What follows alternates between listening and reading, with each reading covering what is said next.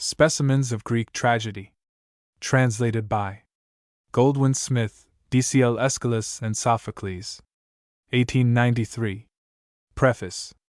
Greek drama, forerunner of ours, had its origin in the festival of Dionysus, god of wine, which was celebrated with dance, song, and recitative. The recitative, being in character, was improved into the drama, the chief author of the improvement, tradition says, being Thespis. But the dance and song were retained, and became the chorus, that peculiar feature of the Greek play.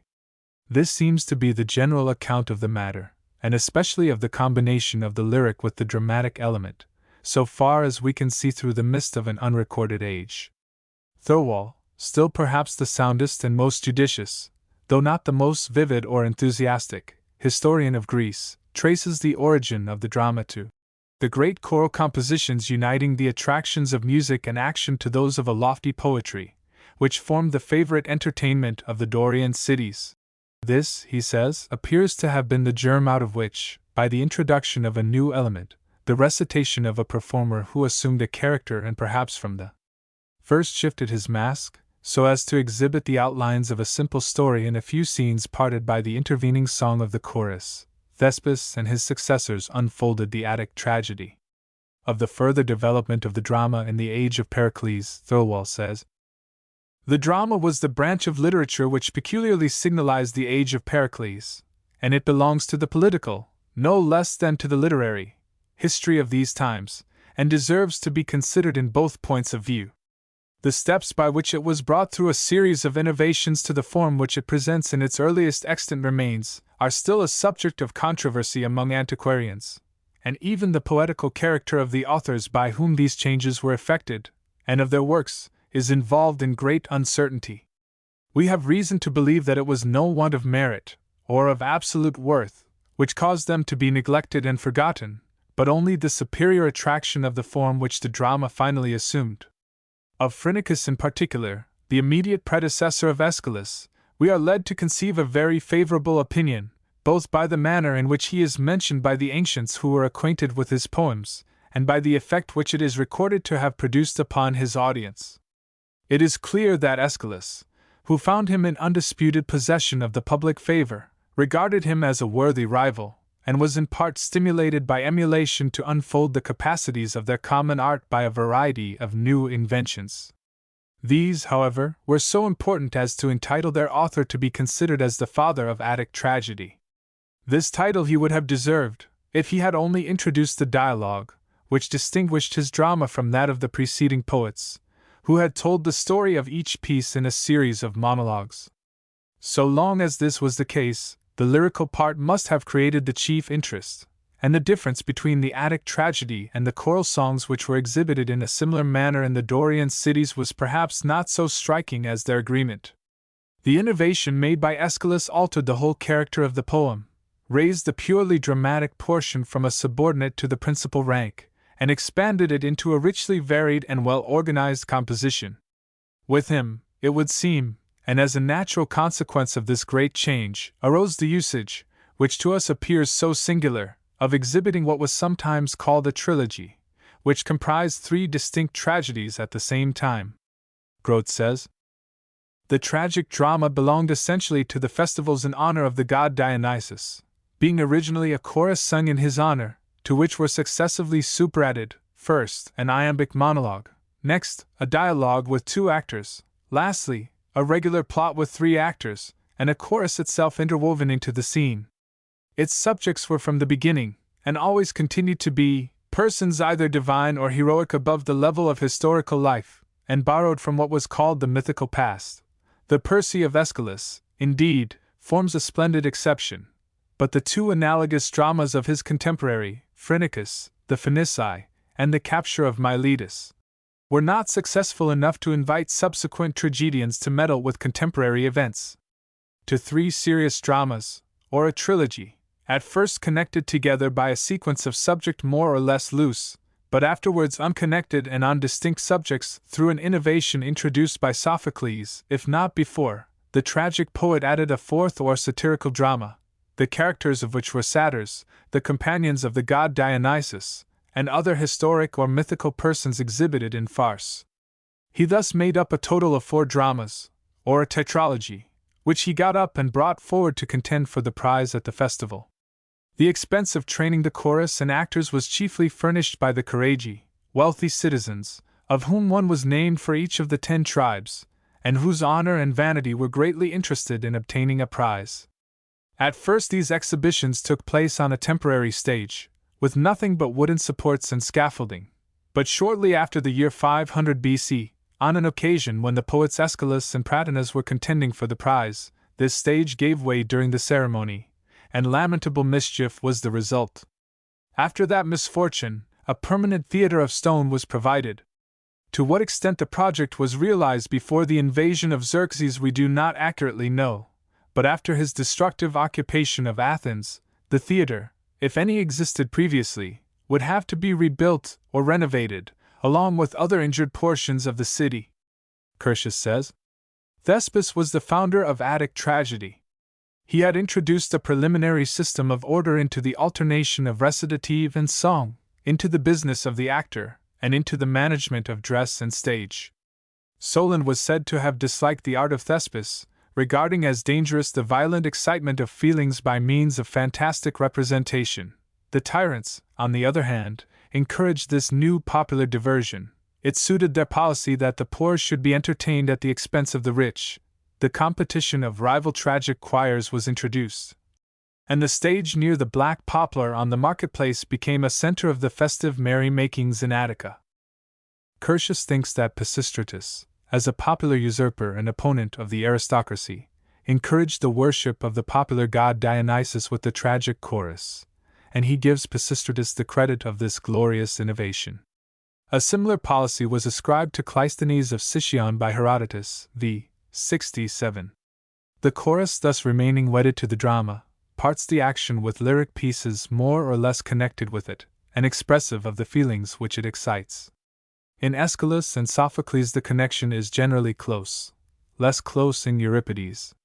The chorus also occasionally joins in the dialogue, moralizing or sympathizing, and sometimes, it must be owned, in a rather commonplace and insipid strain. In the Eumenides of Aeschylus, the chorus of Furies takes part as a character in the drama. In the Suppliants, it plays the principal part. The drama came to perfection with Athenian art generally, and with Athens herself in the period which followed the Persian War. The performance of plays at the Dionysiac festival was an important event in Athenian life. The whole city was gathered in the great open-air theater consecrated to Dionysus, whose priest occupied the seat of honor.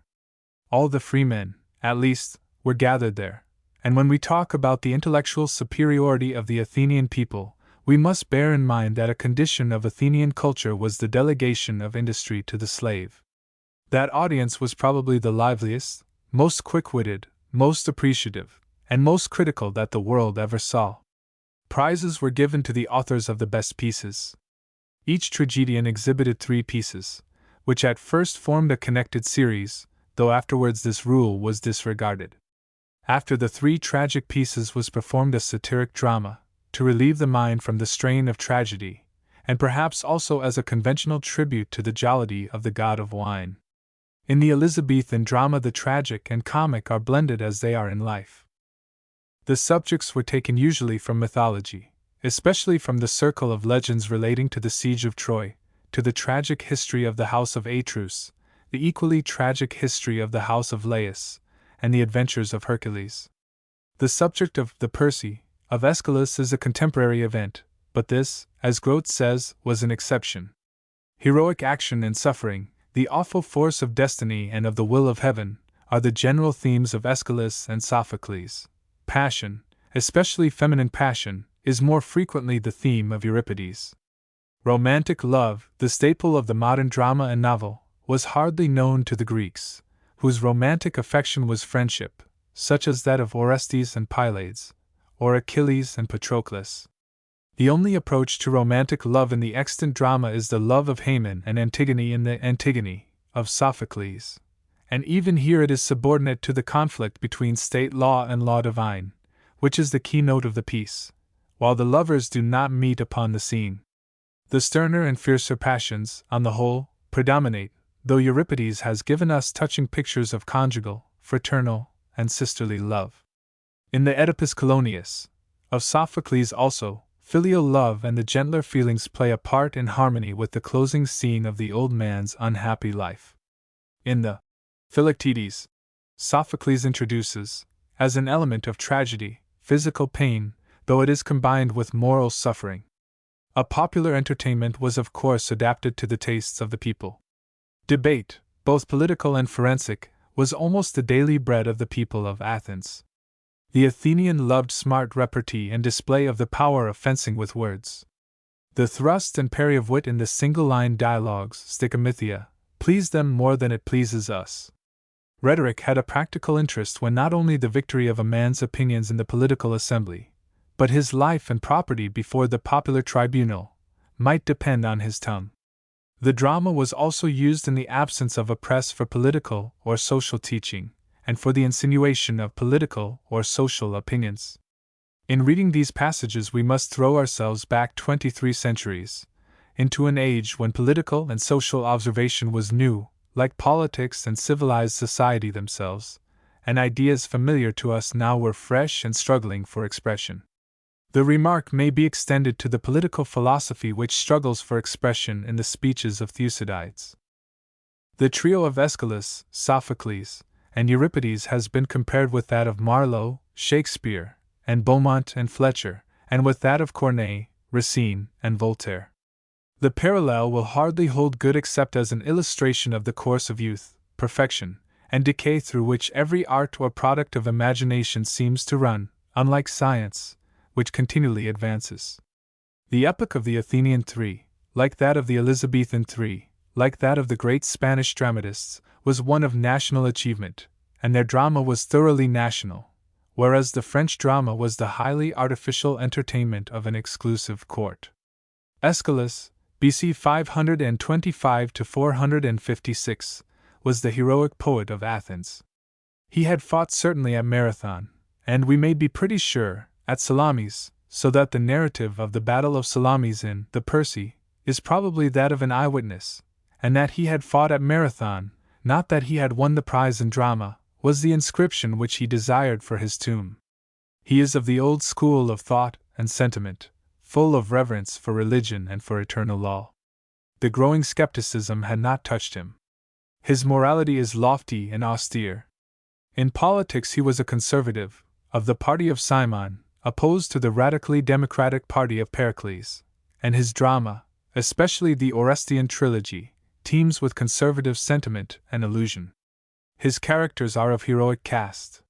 He deals superbly with the moral forces and destiny, though it may be that more philosophy has been found in him, especially by his German commentators, than is there, and that obscurity arising from his imperfect command of language has sometimes been mistaken for depth. His Agamemnon is generally deemed the masterpiece of Greek tragedy. His language is stately and swelling, in keeping with the heroic part of his characters. Sometimes it is too swelling, and even bombastic. Though he is the greatest of all, art in him had not arrived at technical perfection. He reminds us sometimes of the Aeginetan marbles, rather than the frieze of the Parthenon. In Sophocles, BC 495 to 405, the dramatic art has arrived at technical perfection. His drama is regarded as the literary counterpart of the Parthenon. Its calm and statuesque excellence exactly met the requirements of the taste which we call classic, and seems to correspond with the character of the dramatist, which was notably gentle, and with his form, which was typically beautiful. His characters are less heroic, and nearer to common humanity than those of Aeschylus. He appeals more to pity. His art is more subtle, especially in the treatment, for which he is famous, of the irony of fate.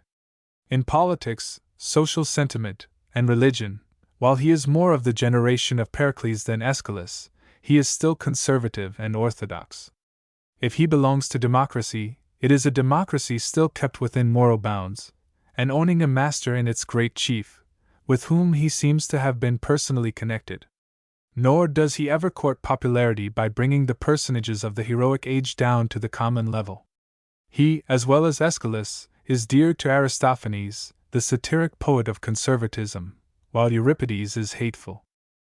Euripides, BC 480 to 406, perhaps slightly resembles Voltaire in this, that he belongs to a different historic zone from his two predecessors, from Sophocles as well as from Aeschylus, in political and social sentiment, though not in date.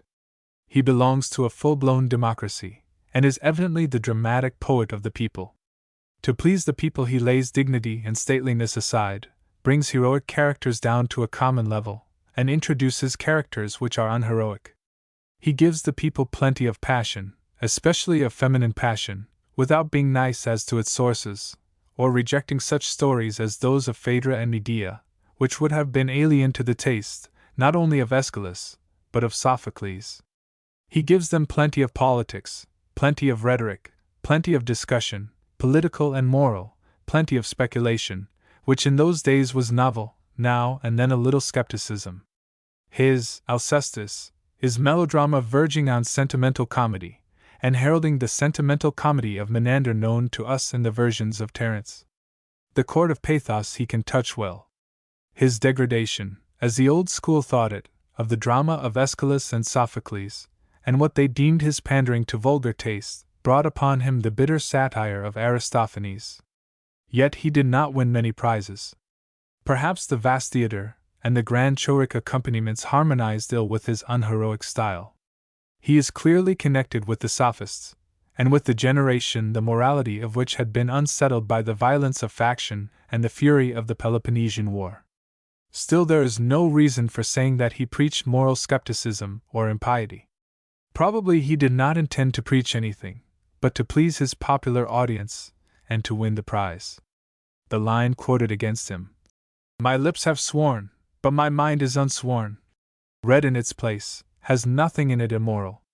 Perhaps he had his moods. He was religious when he wrote the Bacchae. As little ground is there for dubbing him a woman-hater. If he has his Phaedra and Medea, he has also his Alcestis and Electra. He seems to have prided himself on his choric odes.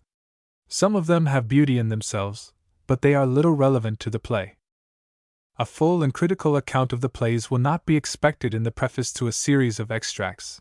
It will be found in such literary histories as that of Professor Mahaffy. Nor can it be necessary to dilate on the merit of the pieces selected. The sublime agony of Prometheus Bound, the majesty of wickedness in Clytemnestra, the martial grandeur of the siege of Thebes, or of the battle of Salamis, in Aeschylus, the awful doom of Oedipus, his mysterious end, the heroic despair of Ajax, the martyrdom of Antigone to duty, in Sophocles, the passion of Phaedra and Medea, the conjugal self-sacrifice of Alcestis, the narratives of the deaths of Polyxena and the slaughter of Pentheus by the Bacchae, in Euripides speak for themselves if the translation is at all faithful, and find their best comment in the reader's natural appreciation. The number of those who do not read the originals will be increased by the dropping of Greek from the academical course. To give them something like an equivalent for the original in English is the object of a translation. As prose can never be an equivalent for poetry, and as the thoughts and diction of poetry are alien to prose, it is necessary to run the risks of a translation in verse. To translate as far as possible line for line is requisite in the case of the Greek dramatists, if we would not lose the form and balance which are of the essence of Greek art. It is necessary also to preserve as much as possible the simplicity of diction, and to avoid words and phrases suggestive of very modern ideas. After all, it is difficult, with a material so motley and irregular as the English language, to produce anything like the pure marble of the Greek. There are translations of Greek tragedies or parts of them by writers of high poetic reputation, which are no doubt poetry, but are not Greek art. The lyric portions of the Greek drama are admired and even enthusiastically praised by literary judges whose verdict we shall not presume to dispute. To translation, however, the choric odes hardly lend themselves. Their dithyrambic character, their high-flown language, strained metaphors, tortuous constructions, and frequent, perhaps studied, obscurity, render it almost impossible to reproduce them in the forms of our poetry. Nor perhaps when they are strictly analyzed will much be found, in many of them at least, of the material whereof modern poetry is made. They are, in fact, the libretto of a chant accompanied by dancing, and must have owed much to the melody and movement. In attempting to render the grand Choric odes of the Agamemnon, moreover, the translator is perplexed by corruptions of the text and by the various interpretations of commentators, who, though they all agree as to the moral pregnancy and sublimity of the passage, frequently differ as to its precise meaning. A metrical translation of these odes in English is apt to remind us of the metrical versions of the Hebrew Psalms. A part of one chorus in Aeschylus, which forms a distinct picture, has been given in rhythmical prose. 3 choruses of Sophocles and 2 of Euripides have, not without misgiving, been rendered in verse. The spelling of proper names is in a state of somewhat chaotic transition which makes it difficult to take a definite course.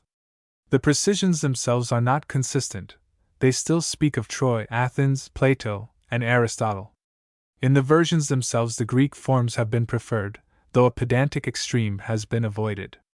In the preface and introduction the forms familiar to the English reader have been used. For Aeschylus and Euripides, the editions of Paley in the Bibliotheca Classica have been used. For Sophocles, that of Mr. Lewis Campbell. Preface. Aeschylus. Prometheus bound. Introduction.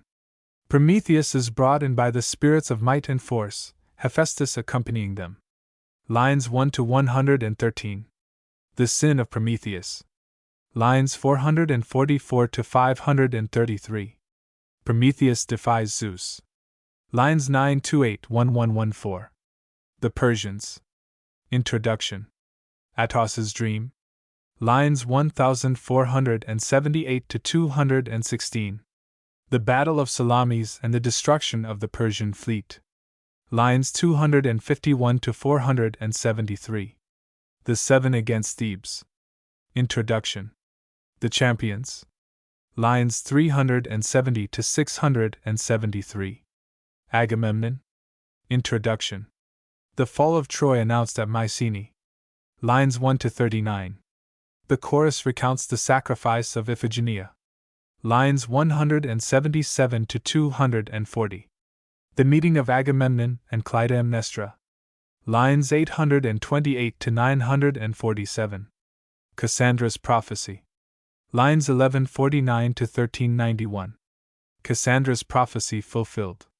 Lines 1343 to 1554. The Coephoro. Introduction. Orestes discovers himself to Electra. Lines 158 to 274. Clytemnestra pleads to her son Orestes for her life in vain. Lines 860 to 916. The Eumenides Furies. Introduction. Orestes is tried as a matricide before the court of the Areopagus at Athens. Lines 536 to 747. Sophocles. Oedipus the King. Introduction. The plague-stricken Thebans supplicate Oedipus for relief. Lines 1 to 77. Oedipus calls upon Tiresias to reveal the murderer of Laius. Lines 300 to 462. The death of Polybus announced. The secret of Oedipus's incest and murder revealed. Lines 924-1085. Jocasta hangs herself, and Oedipus puts out his eyes. The scene described. Lines 1223 to 1296. Oedipus bewails his calamities. His colloquy with Creon. Lines 1369 to 1514. Oedipus at Colonus. Introduction. Oedipus and Antigone arrive at Colonus and enter the consecrated ground. Lines 1 to 110. The chorus chants the praises of Colonus. Lines 668 to 719. Length of days, Choricum. Lines 1211 to 1238. The end of Oedipus. Lines 1579 to 1667. Antigone. Introduction. Antigone proposes to Ismene to take a part in paying the last rites to their brother Polynices. Lines 1 to 99. Antigone is caught by the guard paying funeral rites to the corpse of Polynices, and is brought before Creon. Lines 384 to 581. A colloquy between Creon and his son Haemon, to whom Antigone is betrothed. Lines 631 to 780. The power of love, Choricum. Lines 781 to 800. Antigone is sent to her death by Creon. Lines 882 to 928. Creon, having been brought to repentance by the denunciations of the prophet Tiresias, sets out to bury the corpse of Polynices and release Antigone from the cave of death. The issue is recounted by a messenger to the queen, Eurydice. Lines 1155 to 1243. Ajax. Introduction. Tecmessa, a captive with whom Ajax lives as his wife, tells the chorus of Salaminian mariners what has befallen their chieftain. Lines 284 to 330. Ajax bewails his own fall. Tecmessa tries to comfort him and turn him from violent courses. Lines 430 to 595. Ajax pretends to be softened, and to be going forth only for the harmless purpose of purification in a running stream, though he is really going to his death. Lines 646 to 692. The last speech of Ajax. Lines 815 to 865. Electra. Introduction. The tutor of Orestes tells Clytemnestra a fictitious story of her son's death by a fall in a chariot race. Electra is on the scene. Lines 660 to 822. Electra's sister Chrysothemis, having found the offerings of Orestes on his father's tomb, brings what she deems glad tidings to Electra, who meets her with the announcement that the Pedagogos has just brought certain news of their brother's death. Electra, now reduced to despair, proposes to Chrysothemis that they should themselves attempt to slay Aegisthus. Lines 8711057. Orestes enters with the urn which, it is pretended, contains his ashes. His recognition ensues. Lines 1097 to 1231. The Trachini. Introduction.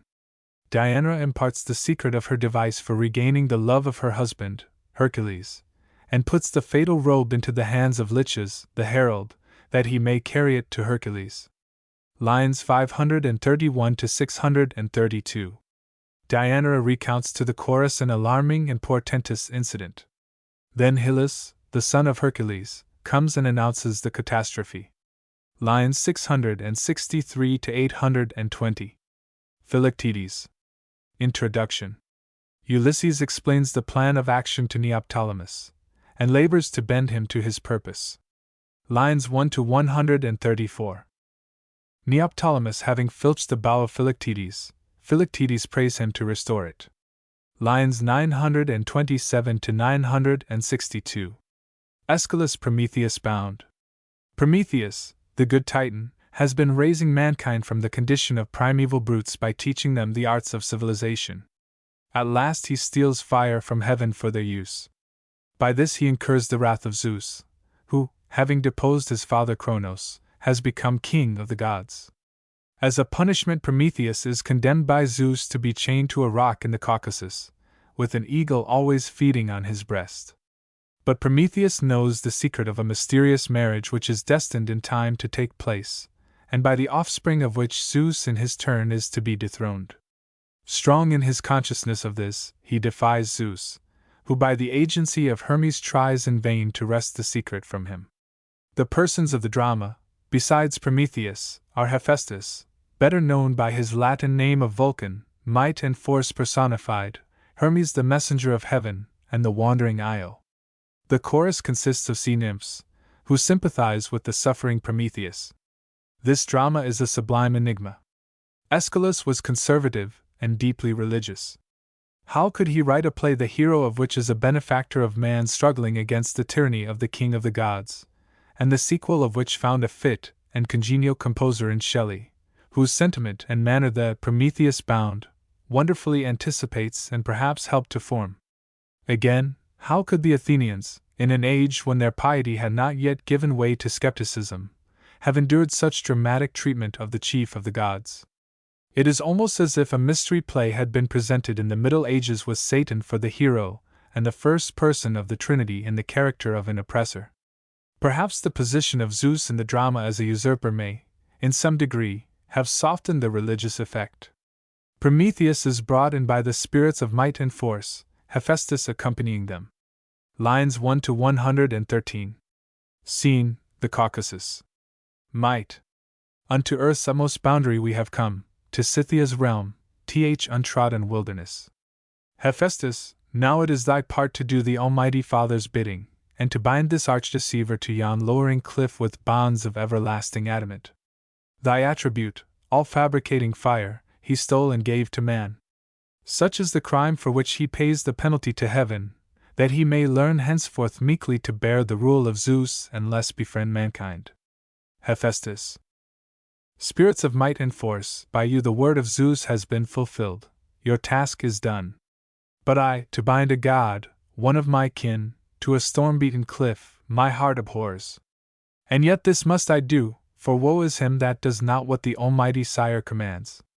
Thou high-aspiring son of Themis sage, unwilling is the hand that rivets thee indissolubly to this lonely rock, where thou shalt see no face and hear no voice of man, but scorched by the sun's burning ray, change thy fair hue for dark, and long for night with starry kirtle to close up the day, and for the morn to melt the frosts of night, still racked with tortures endlessly renewed, and which to end Redeemer none is born.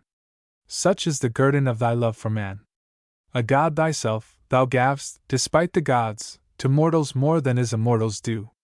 And therefore must thou keep this dreary rock erect, with frame unbending, reft of sleep, and many a bootless wail of agony shalt utter. Change of mind in Zeus is none, ruthless the rule when power is newly won. Might. To work. A truce to these weak wails of ruth. Whom the gods hate, why dost thou not abhor? Him that betrayed thy attribute to man. Hephaestus. Great force have kindred and companionship. Might. True, but to disobey the Almighty Sire how canst thou dare? Fearest thou not this more? Hephaestus. Relentless still and pitiless art thou. Might. Thy wailings are no medicines for his woes, then waste no pains on that which profits not. Hephaestus. O thrice occurs this mastercraft of mine. Might. Why dost thou curse it? Simple truth to say, thy art is no way guilty of these ills. Hephaestus. Would it had fallen to any lot but mine? Might.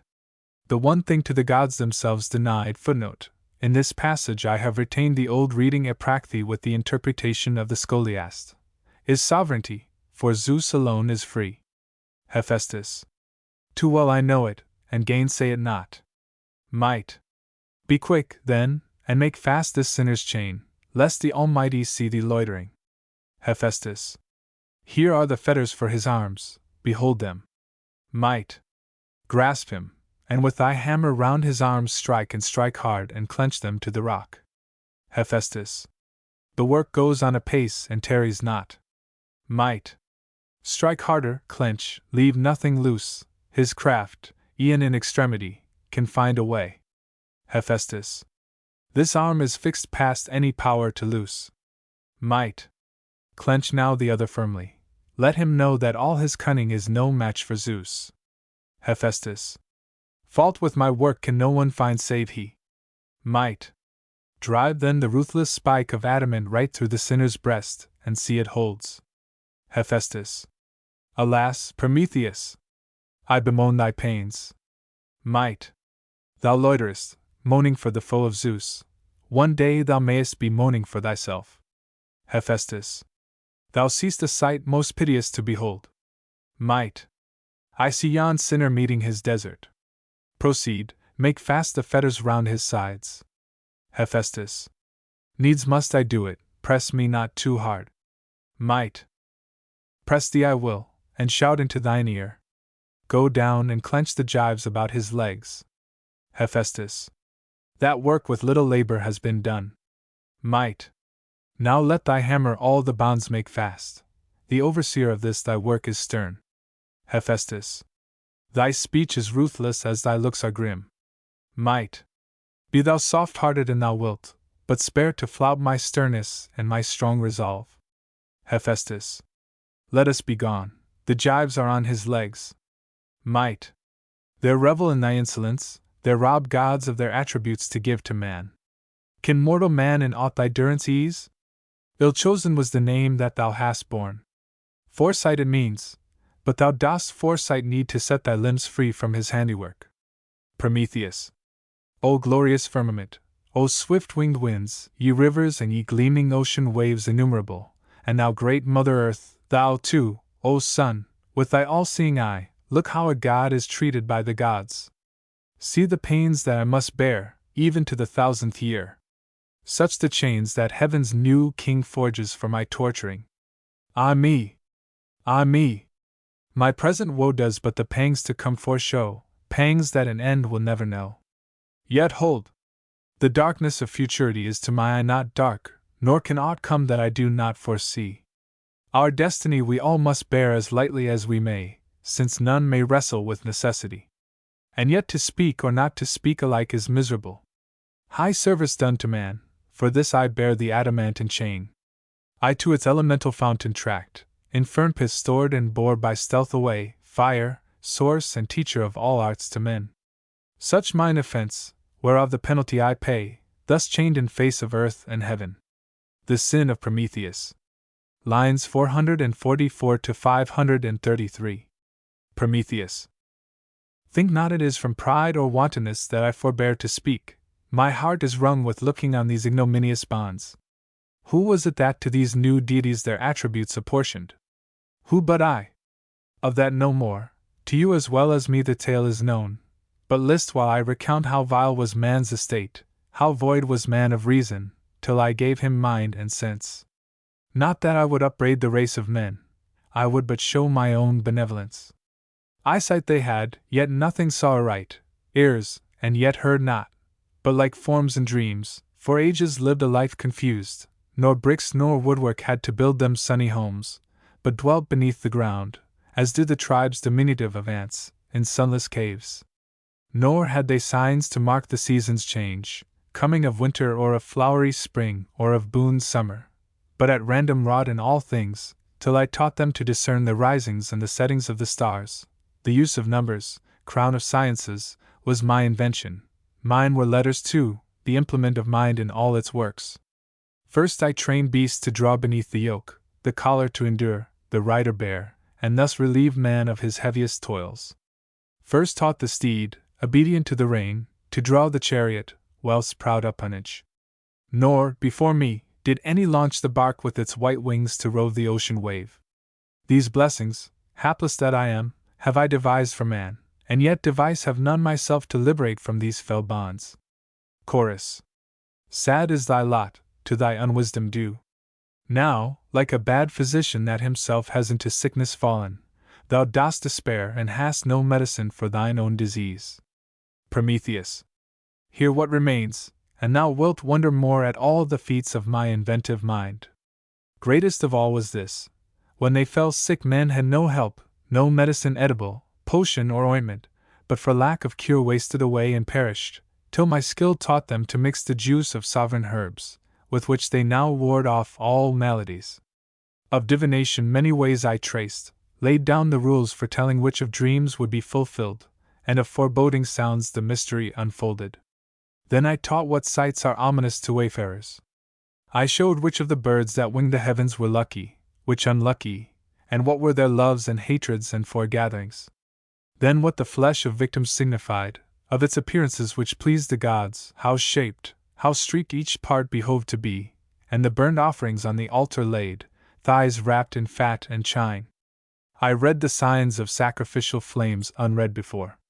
More yet I did, the wealth that lurks for man in earth's dark womb, gold, silver, iron, brass, who was it brought all this to light but I? All others lie who would the honor claim.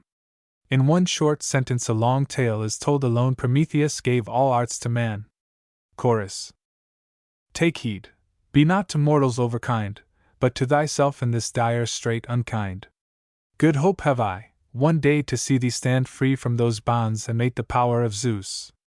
Prometheus. Not yet that consummation fate ordains. 1,000 years of agony must pass before my tortured frame puts off this chain. For skill is weak matched with necessity. Chorus. Who, then, is pilot of necessity? Prometheus. Fates 3, and the unchanged Erinyes. Chorus. And have these powers the mastery over Zeus? Prometheus. Not Zeus himself can baffle destiny. Chorus. What is his destiny but endless rule? Prometheus. I may not tell thee, importune me not. Chorus. Dread is the secret that thou hidest thus. Prometheus. Think of some other question, this to tell the time is not yet ripe. Deep in my breast the secret must be buried, thus alone may I from chains and tortures be set free. Prometheus defies Zeus. Lines 928-1114. Prometheus.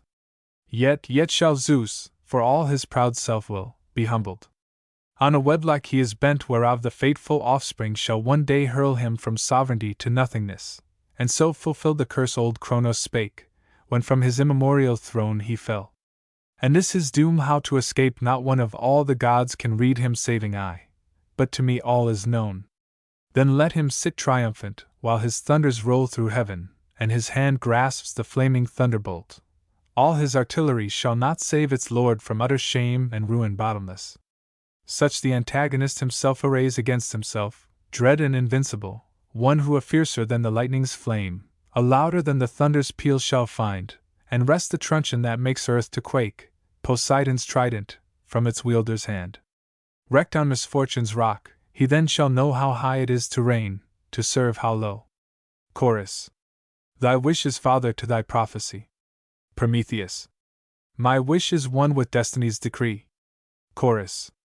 Think'st thou that Zeus will e'er his master find? Prometheus. Aye. And a load harder than mine to bear. Chorus. Dost thou not fear to cast such words at Zeus? Prometheus. What should I fear when I must never die? Chorus. But Zeus may yet enhance thine agony. Prometheus. Prepared for all, his malice I defy. Chorus. 'Tis wise to bow to the inevitable. Prometheus. Cringe if thou wilt sue, bend the knee to power. Little reck I of Zeus. Then let him work his tyrant will for his allotted span not long shall he be monarch of the gods. But lo! The Almighty's henchman I behold, that errands bears for this new dynasty, his lackeyship must some new fiat bring. Enter Hermes. Hermes. Thou of the crafty soul and bitter tongue, sinner, that didst betray to mortal man the attributes of gods, stealer of fire, the Father bids thee tell what wedlock this that thou dost boast shall hurl him from his throne. Speak plain, Prometheus, and take heed that I have not a second journey, for such shifts, as well thou sayest, turn not the heart of Zeus. Prometheus. High are the words and full of majesty for him that runs the errands of the gods. New are ye, new to rule, and deem your tower of puissance proof against calamity. Yet therefrom 2 lords I have seen cast out, a third, him that now reigns, cast out shall see most quickly and most foully. Think'st thou I will crouch before these gods of yesterday? Far, far from me that thought of shame. Do thou the way thou camest measure back with speed, for to thy question I give answer none. Hermes. It was by such self-will before displayed, that thou didst pluck these woes upon thy head. Prometheus. My woes, how great soe'er, I would not change for servitude like thine, of that be sure. Hermes. Better, thou think'st, be bondsman to this rock than be the faithful pursuivant of Zeus. Prometheus. 'Tis meet the scorner should be met with scorn. Hermes. Thou seemst to revel in thy present lot. Prometheus. Revel! I would that I could see my foes thus reveling, of whom I count thee one. Hermes. Layest thou the blame on me of thy mischance? Prometheus. I hate, without exception, all the gods whom my good deeds with injury requite. Hermes. Thy words bespeak no common sickness thine. Prometheus. If hating foes be sickness, I am sick. Hermes. Thou wert past bearing wert thou prosperous. Prometheus. Alas! Hermes. Zeus knows not how to say alas. Prometheus. Time in its course can teach us anything. Hermes. Yet thee it has not taught to rule thy tongue. Prometheus. No, else I had not parleyed with a slave. Hermes. It seems thou wilt not tell what Zeus demands. Prometheus. Were I his debtor I the debt would pay. Hermes. As though I were a child thou twittest me. Prometheus. Art thou not sillier than a silly child, to think that I will tell thee what thou ask'st? No torture does Zeus know, he has no rack by which he can my secret wrest from me, till from these cruel bonds I am released.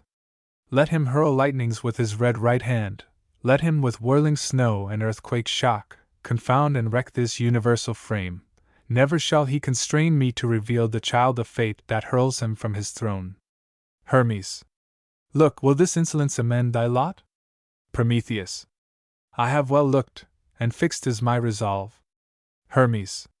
Bow thy proud soul, insensate wretch, and do what wisdom bids in thine extremity.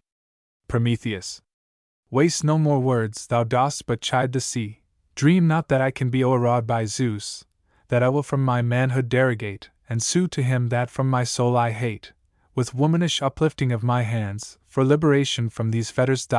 Never. Hermes. Methinks I spend my eloquence in vain, for all my prayers nor melt nor move thy heart. Like a raw colt that pulls against the reins, taking the bit between his teeth, art thou. And yet thy mettle will but weakness prove, for dogged resolution by itself, with wisdom unallied, is impotence. See if thou wilt not to my words give ear, what stormy billows of resistless woe will overwhelm thee. First the Almighty Sire will with his thunder cleave this beetling rock, and bury thee beneath its shattered base, within its stony arms enfolding thee, and many an age shall pass ere thou return to daylight. Then the winged hound of Zeus, the ravening eagle with devouring maw, shall deeply trench thy quivering flesh and come, day after day, an uninvited guest, to feast upon thy ulcerated heart. Of this thy agony expect no end until some god appears to take on him thy load of suffering, and for thee descend to the dark depths of the dread underworld. Advise thee then, and deem not that my words are feigned, for I in bitter earnest speak. The lips of the Almighty cannot lie, each word they utter surely is fulfilled. Use then thy forecast and be circumspect, nor o'er good counsel let self-will prevail. Chorus.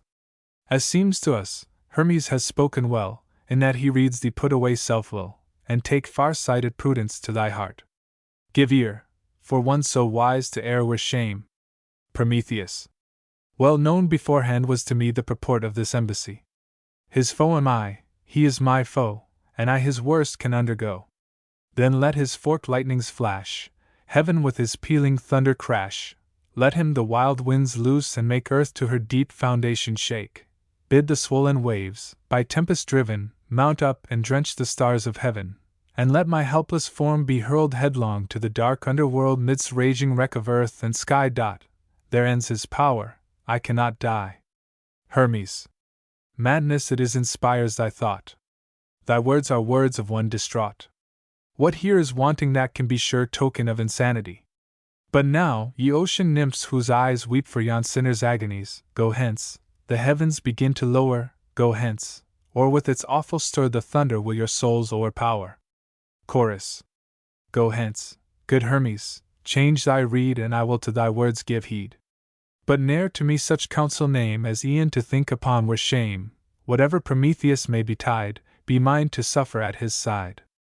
Of all foul things abhorred by me the most abhorred is perfidy. Hermes.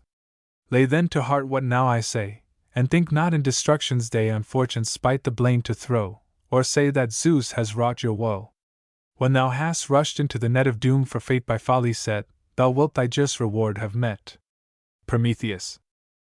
Now the dread hour has come, earth reels, through heaven the crashing thunder peals, forked lightnings blaze about the sky, the sand in clouds is whirled on high, from east, from west, from south, from north, the winds in mad career rush forth, an elemental battle join, the welkin mingles with the brine, upon me comes in flood and fire the blast of the Almighty's ire.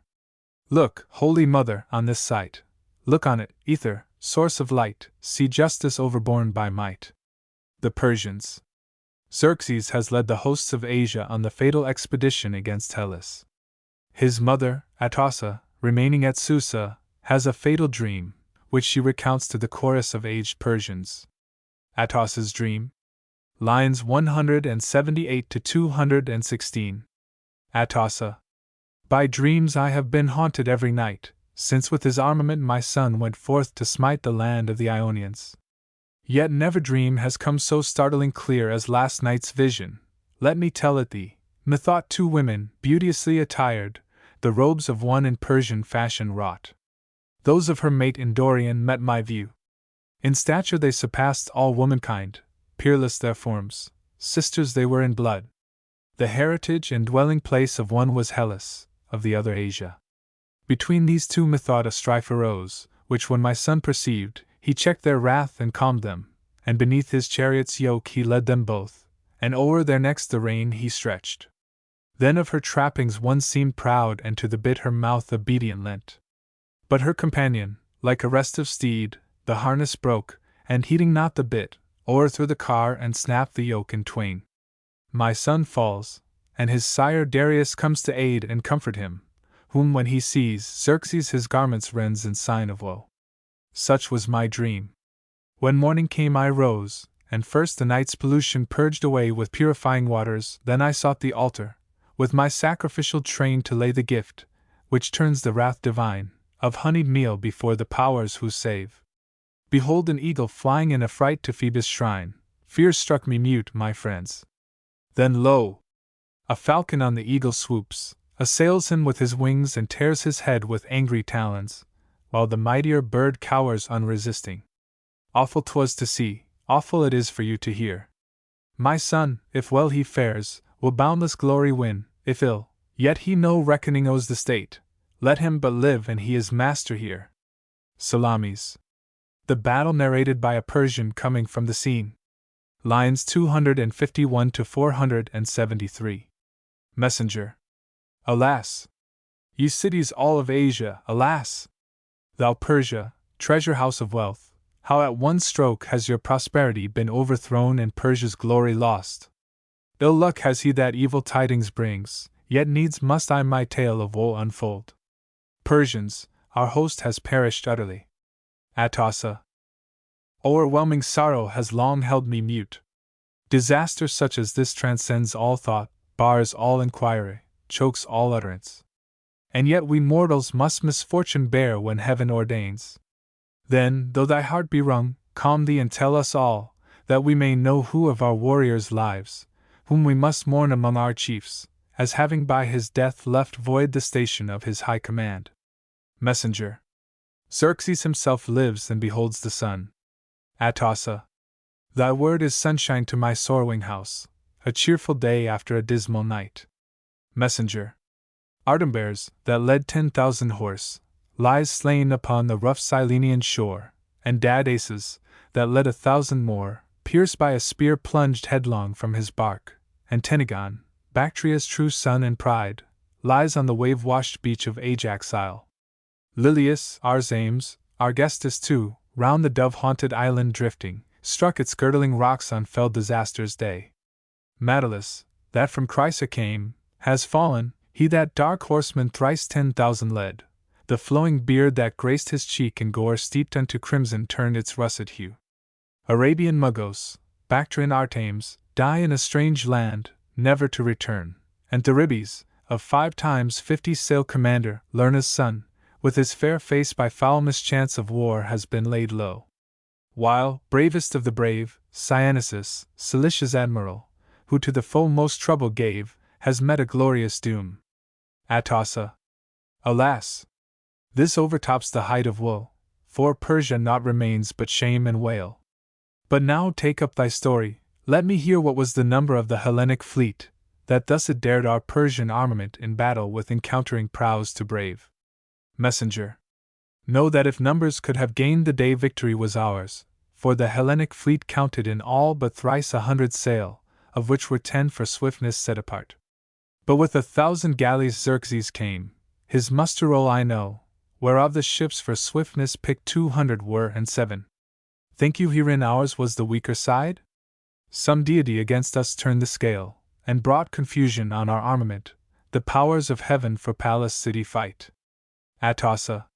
Has Athens then escaped the avenger's hand? Messenger. Her walls are scatheless while her men remain. Atossa. Recount then how began the naval fight. Messenger. Lady, the origin of all our woes was the appearance of some evil power. A man of Hellas from the Athenian fleet came forth unto thy son, King Xerxes, said that, when the darkling shades of night came on, his countrymen would flee, leaping aboard their ships, each as he might, to save their lives. Which when King Xerxes heard, suspecting not the Hellenes' treachery nor the spite of heaven, he gives this order to his admirals: as soon as daylight faded from the earth, and darkness overspread the face of heaven, in 3 divisions our main force to range, barring each outlet and each waterway, and with the rest to circle Ajax Isle, all being warned that if the Hellenes found a part unguarded and escaped their doom, each with his head should pay the penalty. This fiat he with heart uplift sent forth, as little knowing what the gods ordained. Obedient to the word, our seamen all prepared their evening meal, then every man in order to the rowlock lashed his oar. Soon as the light of evening died away and night came on, each man who plied the oar went to his ship with all the men-at-arms, and the word passed along the lines of war. Then they put forth, each in his place assigned, and through the livelong night the captains kept our weary seamen toiling at the oar. So passed the hours of darkness, yet the fleet of Hellas showed no sign of stealthy flight. But when the white steeds of returning day suffused the land and sea with orient light, from the Hellenic fleet the hymn of war pealed forth in unison. An echo loud rang out in answer from the rocky isle. Amazement on the host of Asia fell and consternation, for no thought of flight was in that solemn chant, but courage high, desire of battle, hope of victory. Then did the trumpet, thrilling, fire all hearts. The word was given, and with concordance sweep their dashing oars at once upturned the brine, and soon their whole armada was in sight. The right wing first came forth in fair array, the whole fleet followed, and the shout was raised through all the lines. On, sons of Hellas, on, for the freedom of your fatherland, your wives, your children, your forefathers' graves, the temples of your gods, all are at stake. In answer rang on our side, loud and wide, the Persian war cry. Time to lose was none. At once, encountering with their brazen beaks the squadrons met. A ship of Hellas first charged a Phoenician galley and stove in her sternworks. General then the onset grew. At first the prowess of our Persian host made head, but crowded in the narrow strait, our galleys, powerless mutual aid to lend, dashed on their consorts with their brazen beaks, and swept each other's banks of oars away. Meanwhile the watchful foe, surrounding them, charged on the rout. Ship after ship went down before him, and the sea was lost to sight beneath the drifting wrecks and floating dead. Then all resistance ended, and our ships plied one and all their oars in panic flight. The foe, as 'twere a haul of tunny fish, with splintered oars and fragments of the wreck assailed and slaughtered them. The waters rang with mingled cries of death and victory, till night's dark veil descending closed the scene. The sum of our disasters, though I spoke for 10 long days, I never could unfold. No, in a word, so vast a multitude has never fallen in one disastrous day. Atossa. Alas! A huge wave of calamity has broken on our universal realm. Messenger. Thou art but halfway through this tale of woe, for a disaster on our army fell which twice outweighed all this that I have told. Atossa. Can fortune spite what thou hast told surpass? Go on, recount this new calamity which in thy estimation outweighs all. Messenger. The very flower of all our Persian host, the trusted pillars of our monarchy, have met a piteous and a shameful end. Atossa. Ah! Woe is me for this dire history. Recount, then, how our noblest warriors fell. Messenger. And now there is in face of Salamis, small and without a haven, on whose strand dance-loving Pan his measure often treads. Thither the king dispatched these chosen bands that when from sinking ships' crews swam ashore, they of their foes might make an easy prey, and their friends rescue from a watery grave, ill the event foreseeing. For when heaven gave the Hellenes victory on the sea, at once their bodies they in armor sheathed, leaped from their galleys forth, and all the isle with arms encircled. Outlet for escape our hopeless bands had none. A ceaseless storm of stones was rained upon them, and the shafts, whistling from many a bowstring, scattered death. At last, combining in one charge, the foe fell on them, stabbed them, hacked them limb from limb, nor stayed the butchery till the last was slain. Xerxes, when he such utter ruin saw from the high throne where, on an eminence hard by the sea, he overlooked the scene, sent forth a piercing cry and rent his clothes. Then gave his troops the order to retreat, and headlong took to flight. Now thou dost know the harvest and the aftermath of woe. The 7 against Thebes.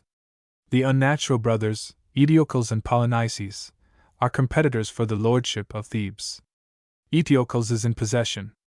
Polynices, having married the daughter of Adrastus, king of Argos, leads an army, raised by the help of his father-in-law, against Thebes.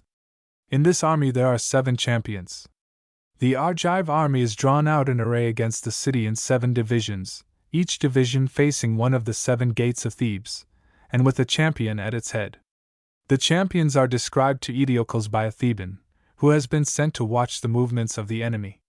Under the name of Amphiaraus lurks a description of Aristides, the just, the head of the conservative party to which Aeschylus belonged, whose conscientiousness and moderation are obliquely contrasted with the revolutionary violence of the ultra-democratic party headed by Themistocles.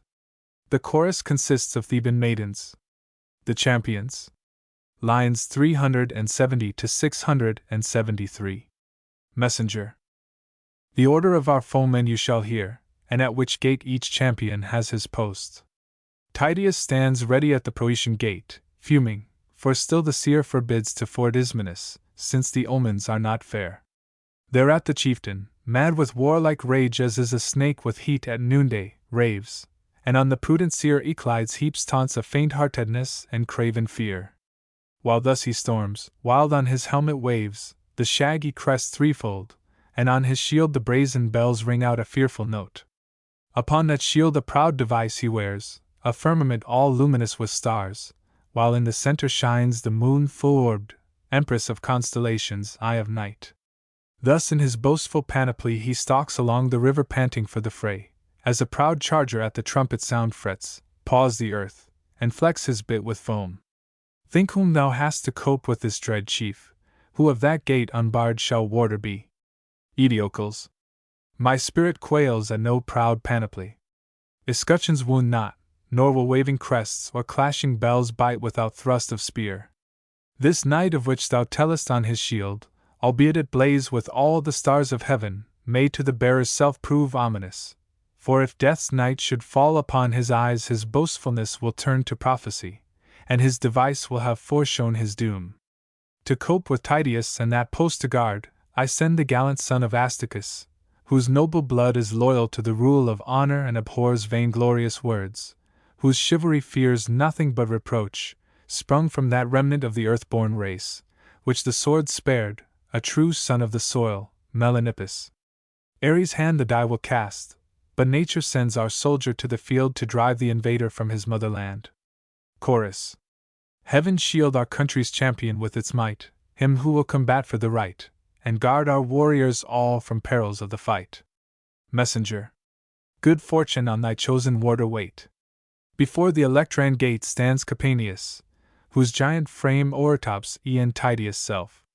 His vaunts are more than mortal, and he hurls against our towers threats which may heaven forfend. Be it the will of heaven or not, he vows that he will storm this town, nor Zeus himself with red right hand shall scare him from his prey.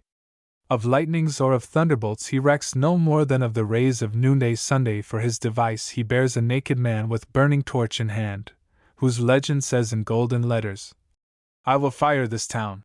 Bethink thee whom thou hast this chief to mate, who without quailing will his vaunts withstand. Eteocles. Why, here we have gain added unto gain. When pride and folly in the heart abide, the tongue fails not their presence to betray. Capaneus threatens what his hand would do, scorning the gods, and with unchastened lips, madly exulting, vents against high heaven and heaven's high king his swelling blasphemies. Surely I trust that on his impious head the lightning shall be launched more fiery far than are the rays of any noonday Sunday. To meet him with his braggart menaces stout Polyphontus goes, a gallant soul, who well can hold the post, so Artemis and all protecting gods his arm will aid. Tell us whose lot is at another gate. Chorus. Perish the man who would lay low our towers, smite him with lightning, kindly powers, ere he can storm our home and spoil our virgin bowers. Messenger. Here, then, who has his post at the next gate. Eteocles is his name, him the third lot, forth from the brazen helmet leaping, set to lead his band against the eastern gate. There to and fro he wheels his fiery steeds, that pant in their caparisons to charge the portal, and with snorting nostrils proud make uncouth music through their mouthpieces. Nor lowly the device upon his shield. A man-at-arms is on a ladder seen scaling the wall of a beleaguered town, and underneath the vaunting legend dares Ares himself to beat back the assault. Against this champion you must bid go forth one that can save our town from slavery. Aeschylus. He goes, is gone, with victory on his helm, a chief whose boasting is in deeds, not words, Megareus, of earth-born lineage, Creon's son. Him shall no snortings of impetuous steeds scare from the gate, but either with his blood he will repay the earth that gave him life, or both the warriors and the town to boot bear off and with the spoils adorn his home. Give us some more vainglory, stint not speech. Chorus. Good luck with him that guards my city go, ill luck with the o'erweening foe. High is their boast, may Zeus, the avenger, lay them low. Messenger. At the fourth gate, where stands Athene's fane of Ankh height, another chief appears, towering with giant bulk, Hippomedon. Broad as a threshing floor his buckler is, and terror seized me as he whirled it round. Nor was it any common craftsman's hand that wrought the emblem which that buckler bears, a Typhon vomiting with fiery mouth, black clouds of smoke, the wavering mate of fire. And all around his hollow buckler's rim a coil of twining snakes is riveted. Loud is his battle cry. By Ares fired he like a Maenad storms and raves for fight. Against this champion's onset guard thee well, already rout is threatened at the gate. Aeschylus. The deity herself that has her fane hard by the gates, abhorring insolence, will ward this deadly serpent from her brood. But as our man, valiant Hyperbius, the son of Aenops, to the lists has gone, ready at need to brave the risks of war, in form, in spirit, and in arms alike reproachless. Hermes well has matched the pair. For as each champion is the other's foe, so are the gods that on their shields they bear. Hippomedon has Typhon breathing fire, but on the buckler of Hyperbius is Zeus the unconquered, thunderbolt in hand, and who e'er knew the arm of Zeus to fail?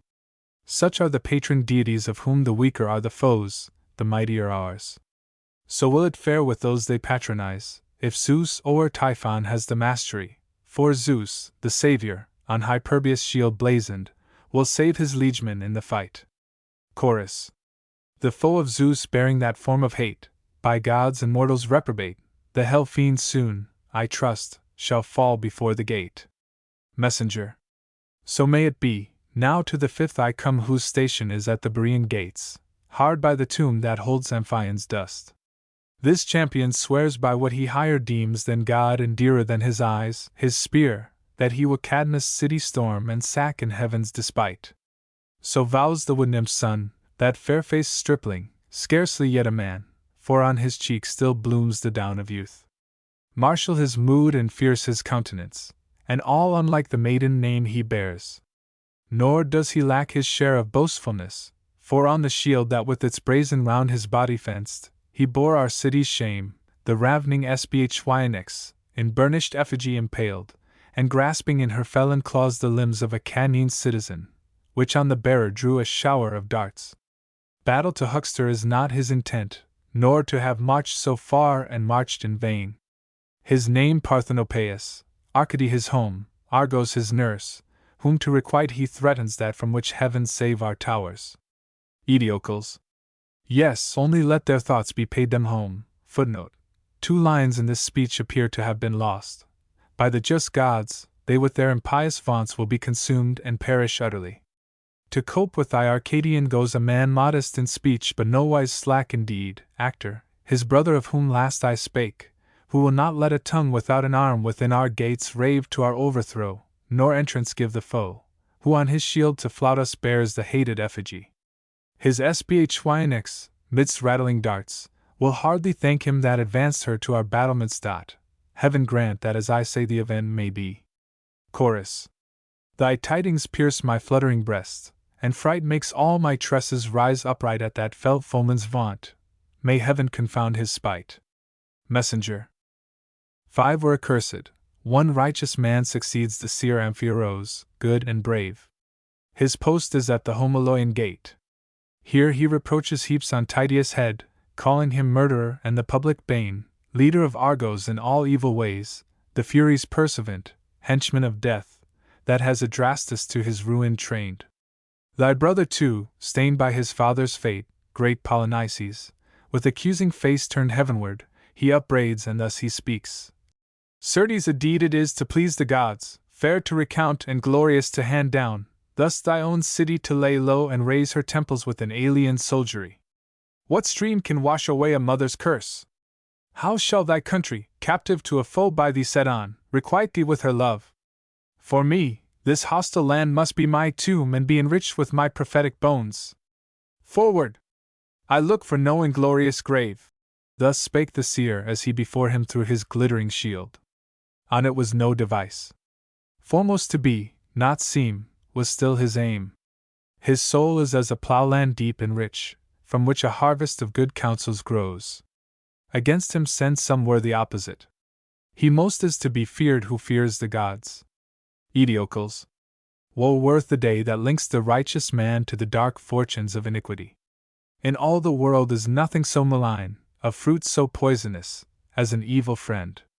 One day shall ye behold the pious man, going on shipboard with an impious crew, sink amid sinners reprobate of heaven.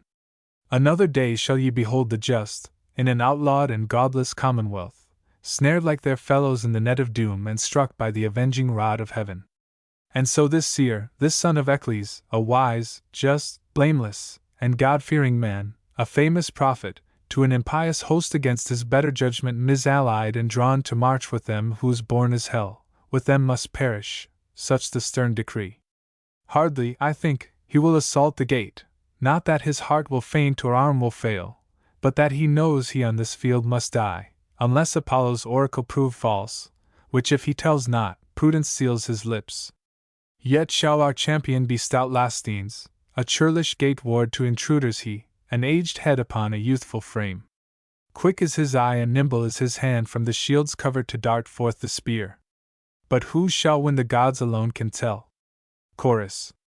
O hear our righteous prayer, ye heavenly powers, the ruin be the foes, not ours, and may the thunder smite him who would storm our towers.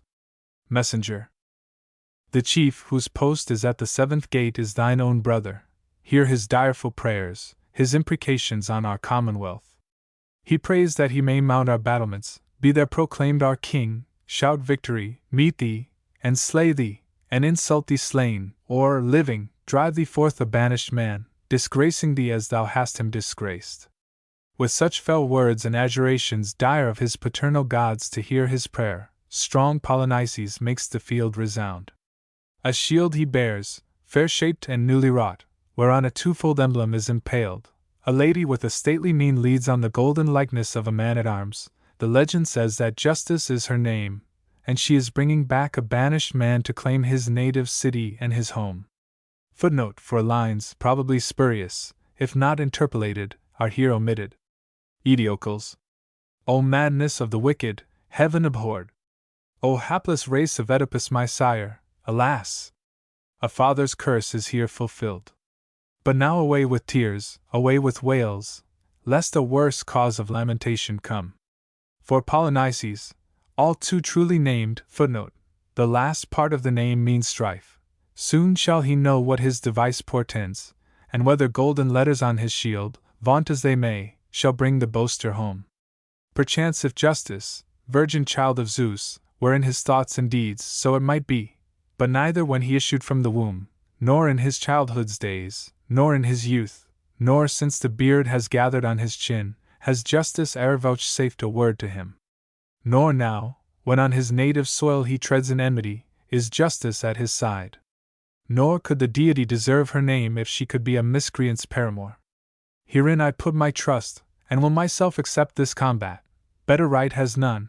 Chieftains alike we meet, brethren we are and deadly enemies. My armor, ho! Agamemnon. The only complete specimen of a trilogy extant is the Orestia of Aeschylus, comprising the Agamemnon, the Coephoro mourners, and the Eumenides furies.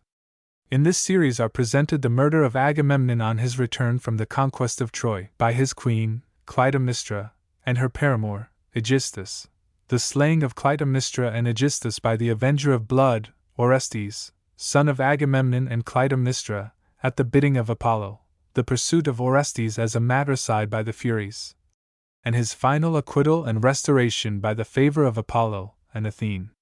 The trilogy is full of political sentiment and illusion. The last piece, Eumenides, has a distinct political purpose. In the murder of Agamemnon in his home, after his return from his victory over the Asiatic enemies of Hellas, by Aegisthus and Clytemnestra, the audience could hardly fail to see a parallel to the persecution of Cimon, the hero of the conservative party to which Aeschylus belonged, after his victories over the Persians, by the leaders of the Democratic Party, Pericles and Ephialtes. The fall of Troy announced at Mycenae, where Agamemnon's palace is, by beacon fires. Lines 1-39. The Watchman. Grant me, O gods, deliverance from this toil, this year-long watch, which, couched upon the roof of the Atridae, dog-like I have kept, scanning the nightly gatherings of the stars, those radiant potentates, that throned on high, lead on the changing seasons for mankind. And now I still am looking for the sign, the beacon light which is to flash from Troy the tidings of the city's fall, for so ordains the will of our man-hearted queen. Broken my rest, my couch is drenched with dew, and by no pleasant dream is visited. In place of slumber fear waits on me there, so that my eyes can never close in sleep, and if to sing or whistle I essay, in hope to charm away my drowsiness, straightway I fall to weeping for this house, that into evil hands of late has fallen. Would but the light, that happy tidings bears, shine through the dark to end our sufferings. Beacon light appears, offspring of night, all hail! A glorious day thou dost to Argos bring, with many a dance and song in honor of this victory.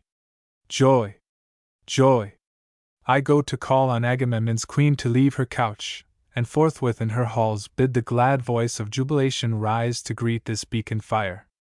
If true it be that Troy is taken, as the light proclaims, my watch the highest throw of fortune's dice has cast, and with my lords all must be well. No more I say, a heavy curb is laid upon my lips, these walls, if they had voice, would tell their secret. As for me, I speak to those who know, to others I am mute. The sacrifice of Iphigenia. The chorus recounts the sacrifice of Iphigenia, one of the train of horrors connected with the doom of the house of Atreus. Lines 177-240. Chorus. Wind-bound and suffering dearth, the Achaean fleet o'er against Chalcus lay. On Aulis tide-washed shore, while from the Strymon gales, bearing delay and famine on their wing, bane of the mariner, wasting both hull and rope, were wearing out the flower of Argive youth. Then did the seer proclaim for that unwelcome wind a new and cruel cure in name of Artemis, which, hearing, the Atridae with their staves smote on the ground and wept. Then spake the elder king, to disobey were dire, yet dire it is to slay my child, the pride and beauty of my home, and at the altar stain a father's hand with blood of virgin sacrifice. Which way is not despair? How can I prove disloyal to the host, and this alliance lose? If for this sacrifice of virgin life, the wind to lay, heaven calls so sternly, I obey. Fate's yoke when he had donned, over his spirit came a dark, unholy change. Thenceforth he doffed all pity and remorse. From the heart of man delusion strong, parent of evil, casts out virtuous fear. Unmoved, he slew his child, a war to aid waged for a woman's wrong upon the fleet's behalf. Her prayers, her calling on her father's name, her virgin youth, those royal warriors held of no account. Prayer said, her father bade the ministers lift her that, fainting, in her robes sank down upon the altar, as it were a kid, and guard upon her beauteous lips to set a forceful silence, lest a curse might issue from them on the house.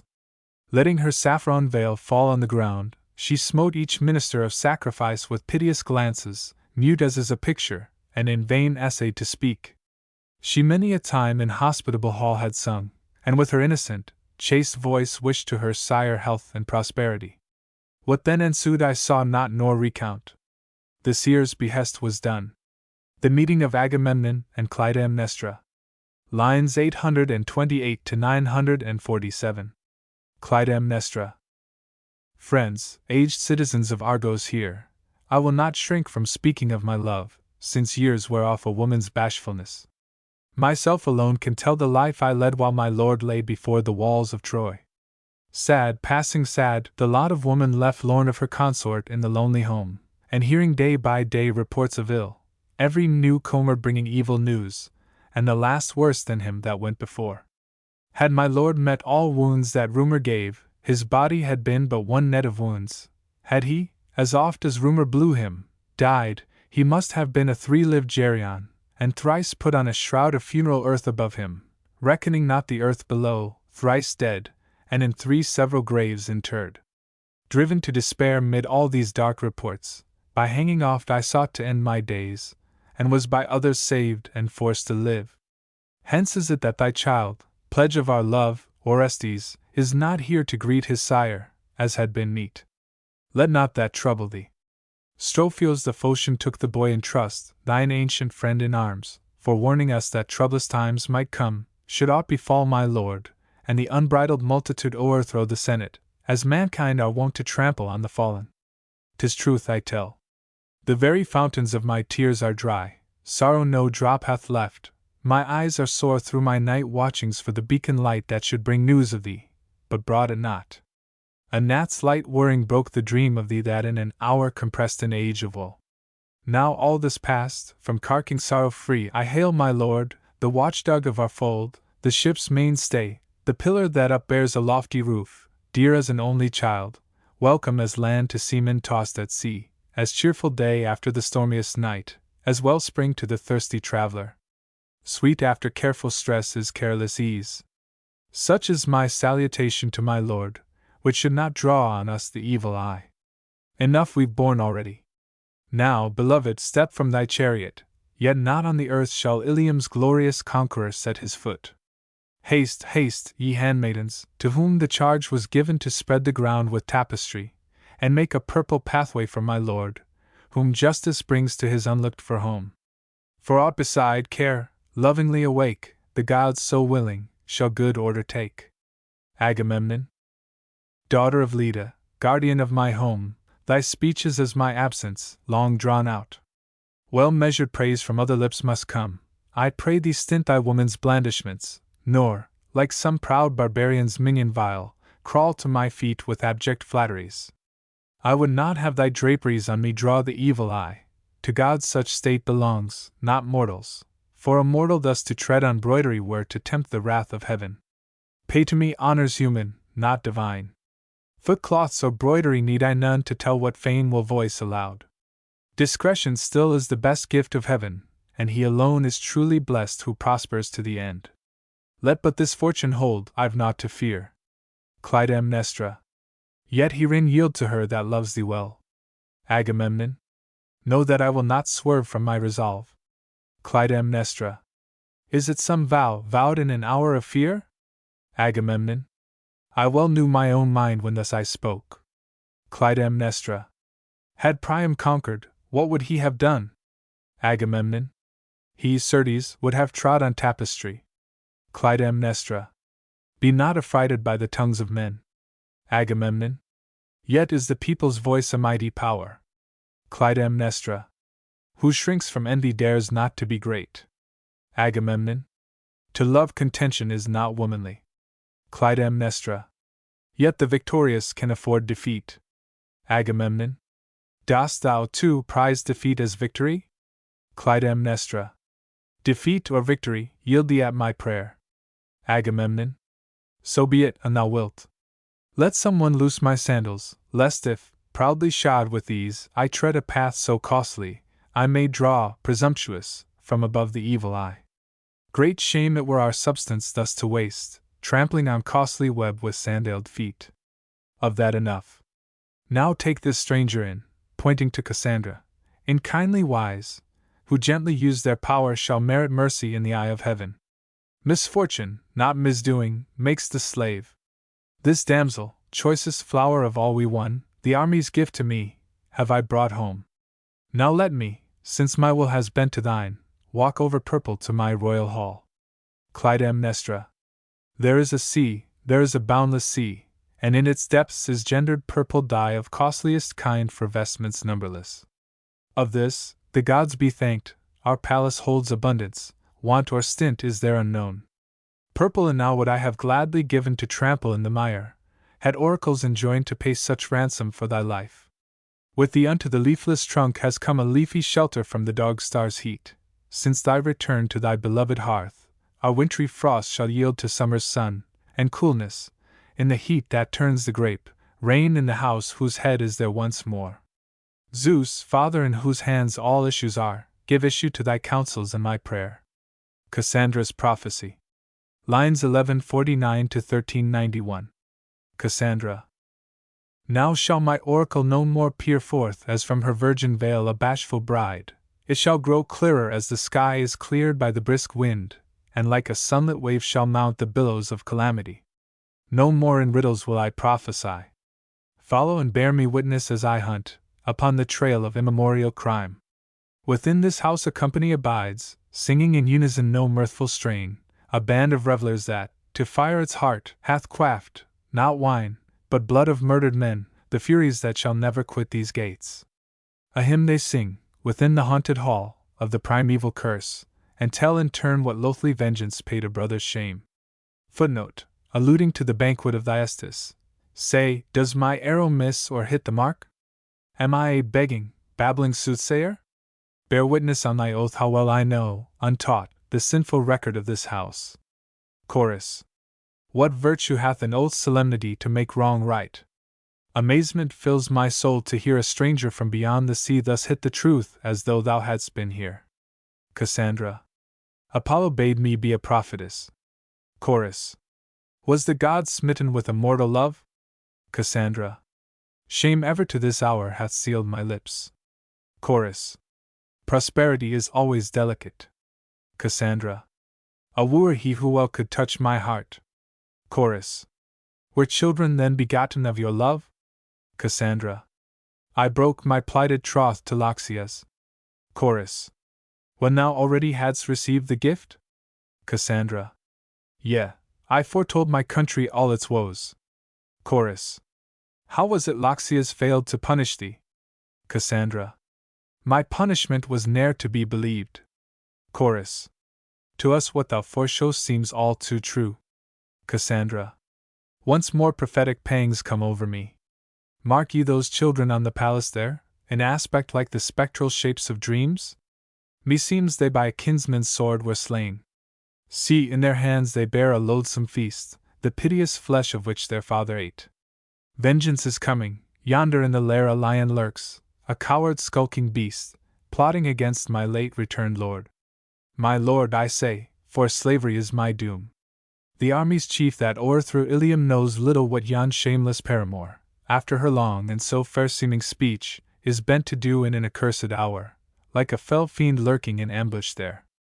O crime of crimes, a woman slays her mate, what can I call her? The most poisonous snake, Scylla, with her lair among the rocks, lying in wait for luckless mariners, death's dam, against her kin implacably breathing her venom. What a shout she raised of exultation, as for battle won! She feigns rejoicing at her lord's return. Believe or disbelieve me, naught I care, that which must come, must come. Thou soon shalt see and rue the truth of this my prophecy. Chorus. Thyestes, feasted with his children's flesh, shuddering, I understood, and am appalled at hearing all so painted to the life. But for the rest, I wander from the course. Cassandra. I say thou shalt see Agamemnon die. Chorus. Hush, hapless maid, speak no ill-omened words. Cassandra. Place for well-omened words this work has none. Chorus. Not if it come to pass, which heaven forfend. Cassandra. While thou art praying they prepare to smite. Chorus. Where is the man to do so foul a deed? Cassandra. Ill hast thou understood my prophecy. Chorus. By whom and how thy words have not revealed. Cassandra. And yet I know too well thy country's tongue. Chorus. So do our prophets, yet their words are dark. Cassandra. Ah me! How fierce the fire, it fills my veins. Spare me, Apollo, god of Lycia, spare. Yon lioness that, since her royal mate departed, with a caitiff wolf has lain, will slay me, and as one that poison brews will in the cauldron cast her jealousy, and while she whets the knife to slay her lord say she takes vengeance for his lawless love. Why do I bear on me these mockeries, this prophet's wand, this fillet round my neck?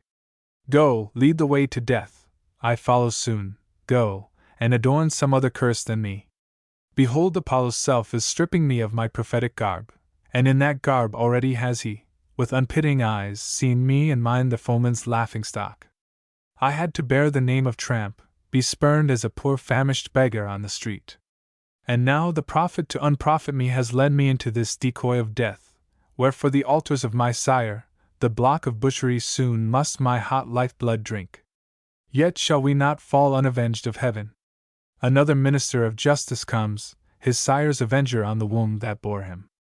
A wanderer banished from his native land, he shall return to put the coping stone on murder's pile, for so the gods have sworn, and his fallen father's hand shall beckon him. But why should I, forlorn, bemoan my fate, since I have seen Ilium, my fatherland, faring as it has fared, and they who dwelt therein so worsted in the court of heaven? Be it accomplished, to my doom I go. Hear me, ye gates of death, sure be the stroke, that easily with no long agony my blood may flow, and the last sleep be mine. Chorus. O maiden, thrice unhappy, yet inspired, if truly, as thy long address imports, thou dost foresee thy fate, what bids thee go as goes a doomed steer to the sacrifice? Cassandra. Friends, there is no escaping by delay. Chorus. And yet of times to die the last is best. Cassandra. The day has come, naught shall I gain by flight. Chorus. Great-hearted maiden, strong is thy resolve. Cassandra.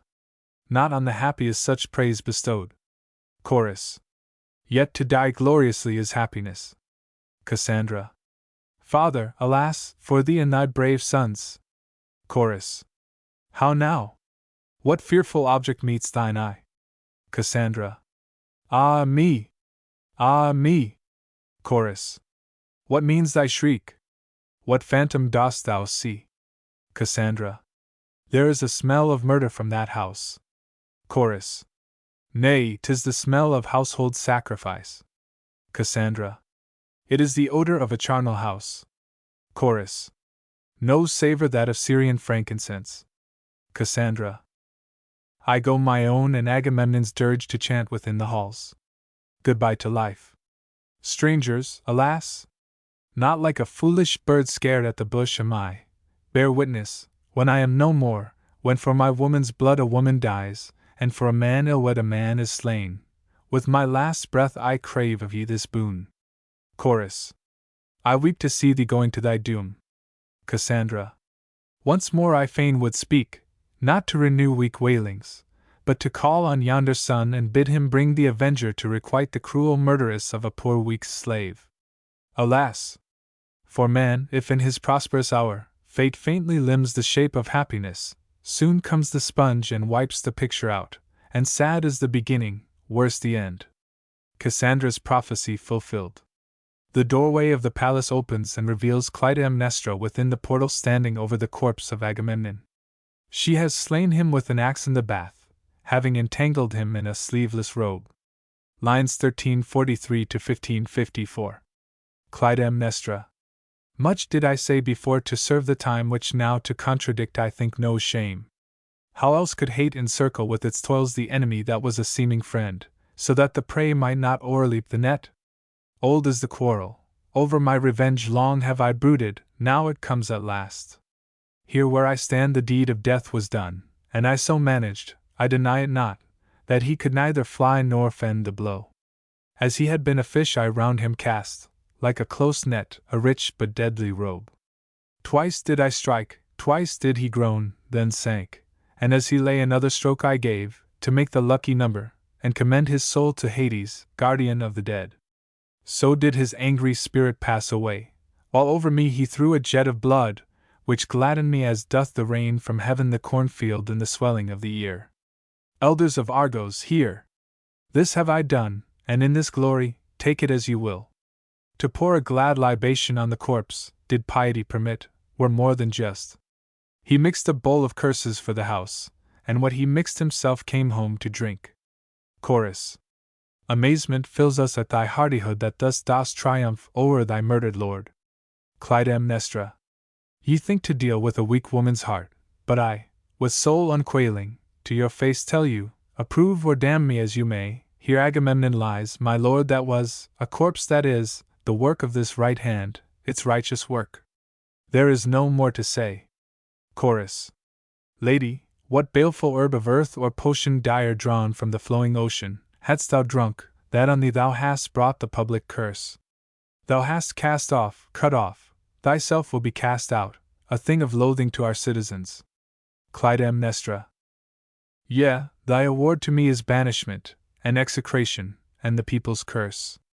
But no such measure didst thou meet this man when recklessly, as it had been a beast, while in his pastures sheep were numberless, he sacrificed his child, the dearest child that I had borne, to charm the Thracian gales. Him from the land to drive for his foul deed thy justice moved thee not. But now I come before the bar, the judge is merciless. I warn thee that thy threats are launched at one who, if thou canst in equal combat win, will yield, but should heaven otherwise ordain, thou mayst too late be put to wisdom's school. Chorus. High, lady, is thy heart, and haughty is thy speech, thy soul with murder is intoxicate, upon thy brow is the red stain of blood unexpiated. Yet wilt thou, of aid bereft, as thou hast struck, feel the avenging blow. Clytemnestra. Hear while once more my solemn oath I pledge. By the accomplished vengeance of my child, by those dread powers whose sacrifice lies there, I look not to see fear within my halls, while on the hearth Aegisthus lights the fire, and to his mate is true as he is now. With him for shield I shall not be afraid. Low lies the man that did betray my love, that toy of each Chryses in the camp, and with him lies this captive soothsayer, his faithful leman and his sea-mate too. For what they did the pair have dearly paid. One there ye see, the other like a swan, when she had sung her dying melody, fell in her paramour's embrace and lent fresh relish to my feast of happiness. Chorus. Would that a death, painless, not lingering, would on me bring the everlasting sleep, since my kind guard, that for a woman's sake so much braved, by a woman's hand has met his end. O Helen, thou for whom beneath Troy's wall myriads were doomed to die, at last through thee the gout of blood which in this house was uneffaced, fresh murder has begot. Clytemnestra. Pray not for death to come in ire at this my deed, with Helen be not wroth because her murderous face many a bold Danaan slew, and woe unmeasured brought. Chorus. Fiend, that dost haunt the hall of the Tantality, and in a woman showed a man's strength to my bane, see how upon the dead, perched like a raven dire, she chants her impious strain. Clytemnestra. Now speakest thou aright, calling upon the fiend that raveneth this race. From him proceeds that lust congenital of blood that ever craves fresh gore. Chorus. A demon dire and fell thou to this house wouldst in dark strain assign. Ah me! All comes from Zeus, of all things source and cause, without whom naught befalls mankind. Of all this train of woes, what was there not by heaven decreed? How shall I wail thee, king, how vent my loyal grief? In this fell spider's web thou liest low, expiring by a stroke accursed as no freeman ought to lie, by treachery struck down with its two-handed axe. Clytemnestra. Charge not on me this deed. Imagine not that I am Agamemnon's queen. Like to the dead man's wife the fiend that vengeance takes for Atreus' ghastly feast here hath repaid the debt, a man for infants slain. Chorus. Oh, whither can I turn? In vain my mind I task. The house thus wrecked, despair lies every way. I shudder at this pouring rain of blood, no more by drops it falls. Fate for some other murderous deed on a new whetstone sharpens her knife's edge. Would earth had swallowed me ere in the silver vessel of the bath I saw my king laid low. Who will his funeral rites perform? Wilt thou be able unabashed, having thy husband slain, to wail for him, and to his injured shade requital for such wrong by unloved service pay? Clytemnestra. Not unto thee belongs this care. 'Twas we that slew, and we will bury him. Not from his house shall go his mourning train. By the swift flowing stream of lamentation his loved child, Iphigenia, shall her father meet, embrace, and fondly kiss. The Coephero. Electra, the daughter of Agamemnon, has been living beneath the hated domination of Aegisthus and Clytemnestra, the murderer and murderess of her father. Her brother Orestes, the avenger of blood and the hope of her house, has been living in banishment, while she has been looking and longing for his return.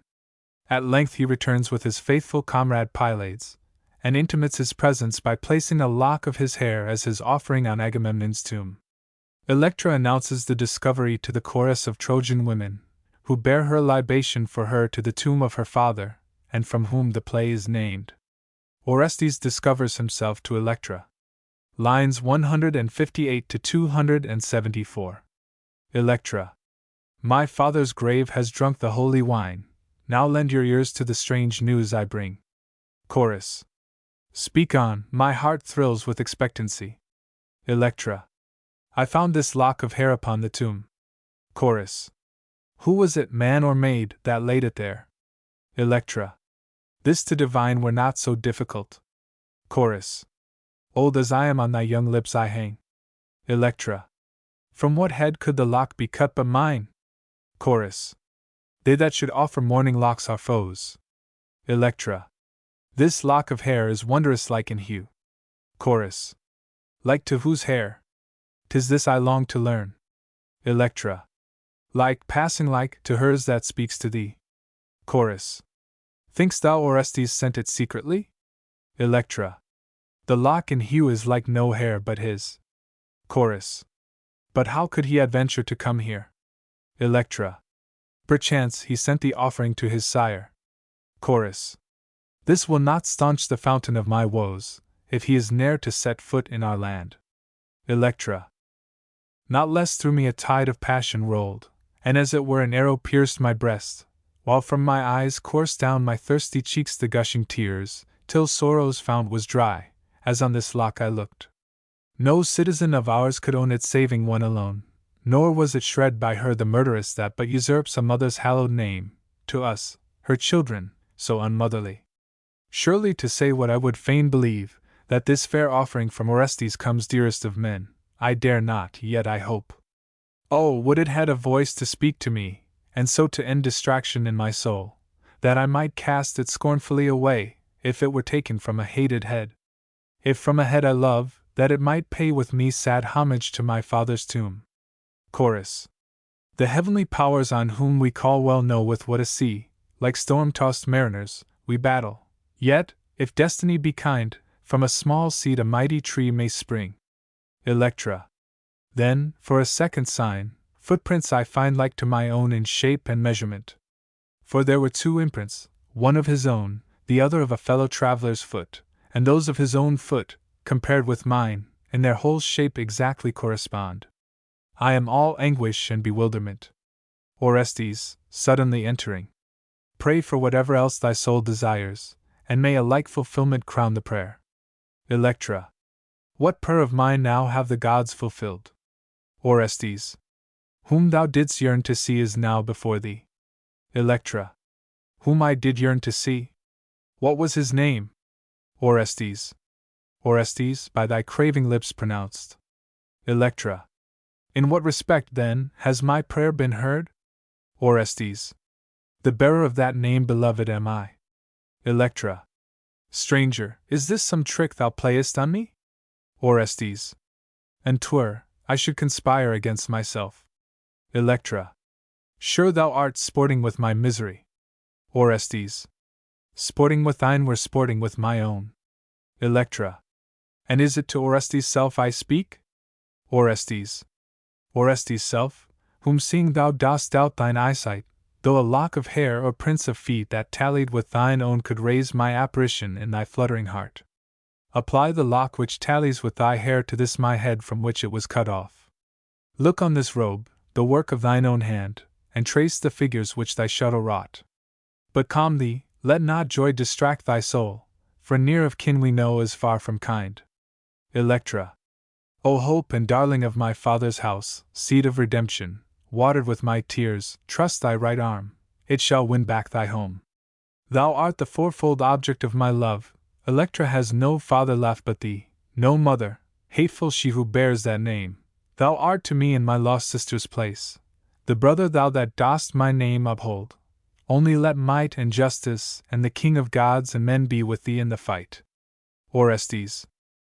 Zeus, Zeus, look down on what is passing here, take pity on the eagle's brood, whose sire, trapped in the coils of a most deadly snake, was stung to death and left his orphan brood a prey to hunger. For no strength have they to bring the quarry home, as did their sire. In me and my Electra here thou sayest two eaglets of their sire alike bereft, and outcasts both from what was once their home. Electra. High honor did our father pay to thee, rich gifts he gave thy shrine, his offspring gone, who will be left to heap thy altars more? Thy race of eagles lost, thou wilt have none to be the herald of thy will to man.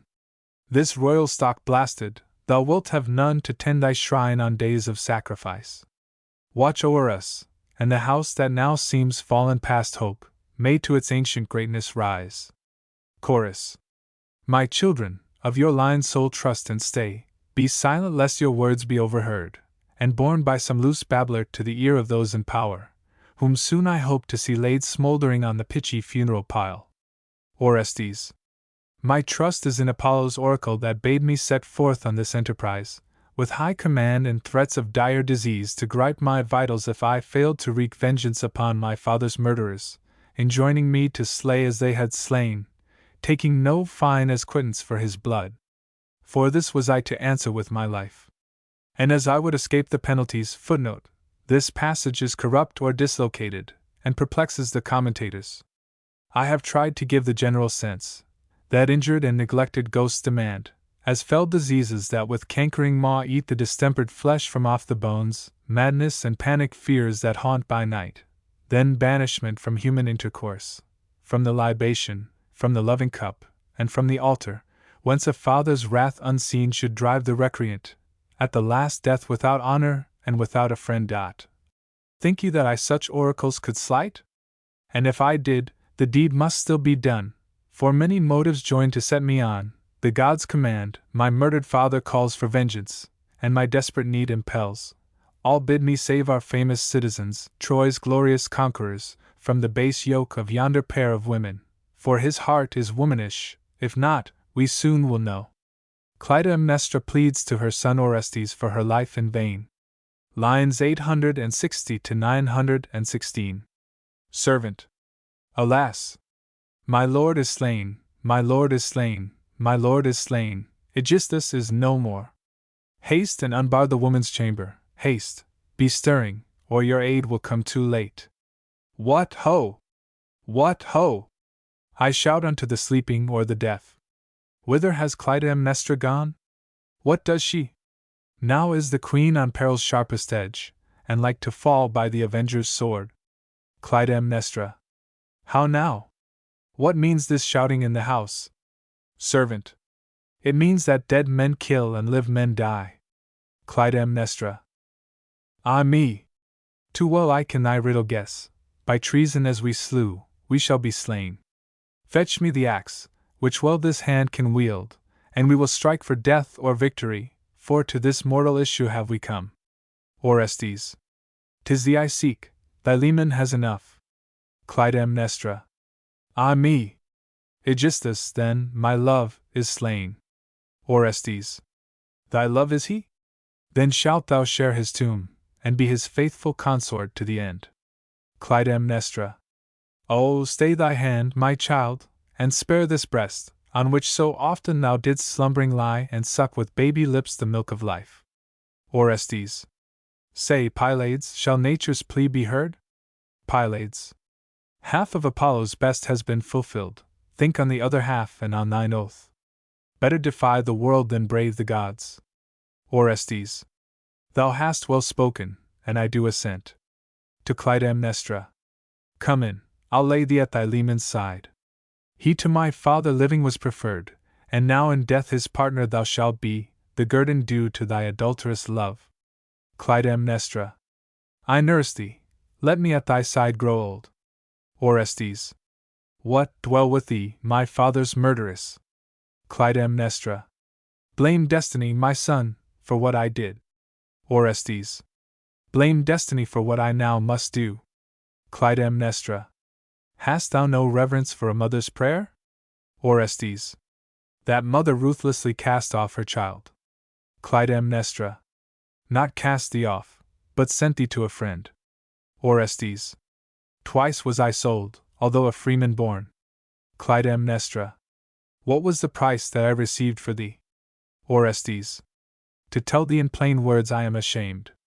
Clytemnestra. Tell it, but tell thy sire's transgression too. Orestes. Home-keeping wives should not the toilers chide. Clytemnestra. 'Tis sad for wives to lie without their mates. Orestes.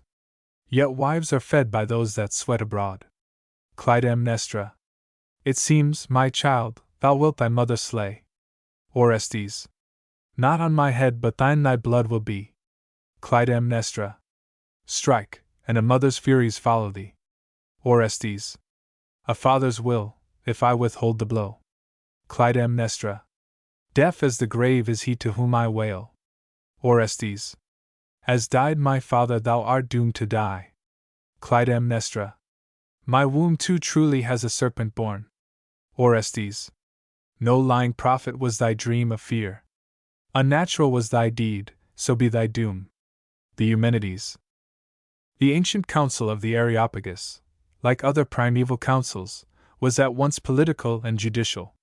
It was the venerable stronghold of the old Athenian and conservative party to which Aeschylus belonged, and was at this time being attacked by the radical party under Pericles and Ephialtes. To save it from its enemies by awakening national sentiment on its behalf, Aeschylus presents it as the high court of justice selected on account of its supreme moral authority. Tawtry, the grand mythical case of Orestes arraigned by the Furies for matricide. There is also a good word for the diplomatic connection between Argos, represented by Orestes, and Athens. Orestes, by Apollo's advice, has appealed to the Areopagus. The court consists of Athenian citizens. Athene in person presides. The Furies appear as the accusers. They form the chorus, which in this case plays a part in the drama. Apollo appears as a witness for his accused votary, and as responsible for the act which he had commanded. The result is the acquittal of Orestes by the presiding goddess. The proceedings are opened by Athene. Lines 536 to 747. Athene. Herald, proclaim good order through the host, then let the loud Tyrrhenian trumpets blast thrill forth its warning to the multitude. 'Tis meet that while the judges take their seats all citizens keep silence, and give ear to that which now and for all time to come I have ordained, that justice may be done. Chorus of Furies. Seeing Apollo approach. Rule, Lord Apollo, o'er thy own domain. What portion hast thou in this cause of ours? Apollo. First, as a witness in this cause I come, to say this man with me took sanctuary, and that I cleansed him of the stain of blood. Next, as a party to this cause I come, since I was the prime mover of the deed. Call on the cause, then, and let right be done. Athene. The cause is called, and the word rests with you. To the Furies. Let the accuser first be heard and lay the cause before the court, for so is best. Chorus. Many we are, yet brief our speech shall be. Do thou to questions plain answer give, and tell us first, didst thou thy mother slay? Orestes. I slew my mother, and deny it not. Chorus. One bout, then, of our wrestling match is won. Orestes. Too soon thou boastest, not yet am I thrown. Chorus. Now must thou tell us how the deed was done. Orestes. I drew my sword and smote her that she died. Chorus. Who was it counselled thee, and set thee on? Orestes. His oracle that is my witness here. Chorus. Sayest thou the prophet counselled matricide? Orestes. He did, and so far I repent me not. Chorus. Thou wilt when in the judgment thou art cast. Orestes. No fear have I, aid from the dead will come. Chorus. Aid from the dead to thee, a matricide? Orestes. My mother bore a double taint of crime. Chorus. How doubly? Let the judges understand. Orestes. She slew her consort, and my sire in one. Chorus. Her death has made her peace, but thou still livest. Orestes. Why did ye not pursue her while she lived? Chorus. Because she was not kin to him she slew. Orestes. Am I of kin, then, to my mother's blood? Chorus. Wretch, wast thou not beneath her girdle born, and darest thou to forswear thy mother's blood? Orestes. Apollo, now stand forth and testify. Say, was my mother rightly slain or not? The deed itself is not by us denied. Whether it was rightly done or not, judge thou, that I may plead thy sentence to this court. Apollo. I will before this high Athenian court bear witness true, the prophet cannot lie, for never in my seat of prophecy spoke I of man, of woman, or of state, aught else than the Olympian father bade.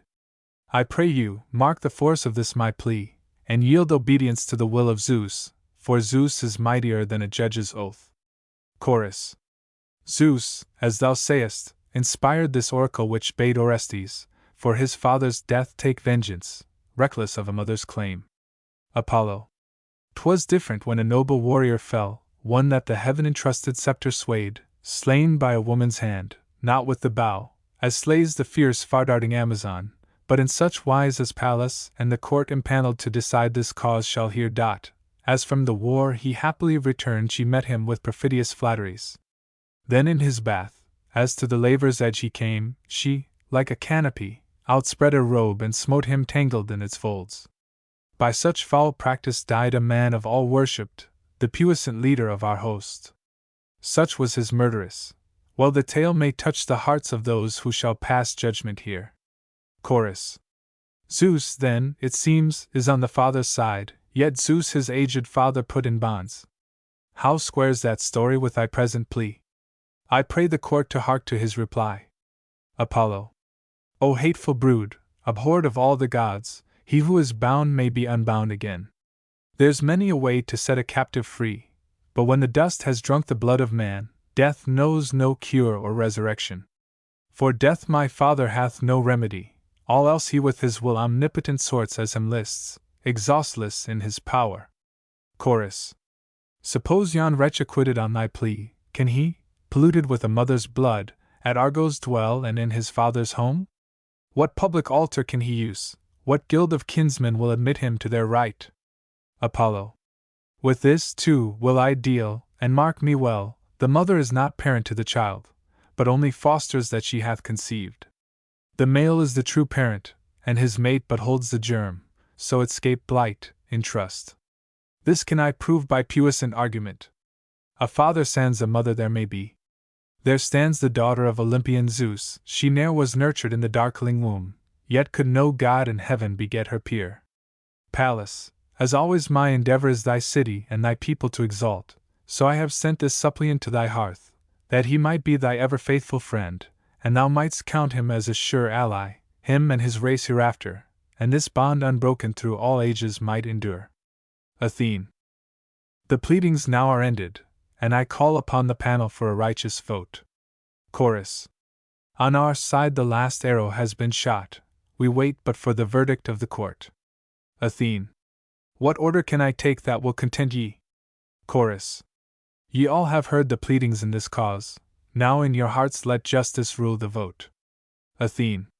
Ye men of Athens, hear what is ordained for this first trial of a homicide. So long as Aegeus' nation shall endure upon this hill shall justice hold her seat.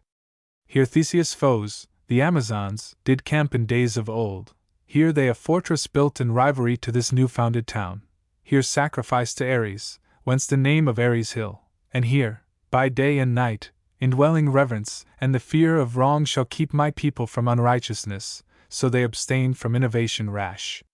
Foul the clear fountain with impurities, and of its waters thou canst drink no more. Hold fast the golden mean, from anarchy and from a despot's rule alike removed, nor cast all awe out of the commonwealth, for who is righteous that is void of all? What now is founded if you will revere, your land and state shall such a bulwark have as hath no nation in the universe from Pelops' realm to Scythia's utmost wild. This council I establish incorrupt, august, high-souled, and ever vigilant to guard the public weal while others sleep. Such is my counsel to my citizens for times to come. Now let the judges rise. Their ballots take, and a true verdict give according to their oath. No more I say. Chorus. One Fury speaking for the rest. I warn ye to respect this company, whom else your land may find sore visitants. Apollo. I warn ye to respect the oracles of Zeus and mine, nor dare to make them void. Chorus. Bloodshedding falls not within thy domain, thy holy shrine will wholly be no more. Apollo. Was then my sire misled in that from blood he cleansed Ixion, first of homicides? Chorus. Say what thou wilt of justice, if we miss, we shall return in wrath to haunt the land. Apollo. Both by the new and by the ancient gods thou art despised, the victory will be mine. Chorus. 'Twas thou that didst in fear's house cajole the fates to grant a mortal endless life. Apollo. Was it not well to do good unto him that honored me, and at his utmost need? Chorus.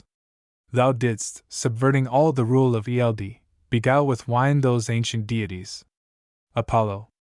And thou wilt soon, bard of thy cruel will, spit forth thy venom, yet not harm thy foe. Chorus. Since thy pert youth doth spurn my reverend age, I wait the issue of this cause and doubt whether to lay my curse upon this land. Athene. To me it falls at last to give my vote, and I my vote will for Orestes give. No mother bore me, to the male I cleave in all things saving that I wedlock shun with my whole heart, and am my father's child. Therefore, a woman's fate that slew her lord, the guardian of her home, concerns me not. Now if there be a tie, Orestes wins. Judges, to whom that office is assigned, be quick, turn out the ballots from the urns. Orestes. Phoebus, kind god, what will the verdict be? Chorus. O night, my sable mother, now look down. Orestes. For me salvation or despair is nigh. Chorus. For us, fresh veneration or disgrace. Apollo. Ye men of Athens, truly count the votes, strictly observing justice in detail, for want of caution here will work much woe, while a great house may by one vote be saved. Athene. To Orestes. Thou art acquitted of blood guiltiness, for equal are the numbers of the votes. Orestes. O Pallas, thou hast saved a royal house. I was in exile, thou hast brought me home. And now shall every son of Hellas say, he is once more in Argive, once more holds his father's state, for which my gratitude is due to Pallas and to Loxias, and lastly, to the all-preserving Zeus, who, taking pity on my father's fate, saved me from these my mother's advocates. Now to my home I go, but first I swear to thee and thine an everlasting oath, that never from my land shall chieftain come to lift against this land his martial spear. Ourselves, though then we in our graves shall be, will on the breakers of our covenant send such disaster, such perplexity, such faintness, and such evil auguries, that they shall surely rue their enterprise. But if my people keep the covenant, and ever true allies to thine remain, my spirit shall fight with them from the tomb. Now fare you well, thou and thy citizens, still in war's wrestle may your foemen fall, and ever on your spears sit victory. Sophocles. Oedipus the king. Oedipus is the son of Laius, king of Thebes, and Queen Jocasta. It had been prophesied of him, before his birth, that he would kill his father and lie with his mother. To avert this, when born, he is devoted by his mother to death by exposure on a mountain. But he is saved and taken to Polybus, king of Corinth, who adopts him, and whose son he believes himself to be. Having heard of the prophecy concerning himself, he leaves Corinth to avoid its fulfillment, but on his road falls in with Laius, has a quarrel with his attendants, and kills him. He then goes to Thebes, delivers the Thebans from the Sphinx, by guessing her riddle, is rewarded with the kingdom, and marries the widowed Queen Jocasta, his own mother, who bears children to him. The gods, offended by the presence of murder and incest, send a plague on Thebes. Oedipus sends his brother-in-law, Creon, to consult the oracle at Delphi respecting the visitation. The oracle bids the Thebans expel the murderer of Laius. This leads to an inquiry after the murderer, and through successive disclosures, in the management of which the poet exerts his art, to the revelation of the dreadful secret. It is a story of overmastering fate. The plague. The plague sent by the angry gods is raging at Thebes. The people are gathered in supplication round the altars before the palace of Oedipus, who comes forth to them. Lines 1 to 77. Oedipus.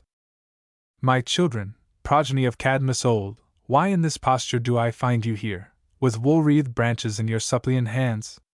The city is with breath of incense filled with sad chant, and voices of lament, whereof the truth to learn from other lips deeming not right, myself am present here, that Oedipus, the world-renowned, am hight. Say, reverend sir, since thee it well beseems to speak for all, what moves this company, fear or desire? Know that I fain would aid with all my power. Hard-hearted I must be if pity for such suppliants touched me not. The priest. Oedipus, puissant ruler of our land, behold us prostrate at thy altars here, and mark our ages. Some are callow boys, others are priests laden with years, as I am priest of Zeus, others are chosen youths. The rest, with suppliant emblems in their hands, sit in the mart, or at the temples twain of Pallas or Ismenus' prescient hearth. The city, as thou dost perceive, is tossed on the o'ermastering billows, and no more can lift her head above the murderous surge. Her foodful fruits all withering in the germ, her flocks and herds expiring on the Lea, her births abortive, while the fiery fiend of deadly pestilence has swooped on her, making the homes of Cadmus desolate, and gluts dark Hades with the wail of death. An equal of the gods, I and these youths that here sit on this earth, account thee not, but we account thee first of men to deal with visitation or cross accident.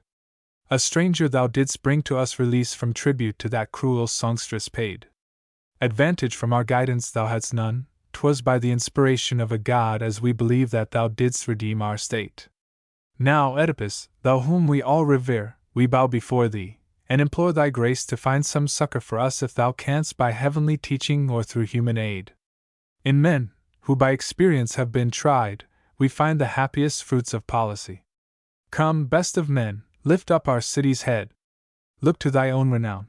Thy zeal once shown has earned for thee a patriot Saviour's name. Let us not think of thee as of a prince that raised us up to let us fall again, but make our restoration firm and sure. 'Twas under happy omens that thou then didst succor us. What then thou wast, be now.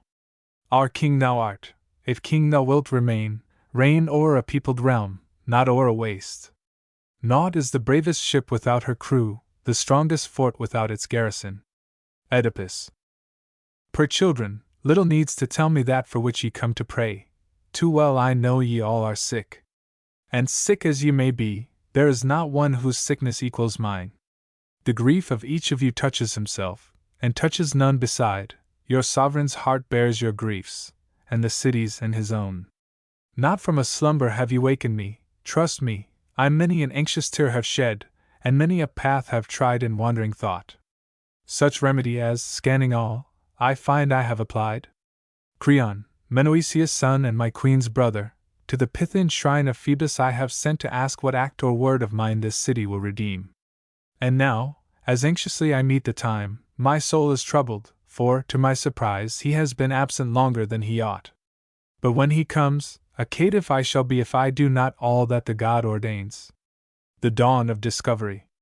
Oedipus, having learned from the oracle that the cause of the wrath of the gods and of the plague is the presence of the murderer of Laius in the land, sends for the blind prophet, Tiresias, to tell him who is the murderer. Tiresias, knowing the secret, is reluctant to reveal it, and an altercation ensues, Oedipus suspecting that Tiresias has been set on by Creon, the queen's brother, who he thinks is intriguing to supplant him in the monarchy. Lines 300 to 462. Oedipus. Tiresias, thou whose thought embraces all, revealed or unrevealed, in heaven or earth, in how sad plight our city is, thy mind, if not thy eye, discerns. Prophet, in thee resides our sole hope of deliverance. Phoebus, if thou hast not the tidings heard, hast to our envoys answered, that the plague will never leave this city till we find the murderers of the late King Laius, and slay them or expel them from the land. Then, if a way thou knowst, by augury or divination, put forth all thy power, save this our commonwealth, thyself and me, put from us the pollution of this blood. To thee alone we look, what gifts one has to use for good is of all toil the best. Tiresias. Ah! What an ill-possession knowledge is when ignorance would gain! This well I know, and yet forgot, else had I not come here. Oedipus. What ails thee that thou bring'st this face of gloom? Tiresias. Let me go home, for each of us will bear his burden easiest if so thou dost. Oedipus. Whatever thou dost know, the voice of right and call of patriot duty bids thee speak. Tiresias. Speech is not always opportune, in thee it is not, thy mistake I would not share. Oedipus. Oh, by the gods, I pray thee stand not mute. We all as suppliants kneel in heart to thee. Tiresias. Then are ye all misguided. As for me, I tell not that which told would hurt us both. Oedipus. How? Dost thou know and yet refuse to tell? Wilt thou prove traitor and undo the state? Tiresias. I will not bring down woe on thee and me. Press me no more, thy questioning is vain. Oedipus. O vilest of mankind, for thou wouldst move a stone to righteous wrath, wilt thou not speak but still stand there unmoved and obdurate? Tiresias. Thou dost reprove my heart, yet near thine own is something that the censor wots not of. Oedipus. Whose wrath would not be kindled when he heard language so hateful to a patriot's ear? Tiresias. Even if I keep silence, it must come. Oedipus. That which must come why not disclose to me? Tiresias. I will speak no word more, then, if thou wilt, freely give vent to thy most savage wrath. Oedipus. Freely my anger shall give utterance to what I think. I think that in thy mind this murder was engendered. Was thy act save the mere blow, and hadst thou not been blind, I should have deemed thee the sole murderer. Tiresias. Ha! Then I call upon thee to be true to thy own proclamation, and henceforth abstain from intercourse with these or me, as he that brings on us the curse of blood. Oedipus. Hast thou the impudence such calumny to vent, and dream'st thou of impunity? Tiresias. I fear thee not, truth's power is on my side. Oedipus. Whence did it come to thee? Not from thy art. Tiresias. From thee that made me speak against my will. Oedipus. Speak how? Repeat thy words that I may know. Tiresias.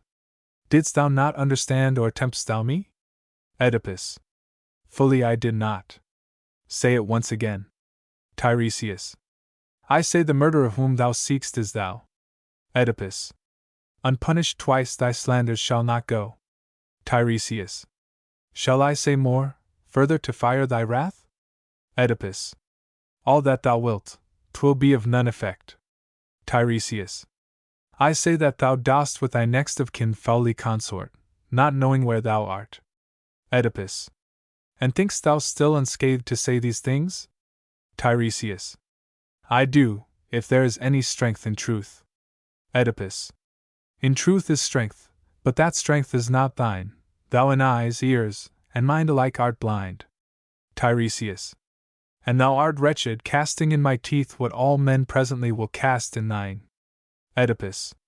Thy lot is utter darkness, either I nor any one who sees can fear thy wrath. Tiresias. Not mine is chastisement, Apollo's might sufficient is, and will bring all to pass. Oedipus. Is this contrivance Creon's or thine own? Tiresias. Thyself, not Creon, is thy enemy. Oedipus. O wealth, O sovereignty, O art of arts that givest victory in the race of life, how are ye still by envious malice dogged? This place of power, which now I hold by me unsought, was by the cities will bestowed. Yet the thrice loyal Creon, my fast friend, seeks now to oust me by foul practices, using for tool this knavish soothsayer, this lying mountebank, whose greedy palm has eyes, while in his science he is blind. Show me the proofs of thy prophetic gift. Why, when the riddling Sphinx was here, didst thou fail by thy skill to save the commonwealth? The riddle was not such as all can read, but gave thy art fair opportunity, yet neither inspiration served thee then, nor omens, but I, skillless Oedipus, out of my ignorance confounded her, by my own wit, unhelped by auguries. I, whom thou now conspirest to depose, hoping that thou wilt stand by Creon's throne. These pious efforts, trust me, will be rued by thee and him that sets thee on, Thy years are thy defense from instant chastisement. Chorus. To us, Lord Oedipus, alike thy word and the seers seem the utterance of your wrath. Wrath here is out of place, what we would seek is a right reading of the oracle. Tiresias. High is thy throne, yet must thou stoop so low as to endure free speech. That power is mine. I to my God am servant, not to thee, and therefore, ask not Creon's patronage. I tell thee who with blindness tauntest me, sight though thou hast thou sayest not what thou art, nor where thou hast been dwelling, nor with whom. Knowst thou thy birth? No, nor that thou art loathed by thine own kin, the living and the dead. One day thy sire's and mother's awful curse, with double scourge, will whip thee from this land. Dark then shall be those eyes which now are light, and with thy cries what place shall not resound, what glen of wide Cytherean shall not ring, as soon as thou dost learn into what port of marriage swelling sails have wafted thee. Much is in store beside to bring thee down unto thy children's level and thy own. Then trample upon Creon and my gift of prophecy. Of all mankind is none whom ruin more complete awaits than thee. Oedipus. Who can endure this caitiff's insolence? Go to perdition on the instant. Pack, and of thy presence let this house be rid. Tiresias. I had not come except at thy command. Oedipus. I knew not then what folly thou wouldst talk, else should I scarce have called thee to my house. Tiresias. Such it appears in thy conceit, am I, a fool, yet to thy parents I seemed wise. Oedipus. My parents, hold there. Tell me who were they? Tiresias. This day shall bring thee parents and despair. Oedipus. Riddles again, still utterances dark. Tiresias. In guessing riddles art thou not supreme? Oedipus. Welcome the taunt which to my greatness points. Tiresias. And yet that day of greatness ruined thee. Oedipus. I reck not if it saved the commonwealth. Tiresias. I will be gone. Boy, lead me to my home. Oedipus. Yea, let him lead thee, thy intrusion here troubles us, thy departure were relief. Tiresias. I go, but first will my deliverance make maugre thy frown, which can do me no harm.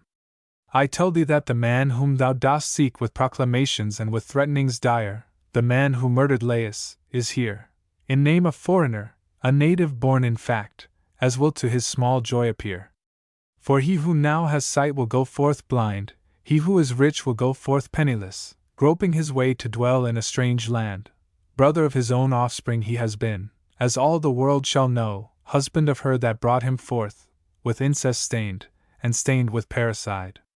Get thee into thy house, there think upon my words, and if I lie say I have lost the gift of prophecy.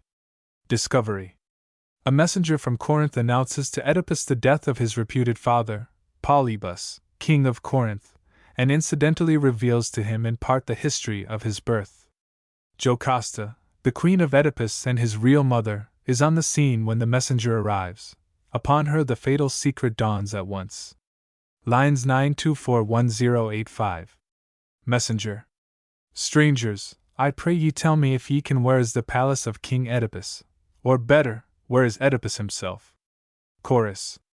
This is the palace, in it is the king, and there the mother of his children stands. Messenger. Blessed may she be all around her blessed, if she indeed his honored consort is.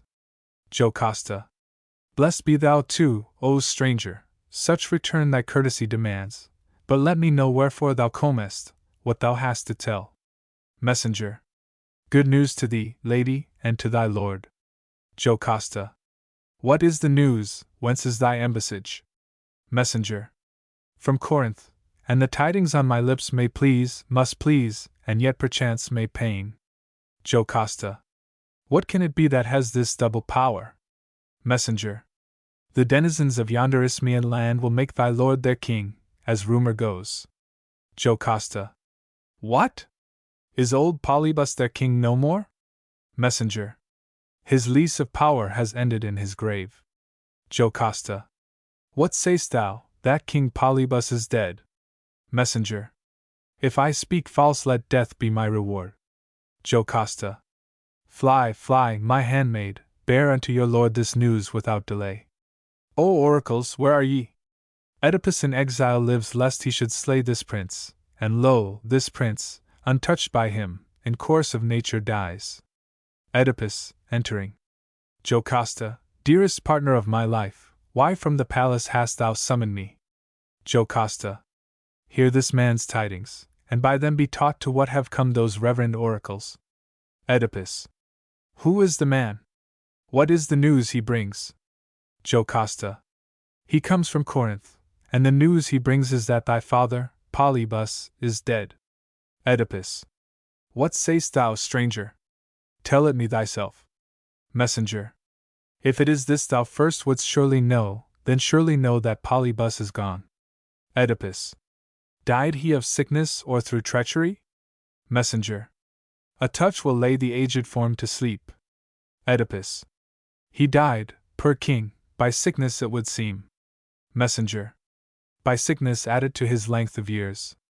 Oedipus. Fie on it, wife! Why should we ever waste one thought on that prophetic Pythian shrine, or on the notes of birds whose boding cry foretold that I should be a parricide? Beneath the ground my father lies, and I am guiltless of his blood, unless his heart broke at my loss, and thus through me he died. These prophecies that trouble us are buried in the grave of Polybus. Jocasta. Said I not from the first it would be so? Oedipus. Thou didst, but I was led astray by fear. Jocasta. Henceforth dismiss these bugbears from thy soul. Oedipus. The incest, have I not still that to dread? Jocasta. Why should man fear whose life is but the sport of chance, to whom the future is all dark? 'Tis best to live at hazard as one may. For that predicted incest, dread it not, for many a man has in a dream ere this lain with his mother. He who takes no thought of such hobgoblins, lives the easiest life. Oedipus. All thou hast said would have my full assent were not my mother still alive. But now, though thou sayst well, I cannot choose but fear. Jocasta. A light of hope shines from your father's grave. Oedipus. Yes, but my mother lives, and fear with her. Messenger. What, lady, is the cause of your alarm? Oedipus. 'Tis Merope, the queen of Polybus. Messenger. And what is there in her to breed your fears? Oedipus. A dreadful ordinance of destiny. Messenger. Is it a mystery? May it be told? Oedipus. It may be told. The god before my birth foreshowed that with my mother I should lie, and shed with my own hands my father's blood. For which cause I have long my dwelling made far off from Corinth. Happily, 'tis true, yet to behold a parent's face is sweet. Messenger. Was this the fear that drove thee from that land? Oedipus. This, and the dreadful thought of parricide. Messenger. Why do I not at once, as here I am wishing thy good, relieve thee of that fear? Oedipus. Thou wouldst not fail to reap my gratitude. Messenger. 'Twas to that end I came, that to thy home when thou hadst come I might the gainer be. Oedipus. Home, while my mother lives I will not go. Messenger. My son, 'tis plain thou knowst not what thou dost. Oedipus. How? By the gods, old man, explain to me. Messenger. If thou on her account dost shun thy home. Oedipus. I fear the gods' prediction may prove true. Messenger. Touching the stain of incest, wouldst thou say? Oedipus. 'Tis this, old man, I dread unceasingly. Messenger. Knowest thou not that thy alarms are vain? Oedipus. How vain, if of these parents I was born? Messenger. Polybus was no relative of thine. Oedipus. What sayst thou? Was not Polybus my sire? Messenger. As much thy sire as I am, and no more. Oedipus. Can father and not father be the same? Messenger. Neither did I beget thee nor did he. Oedipus. Then for what reason did he call me son? Messenger. Thou wast a gift to him, and from this hand. Oedipus. And could he take a foundling to his heart? Messenger. It was the yearning of a childless man. Oedipus.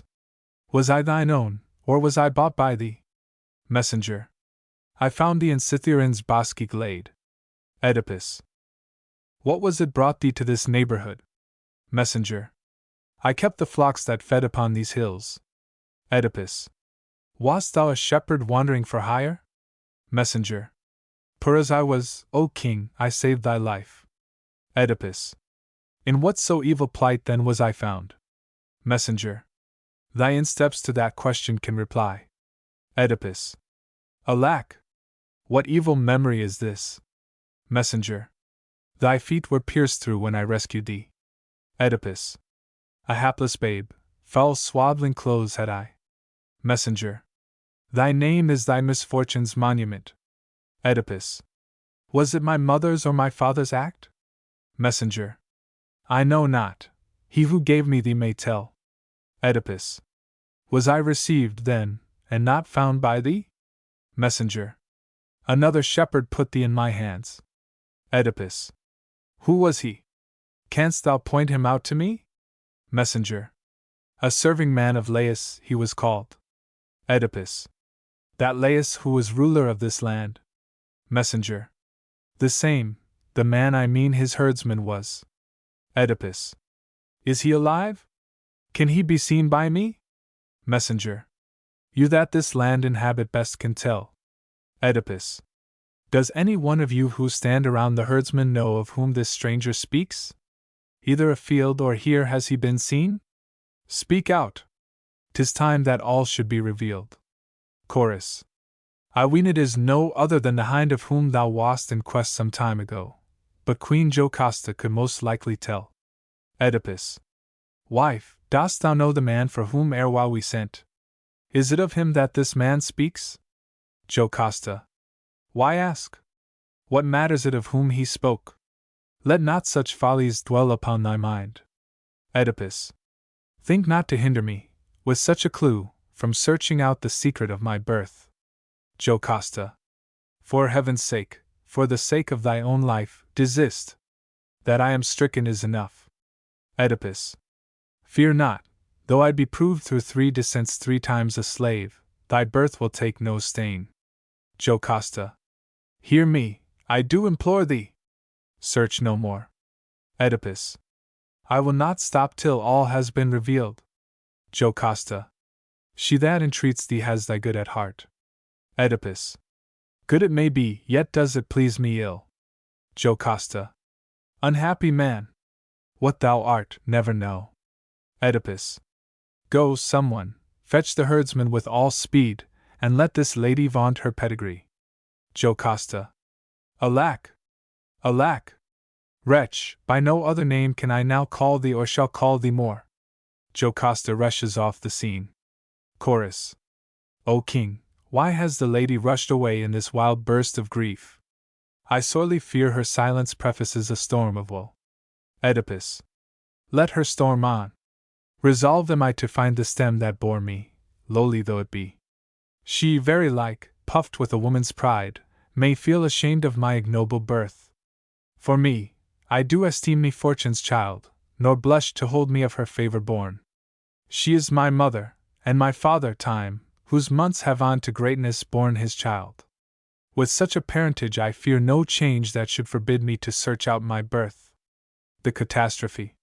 Jocasta, in despair, hangs herself. Oedipus puts out his own eyes. The scene is described by a second messenger, who has witnessed it. Lines 1223 to 1296. Messenger. O reverend priests and elders of this land, what are ye doomed to hear? What to behold? What sorrow will be yours if loyally ye love the royal house of Labdacus?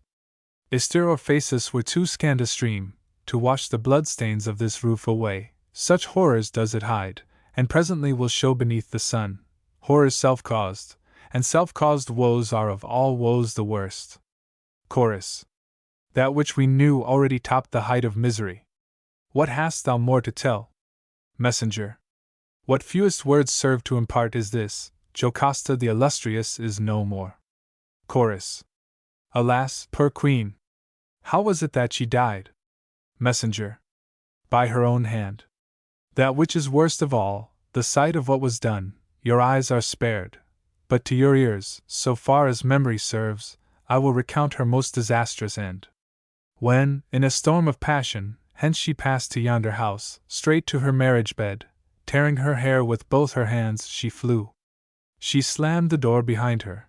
Then she cries to Laius, that had long been in his grave, calling to mind the seed that they had raised to murder its begetter, while his mate was left to her own child's incestuous arms. She cursed the bed which to a husband bore a husband and gave children to a child. Thereon she slew herself, I wot not how, for, with loud outcries Oedipus rushed in, and on his movements all our eyes were turned, so that we could not mark Jocasta's end. He, raving, shouted to us for a sword, and asked where was his wife that was no wife, but his own mother and his children's too. Then, in his frenzy, some mysterious power, for it was none of us, showed him the way. With a wild yell, as though one led him on, he charged the doorway, from their sockets tore the bolts, and headlong dashed into the room. There we beheld Jocasta hanging dead, her neck entangled in the fatal noose. This the king seeing, gave a fearful yell, and loosed the rope. The corpse fell to the ground. What then ensued was fearful to behold. The golden buckles wherewith she was dight he from her garment plucked, and lifting them on high, he smote the pupils of his eyes, crying aloud that they should look no more upon his suffering or his crimes, but dark henceforth betray their duty, seeing those whom they ought not, not seeing those they ought.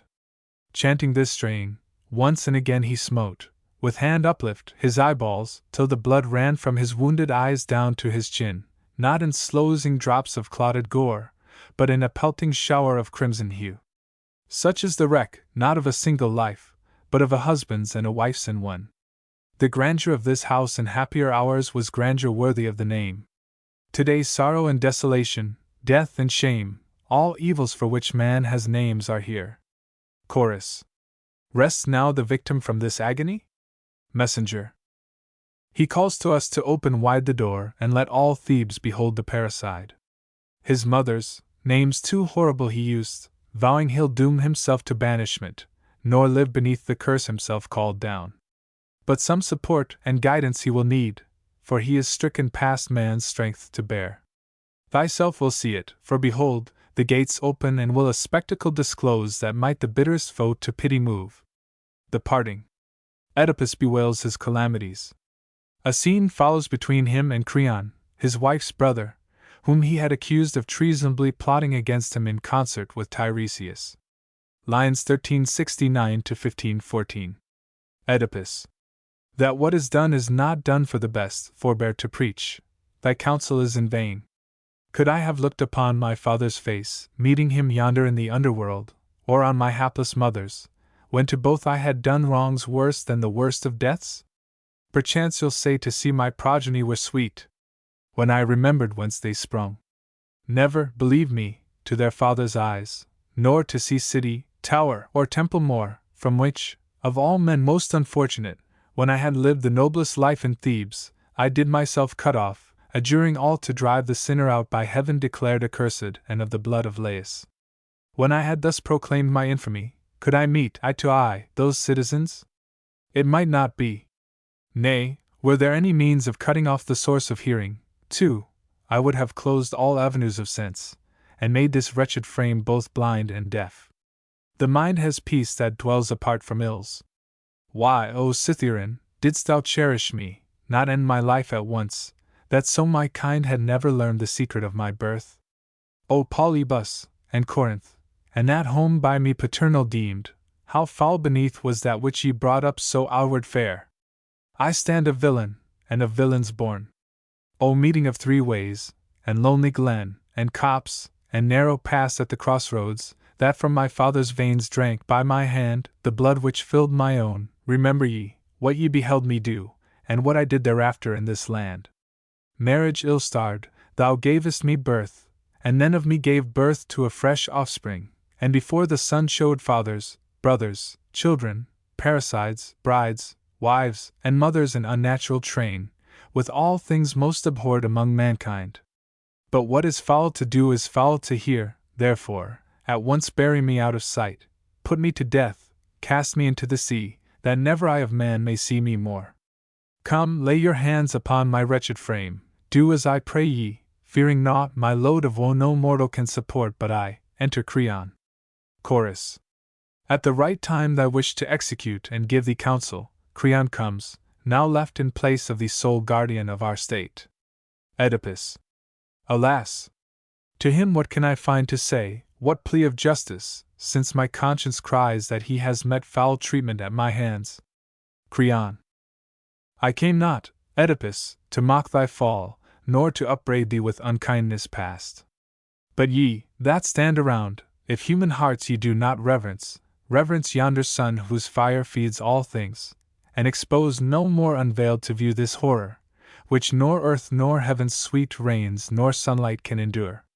Bear him within, let there be no delay. The sorrows of a household, piety reserves for kindred eyes and ears alone. Oedipus. Since thou my expectation hast belied, proving thyself as good as I am bad, grant what I ask, for thy behoof I speak. Creon. What is this thing that thou wouldst have me do? Oedipus. Cast me, and instantly, out of this land, beyond the pale of human intercourse. Creon. Already had I done this, but I first desired to ask the counsel of the god. Oedipus. The god had fully made his counsel known, which was to slay the impious parricide. Creon. So did we hold, yet in our present case better we deemed it to be circumspect. Oedipus. Wilt thou inquire about a wretch like me? Creon. Thyself by this hast learned to trust the gods. Oedipus. I do conjure thee, and enjoin on thee, her that within there lies, as seems thee fit, lay in the ground. To thee that care belongs. But me, let never this my fatherland be so dishonored as to hold alive. Upon the mountains let my dwelling be, upon my own Cytherean, which my sire and mother chose as my appointed tomb, and so let those who sought it take my life. And yet past doubt it is that I was proof gainst death in all its forms. If I were saved, it must have been for some fell destiny. But be my own lot what it may, my care is for my children, Creon. For the boys I'd have thee take no thought, as they are men, where'er they be they'll find a livelihood.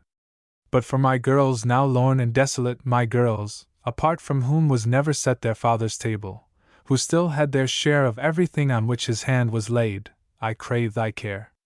And first let me embrace my darlings and unite my tears to theirs. Pray, good my lord, consent, kind heart. To hold them in my arms would be to feel them mine as when I saw, what shall I say? Antigone and Ismene, Oedipus' daughters, are brought upon the scene. Is it my darlings weeping that I hear? Do my ears tell me true? Has Creon sent my best beloved in mercy to their sire?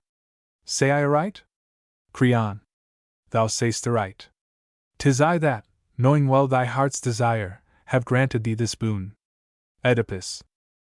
Fortune befriend thee for their presence here, heaven guard thee better than it guarded me.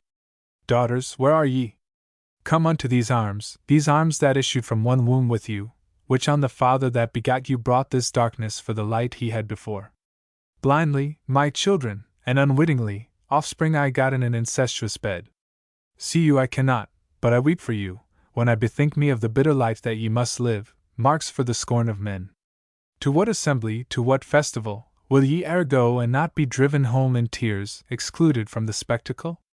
And when your marriageable hour has come, where will be found the man so venturesome to take upon him the reproach that falls upon my parents, and from them on you?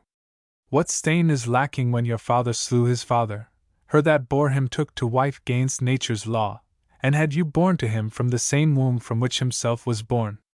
In face of such reproaches who will wed? No one will dare. Daughters, to waste away lonely and childless is your certain doom. Son of Menoetius, thou alone art left as father to these children, in one day bereft of both their parents. Let them not go forth to roam famished and desolate, nor let them be confounded with my crimes. Have pity on them, seeing them so young, deprived of all saving thy charity. Reach forth thy hand in token of assent. Children, were ye of age to understand, I had much counsel given ye, but now pray that you may dwell where it is best to dwell, and yours may be a happier lot than mine. Oedipus at Colonus. After the day of horrors the blind Oedipus is cast forth from Thebes, and becomes a wanderer over the face of the earth, guided and tended by his faithful daughter, Antigone. He comes at last to Colonus, a rural district near Athens, and one of the holy places of Attica. Here he is destined to end his life, to be buried, and by the presence of his remains to confer a blessing on the country which has given him a last resting place and a tomb.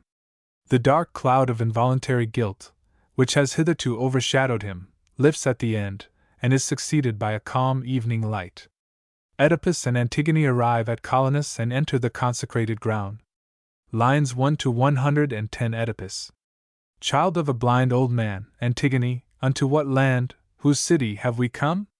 Who is there for this day to entertain with scanty fare the wanderer, Oedipus, who asks but little and still less receives, yet with his dole is fain to be content, for time and suffering and a noble heart have taught me how to bear adversity. But daughter, if thou sayest a resting place, either in common ground or hallowed grove, there guide me to a seat, that we may ask what place is this, strangers, we come to learn of citizens and what they bid us do. Antigone. Oedipus, my unhappy sire, the towers that fence the city round far off appear. This seems a holy place, 'tis full of pine, of laurel, and of vine under whose leaves trills her sweet notes, full many a nightingale. Here rest thee on this unhewn seat of rock, the journey for thy aged feet was long. Oedipus. Guide thy old father safely to the seat. Antigone. It is a lesson taught me long ago. Oedipus. Where is it we have halted? Canst thou tell? Antigone. Athens I know, this spot is strange to me. Oedipus. That it was Athens every traveler said. Antigone.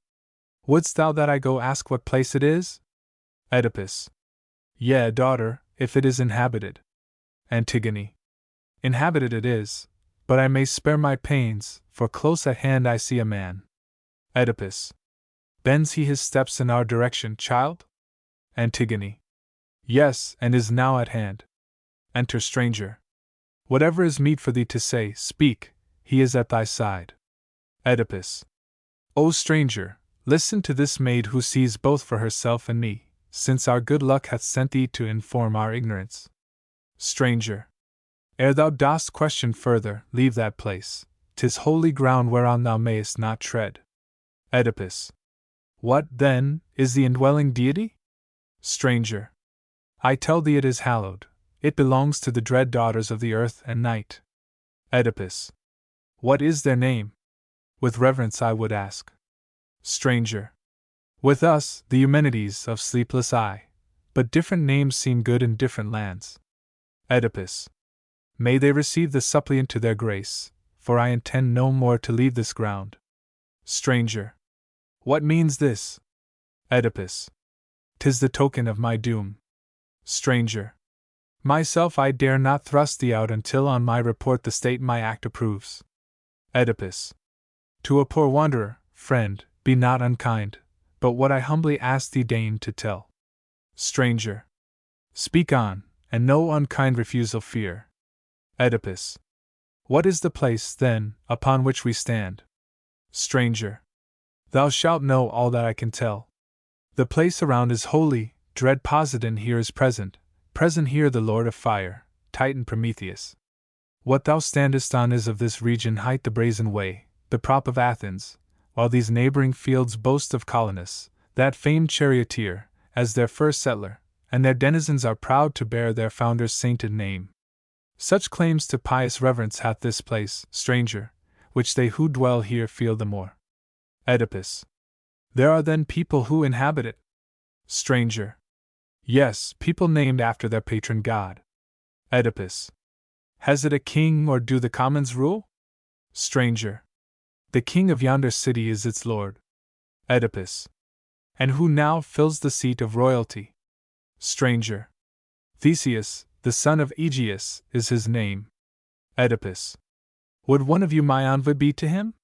Stranger. To tell him aught, or bid him come to thee. Oedipus. To show him how small cost may bring great gain. Stranger. And wherein can the blind advantage him? Oedipus. My eyes are blind, but when I speak I see. Stranger. Attend my words if thou art an honest man, and honest though ill-starred thou seemst to me. Stir not from off this spot where thou dost stand, till to this township's rural denizens I have recounted all. They will decide whether thou mayst remain or must depart. Exit stranger. Oedipus. My daughter, has the stranger gone from us? Antigone. He has, my father, all is still around. Thou mayst speak freely, for I only hear. Oedipus. Dread goddesses, of awful countenance, since in your holy precincts first I rest, be merciful to Phoebus and to me, for Phoebus, when he all my woes foretold, promised me peace at last, then to be mine when at my wandering's limit I should find a shrine and hostel of the powers of all. Here of my misery was to be the goal, and I was to bring blessings to my hosts, and curses upon them that drove me out. Tokens of this he pledged his word to send, an earthquake, lightning, or a thunder peal. Sure then I am that auguries from you, who cannot lie, my wandering feet have led unto this grove. How should the wayfarer else have on you first lighted, like himself, untasting of the wine cup, and have found this sacred seat unhewn? O goddesses, fulfill Apollo's oracles, and grant some termination of this weary life, unless my sum of pain seems incomplete, when long unbroken sufferings I have borne. O daughters dear of immemorial night, Athens, of cities most illustrious, that art to the great palace dedicate, take pity on this ghost of Oedipus. Once I was not the thing that now I am. The praises of colonists and Athens. Lines 668 to 719. Chorus.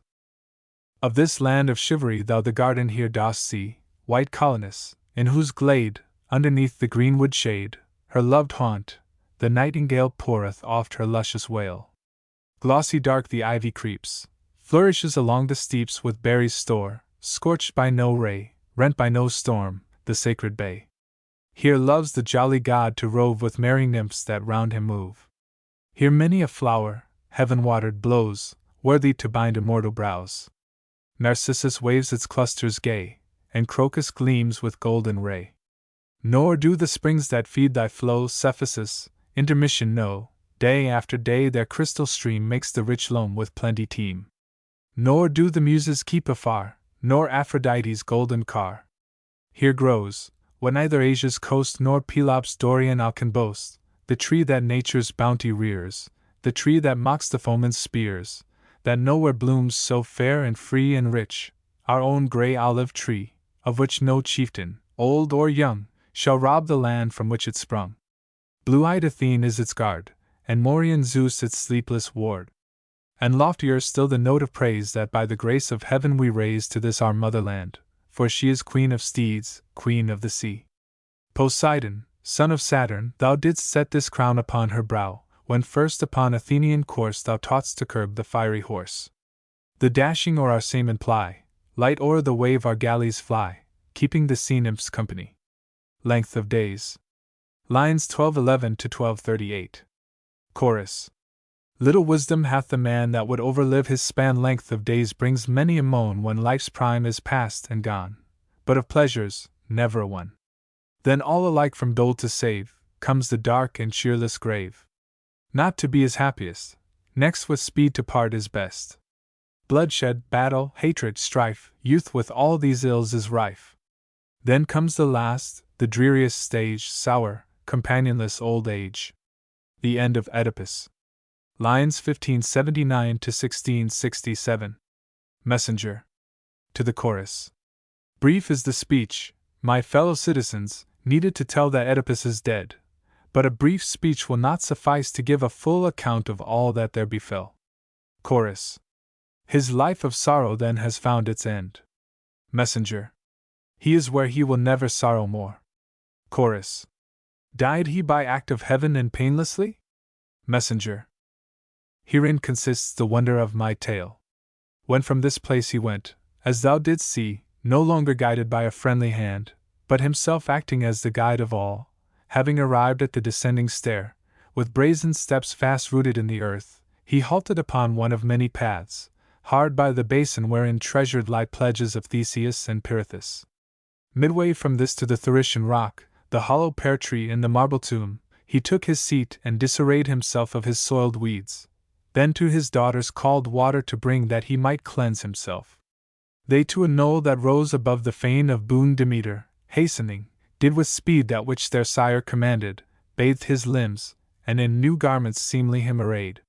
When thus his heart's desire had been fulfilled, and none of his behests remained undone, thunder beneath the earth was heard, whereat the maidens quaked, and on their father's knees they laid them down and wept, nor ceased to beat their breasts, and to pour forth the long-drawn wail. He, hearing all at once their bitter cry, folded his hands over their heads, and said, Daughters, this day your father is no more, for now my course is ended and your life of travel sore in tending me is done. Hard was that life, my daughters, well I know, and yet a single word makes up for all. Love did ye never meet at any hand greater than his, of whom henceforth bereft ye must drag out whatever remains of life. Thus folded each in other's last embrace, they sobbed and wailed. When they at last had done their weeping and their cry arose no more, a silence followed. All at once a voice called him, and made the hair of each of us that heard it stand on end with sudden fear. Repeatedly it called, that mystic voice. Oedipus, linger thou no more, it said.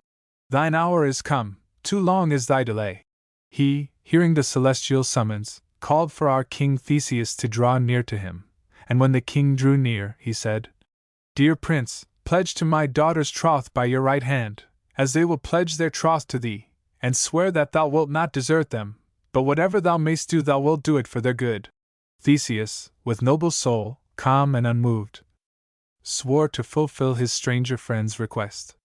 Which being ended, straightway Oedipus, with his blind hands touching his daughters, said, Children, ye now must bear up gallantly and from this spot depart, nor seek to see or hear that which may not be seen or heard. Tarry no longer, what is now to come Theseus alone may lawfully behold. These words of his all that were present heard. So we departed, and with streaming eyes walked by the maidens. Having gone some way we turned, looked back, and saw that Oedipus had vanished, nor did trace of him appear, while the king stood alone, holding his hand before his eyes as though some awful form, some overpowering vision had appeared. And no long time had passed, when he was seen falling upon his knees and worshipping at once the earth and all the Olympian gods. But in what way Oedipus left this life Theseus alone of humankind can tell. There flashed from heaven no lightning in that hour to strike him dead, there came not from the sea a tempest with its blast to sweep him off. Some envoy from the gods was sent to him, or opening earth engulfed him painlessly. The old man died without disease or pang to make us grieve for him, by miracle, if ever man so died. Think'st thou I dream? I know not how to show thee that I wake. Antigone. Aeschylus and Polynices, the unnatural brothers, having fallen by each other's hands, Creon is king of Thebes. To Aeschylus, who had died in defense of the city, he awards honorable burial. Polynices, who had fallen in attacking the city, he dooms to lie unburied, a great dishonor and calamity in Hellenic opinion. Antigone resolves to disregard the ordinance, and pay the funeral rites to her brother Polynices. The conflict between the law of the state and the divine law which Antigone obeys is the moral keynote of the play. Ismene is Antigone's weaker sister and serves as a foil to her. Antigone is betrothed to Haemon, a son of Creon. The two sisters. Lines 1 to 99. Antigone. Ismene, sister mine in blood and heart, all woes that had their source in Oedipus Zeus will bring on us yet before we die. Nothing there is disastrous or accursed, no blot of shame, no brand of infamy, which in our list of ills I reckon not. What is this proclamation that I hear the general has put forth to all the host? Say, canst thou tell, or art thou ignorant that those we hate are threatening those we love? Ismene. To me, Antigone, no word has come either of joyful tidings or of bad since we of our two brothers were bereft, slain in one day, each by the other's hand. Last night the Argive army marched away, this much I know, and I know nothing more to add to or abate our misery.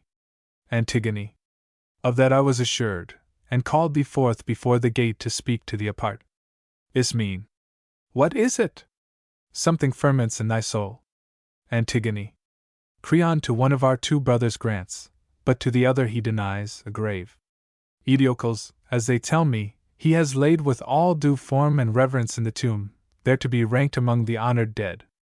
But Polynices' miserable corpse, it seems, by strict injunction he forbids all citizens to bury or to mourn, ordering that it be left without a grave, unwailed, a welcome prey to ravening birds. This proclamation Creon, worthy man, look both of us alike, puts forth. 'Tis said he hither comes to publish it, to all who know it not, nor deems the thing of small concern, for whoso disobeys his penalty is to be stoned to death. So stands the matter. It will now be seen whether thy soul is worthy of thy race. Ismene. How, daring maid, can I in such a case, whether to loose or bind, assistance lend? Antigone. Wilt thou take part and aid me? Ponder well. Ismene. In what adventure? What is in thy mind? Antigone. Will thy arm help me to uplift the corpse? Ismene. How? Wouldst thou brave the law and bury him? Antigone. Bury thy brother and mine own I would. Do as thou wilt, my duty shall not fail. Ismene. In face of Creon's edict? Art thou mad? Antigone. Has he the right to part me from mine own? Ismene. Sister, alack! Think how our father fell, o'erwhelmed with hatred and with infamy through sins which his own act had brought to light, his eyes bereft of sight by his own hand, how she that was his wife and mother too perished, self-strangled with a twisted cord, and lastly our two brothers in one day with fratricidal hands most ruefully upon each other brought a common doom. Now only we are left, and worst of all our fate will be if, in contempt of law, our rulers' will and order we defy.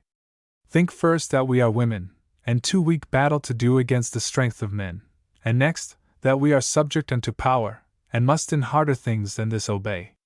For my share then, I will entreat the dead to pardon what I do unwillingly, and bow to the command of those in power. High vaulting virtue overleaps itself.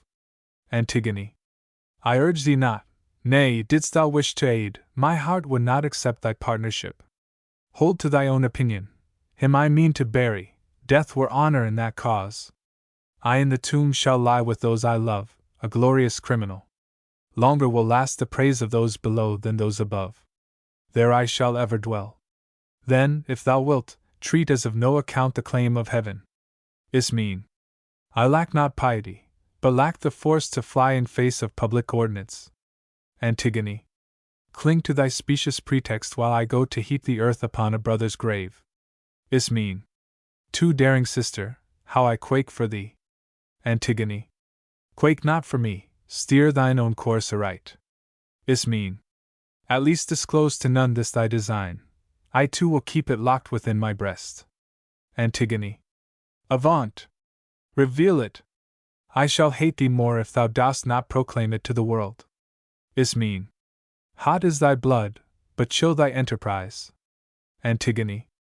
I shall please those whom I am bound to please. Ismene. Hadst thou the power, but desperate is thy aim. Antigone. When my power fails I have but to desist. Ismene. Where we must fail, not to attempt is wise. Antigone. Such talk will make thee hateful unto me, and by the dead man righteously abhorred. Then leave me with my folly to endure this dreadful penalty. Come what come may, nothing will rob me of a noble death. Ismene. Art thou resolved? Go, then, and be assured that though misguided thou art well beloved. Sisterly love defies the law. Antigone is caught by the guard paying funeral rites to the corpse of Polynices, and is brought before Creon. Lines 384 to 581. Guard. Behold the guilty one, caught in the act of burial. Where is Creon to be found? Chorus. Hither he comes returning from the house. Creon entering. What makes my presence here so opportune? Guard. My prince, let mortal man nothing forswear, for resolution yields to afterthought. Little I looked hither to come again, so pelted with the hailstorm of thy threats. But the good fortune that surpasses hope is of all pleasant things the pleasantest, and so I come in spite of all my oaths, and bring with me this maiden, who was caught decking the grave. This time no lot was cast, the prize is mine of right, and mine alone. And now, my prince, take and examine her thyself, as seems thee good. I claim my due, from all these troubles to be let go free. Creon. Where, in what manner, was your prisoner found? Guard.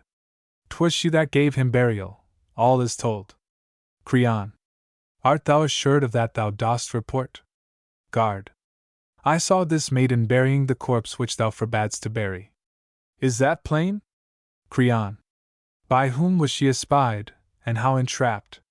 Guard. Thus did it happen.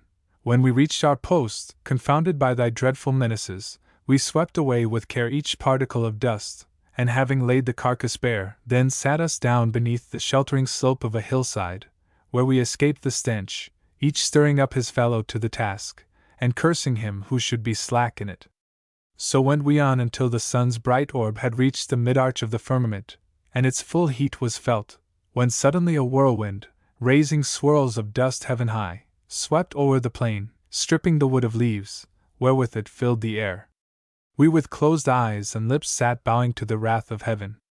When this had passed away, after some time, appeared this maiden, uttering piercing wails, like to the plaintive notes of a lorn bird that finds her nest robbed of its callow brood. Her wailings were, when she beheld the corpse once more uncovered, and right bitterly cursed she the man whose hand had done the deed. Straightway a handful of dry dust she brings, then thrice uplifting high a brazen urn, pours a threefold libation on the corpse. We at the sight start up and quickly seize the maiden, who was not a whit dismayed. We charged her with what she before had done, and what was doing. Nor denied she aught, but made me feel sorrow and joy at once. Oneself to have escaped calamity is cause for joy, to bring a friend to harm fills one with sorrow. But in my account of all things mine own safety is the first. Creon. To Antigone. Thou, that dost stand with eyes bent on the ground, dost thou plead guilty or deny the fact? Antigone. Deny I do not, but avow my deed. Creon. To the guard. Thou standst acquitted of a heinous charge, and mayest betake thee hence whither thou wilt. To Antigone. But thou, answer, and briefly, didst thou know the proclamation made against this act? Antigone. I did. How should I not? The words were plain. Creon. Yet didst thou dare to violate the law? Antigone.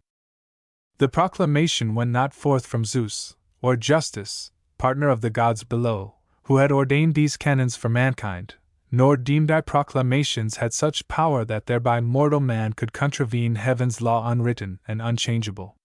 That law was not the child of yesterday, nor knoweth man the source from which it came. I was not minded for what men might say to break that law and brave the wrath divine. That death would come I know, as come it must without thy proclamation, and to die before my hour I count it so much gain. For when a life is full of wretchedness as mine has been, is it not gain to die? Little I care if I such doom must meet, but I care much not uninterred to leave his corpse that was of the same mother born. One pains me sore, the other pains me not, and if to thee I seem to play the fool, to me it seems that to a fool I play it. Chorus. She shows the savage spirit of her sire, and to misfortune is untaught to bend. Creon. Know that the most self-willed most often fall. Iron that hath been tempered by the fire to a surpassing hardness, when it breaks, we often see shattered most thoroughly, and a small bit suffices to subdue the fiery steed. High thoughts beseem not those who owe subjection to another's will. This maid before displayed her insolence in overstepping what the laws ordained, and now again displays it, glorying and laughing in our face over her crime. It is not I that am the man, but she, if she can thus usurp and go unscathed. Be she my sister's child or child of one nearer in blood than all around our hearth, she shall not the last penalty escape, nor shall her sister. For she, too, I hold, conspired to bring about this burial. Summon her hither. Just now in the house I saw her raving like a maid possessed. When wickedness is gendered in the dark, the heart is apt its secret to betray.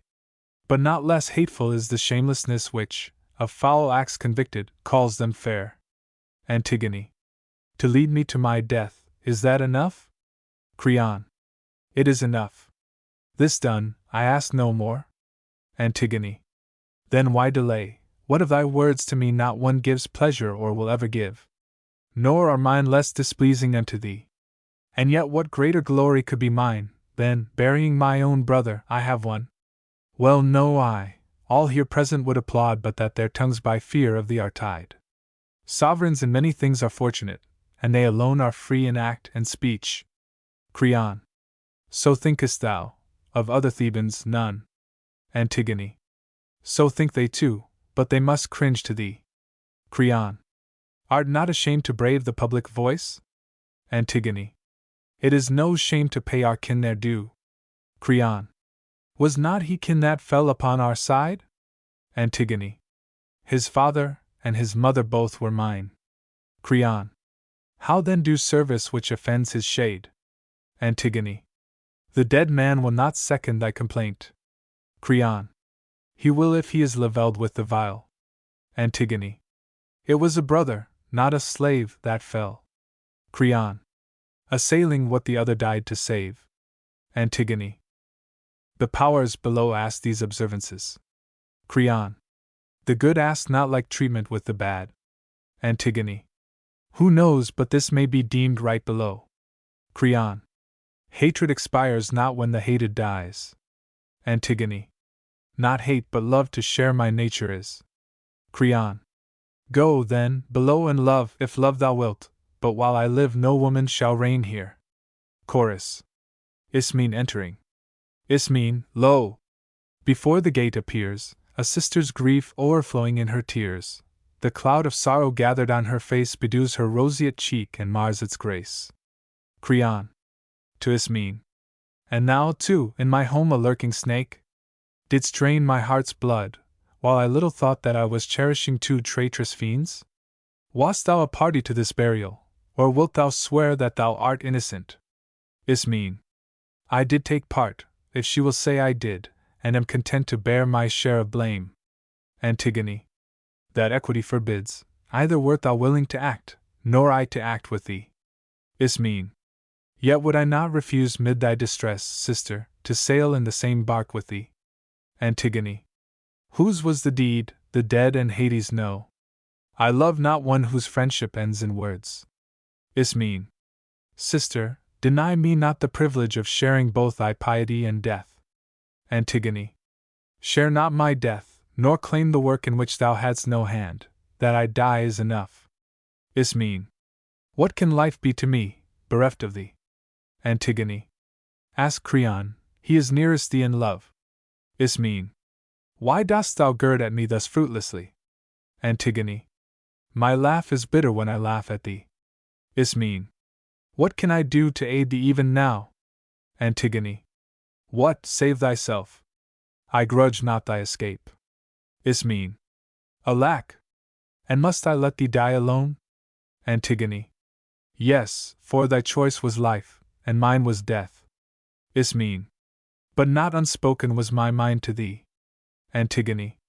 Thy course was here approved, but mine below. Ismene. Yet was the fault of both of us the same. Antigone. Be of good cheer, thou livest, but my soul is with the dead, to whom my care is due. Creon. Of these two sisters, one, it seems to me, has lost her wits, and one was witless born. Ismene. O Prince, the reason that is born in us abides not in the wretched, but departs. Creon. From thee it fled when thou didst share her crime. Ismene.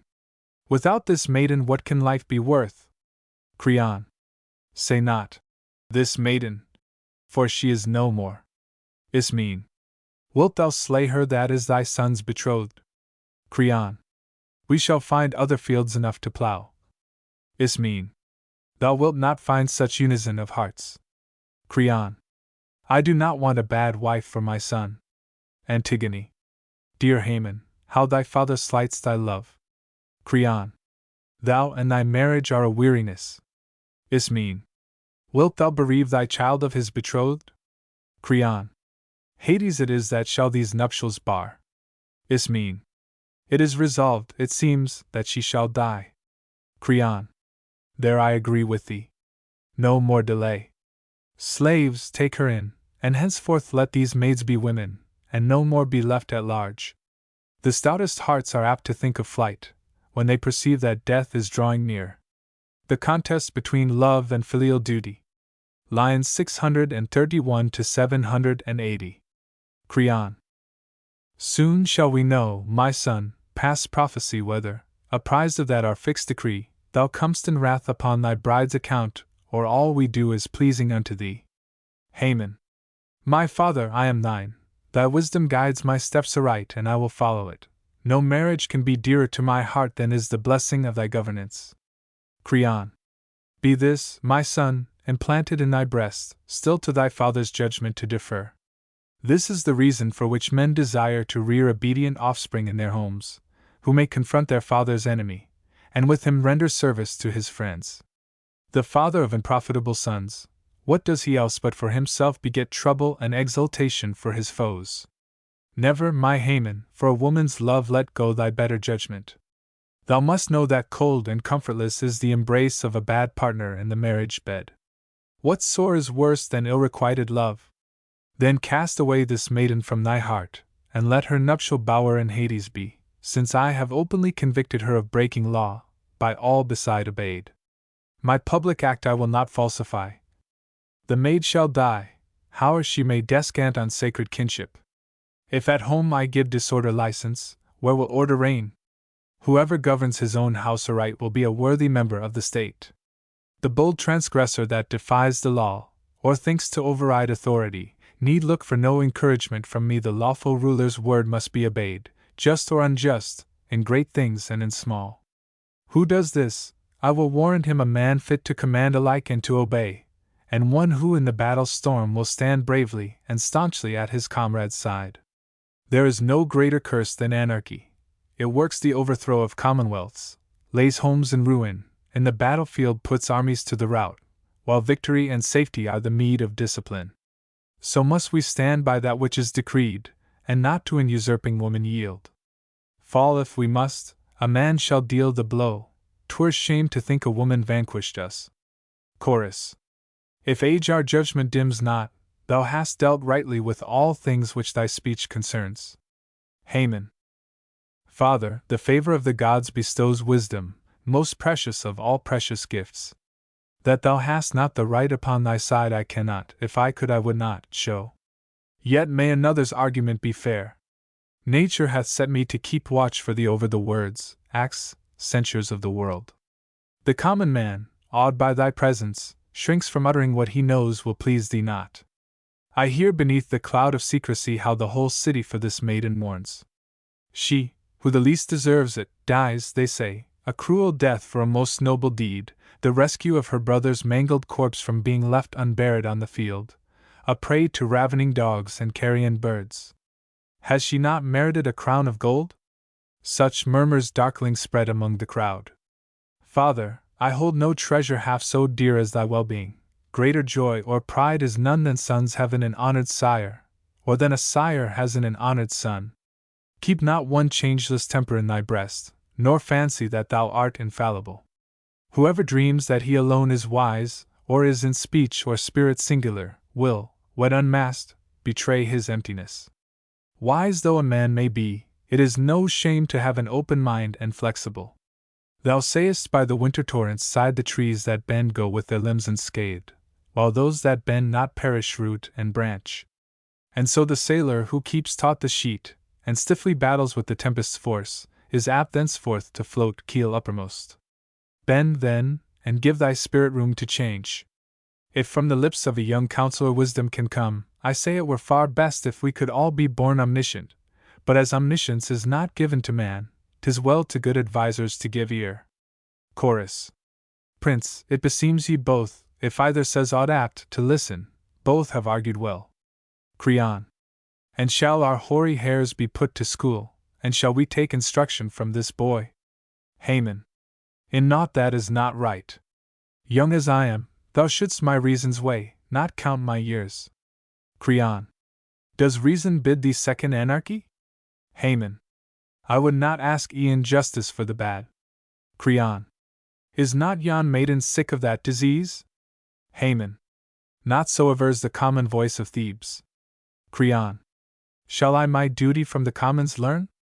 Haman. Sayest thou how youthful is that sentiment? Creon.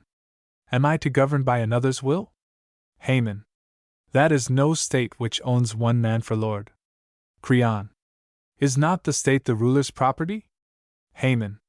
Thou wouldst reign well over a desert land. Creon. The boy, it seems, will fight for yonder maid. Haman. If thou art he the maid, it is for thee I care. Creon. Villain, why art thou wrangling with thy sire? Haman. Because thou errest from the path of right. Creon. Err I in claiming reverence for my state? Haman. Reverence upon religion tramples not. Creon. O caitiff soul, thrall of a woman's face. Haman. Thou wilt not see me by aught base enthralled. Creon. Yet is thy whole discourse a plea for her. Haman. For thee and me, and for the gods below. Creon. This maid shall never be thy living bride. Haman. Then will she die, and will not die alone. Creon. Hast thou the effrontery thus to threaten me? Haman. To gainsay folly, call'st thou that a threat? Creon. Thou wilt rue thy preaching, void thyself of sense. Haman. I'd say thou dotest, wert thou not my sire. Creon. Slave of a woman, do not gird at me. Haman. Wouldst thou have all the talking to thyself? Creon. Indeed! By heaven above, thou shalt repent. Thus censuring first, and then reviling me. Bring out that hateful thing that she may die forthwith, and here before her lover's eyes. Haman. Never before my eyes, believe it not. A witness of her death I will not be, nor shalt thou look upon my face again. Rave at the friends who will thy raving brook. Exit Haman. Chorus. O Prince, the youth has rushed away in wrath, and at his year's anguish is violent. Creon. Let him go vent his overweening pride. These maidens twain shall not escape from death. Chorus. What?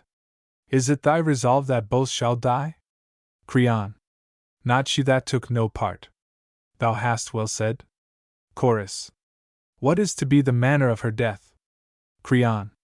I will convey her to a lonely place, and shut her in a rock-hewn prison house, with food sufficient, for religion's sake, whereby we from pollution save the state. There unto Hades, her sole deity, pattering her prayers, she will drive death away, or at the last be taught how vain it is to spend devotion on the shades below. The Power of Love. Lines 781 to 800. Chorus. Unconquered love, against whose might wealth's golden mansion hath no ward, that in the maiden's dimpled cheek by night keepest thy guard. The ocean wave to bear thy tread is taught. The rural homestead, gods and men are brought alike thy power to own. Who feels it is distraught. 'Tis thou that upright hearts and pure dost lead from virtue's ways to ways of sin. 'Tis thou whose influence in our Thebes does breed strife among kin. O'er all prevails the charm of beauty's eyes, charm that with law supreme in empire vies, for Aphrodite's power all rebel force defies. Antigone is sent to her death. Lines 882 to 928.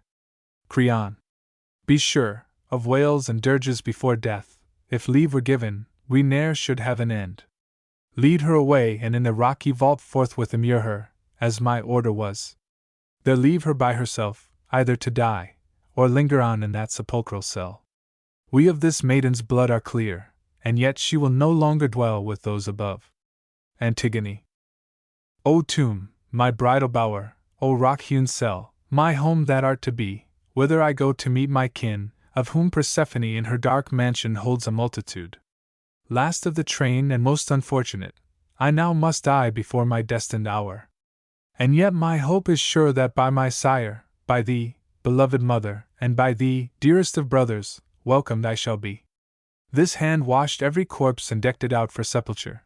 This hand upon each grave libations poured, and Polynices, now intending thy remains I meet this doom.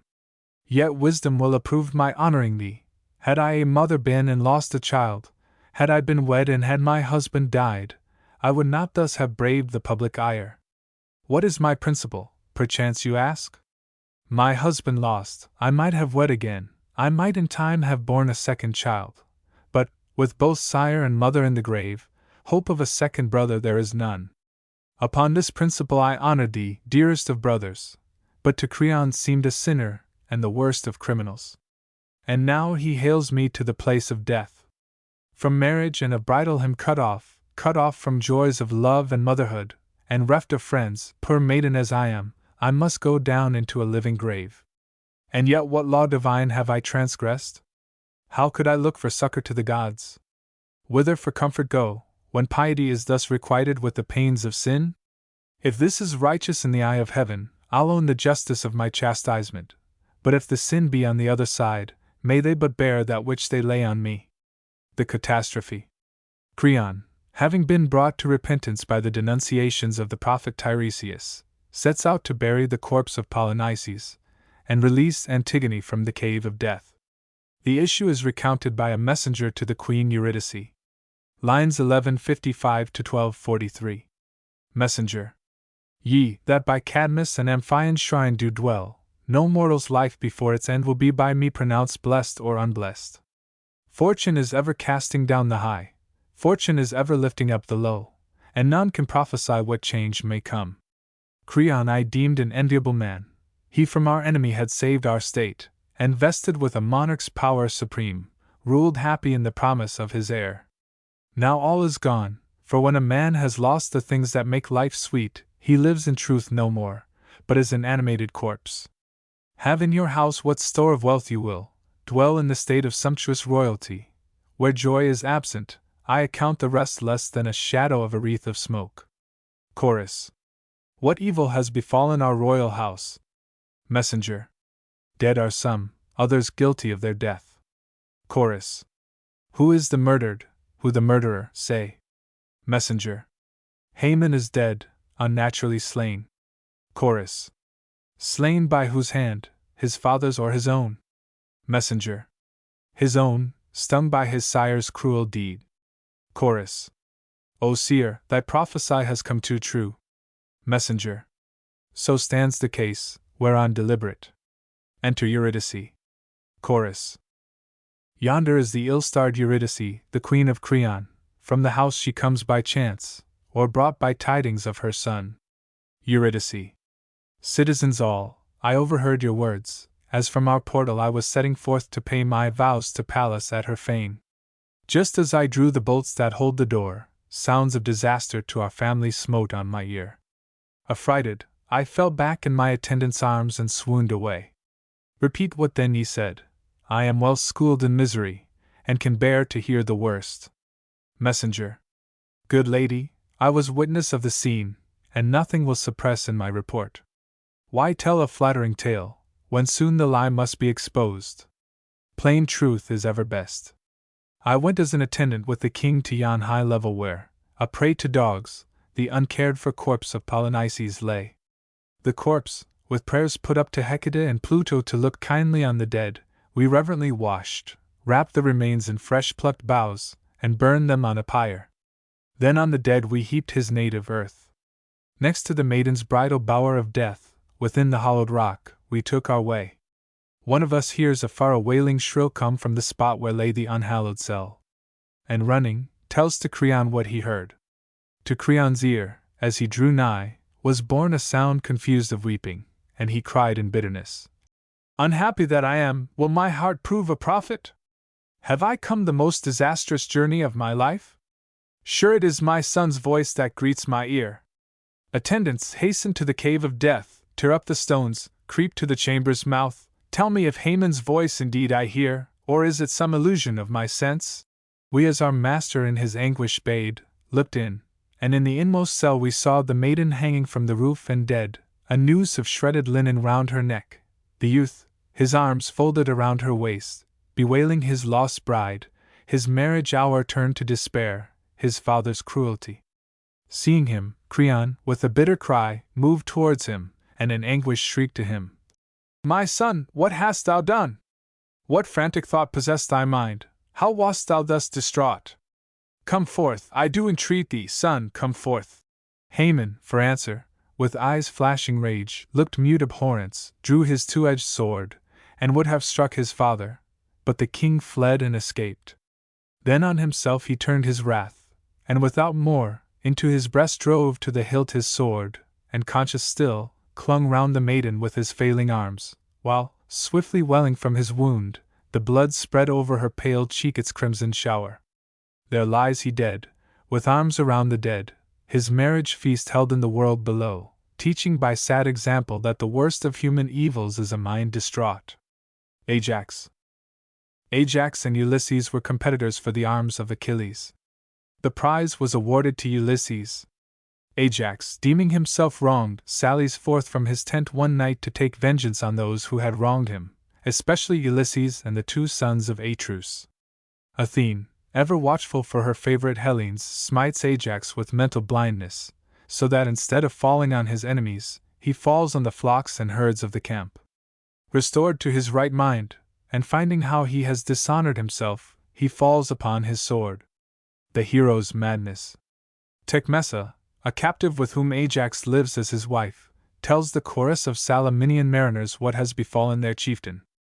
Lines 284 to 330. Tecmessa. Thou shalt hear all as one that shares our lot. It was the dead of night, and now no more the campfires shone, when Ajax took his sword, uncalled, and was in act to leave the tent, and I reproved him.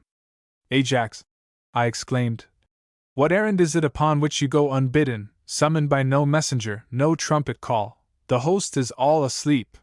Brief was his answer in a well-known strain. Peace, woman, silence best beseems thy sex. I said no more. He sallied forth alone. What may have there befallen I cannot say.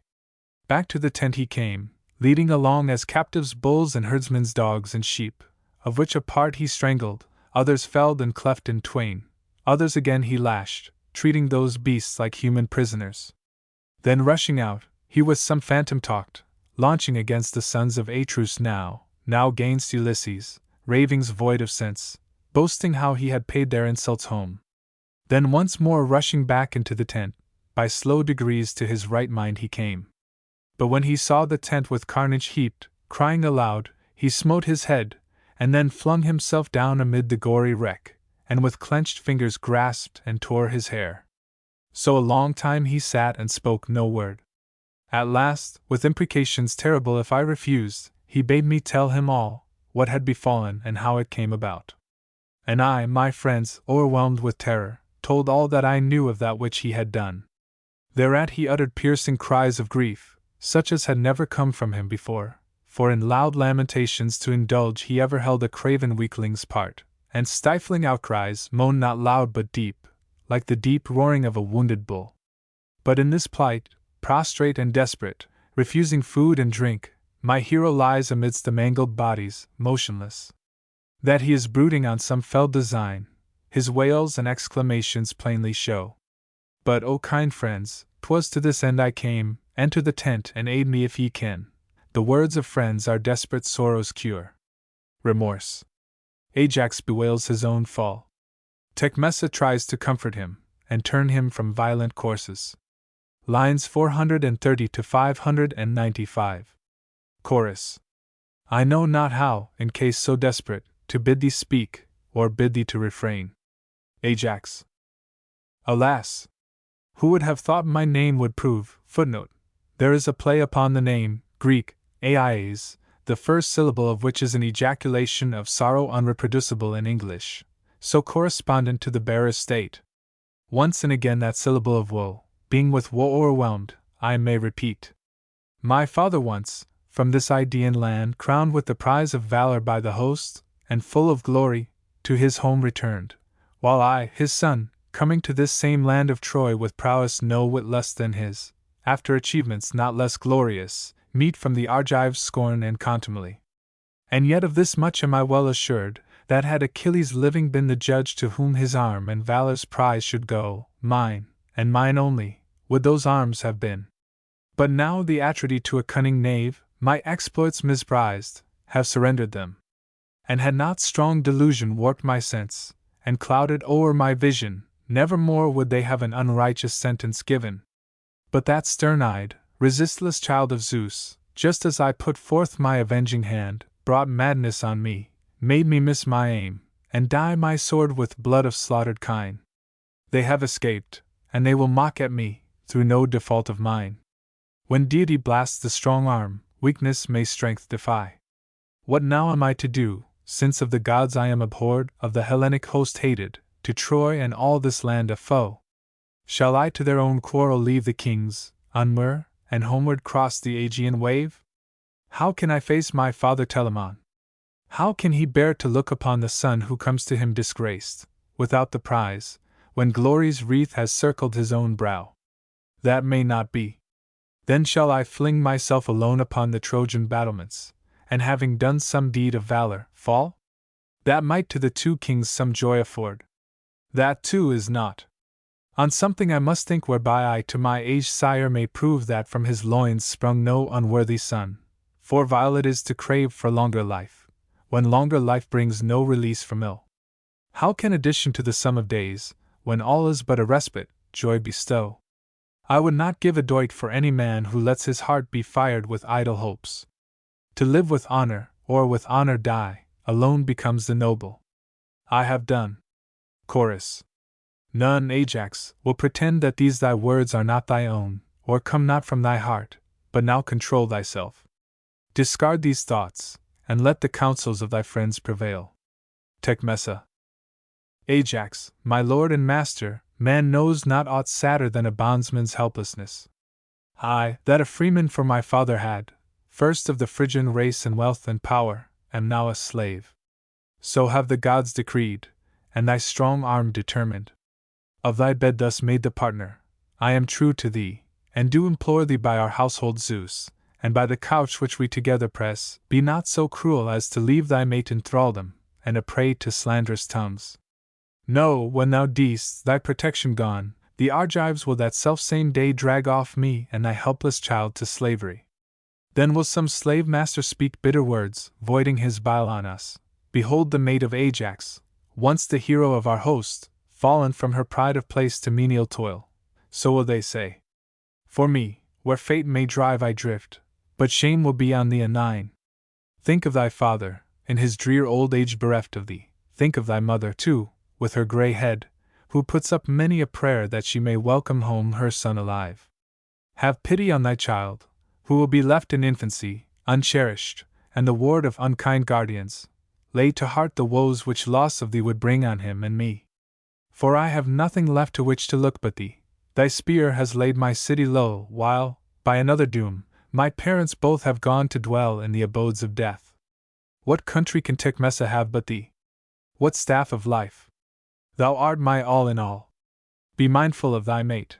To taste love's joy is to owe something to the claim of love.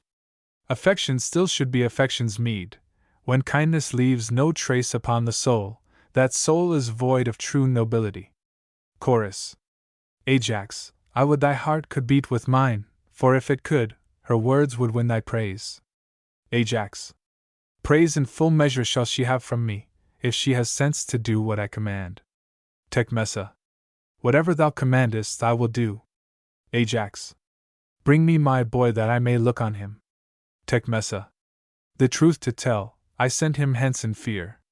Ajax. In fear of what? Of all this wretchedness? Tecmessa. Fear that if thou shouldst meet him, he might die. Ajax. That would have well beseemed my destiny. Tecmessa. My care prevented that calamity. Ajax. I do commend thy foresight heartily. Tecmessa. What can I do herein to serve thee more? Ajax. Let me behold the boy and speak to him. Tecmessa. He is at hand in the attendant's care. Ajax. Let him come hither, then, without delay. Tecmessa. My child, thy father calls. Whoe'er thou art his infant steps that guidest, bring him here. Ajax. Is the child out of hearing or at hand? Tecmessa. Behold, the servant leading him is near. Enter attendant with Eurysaces.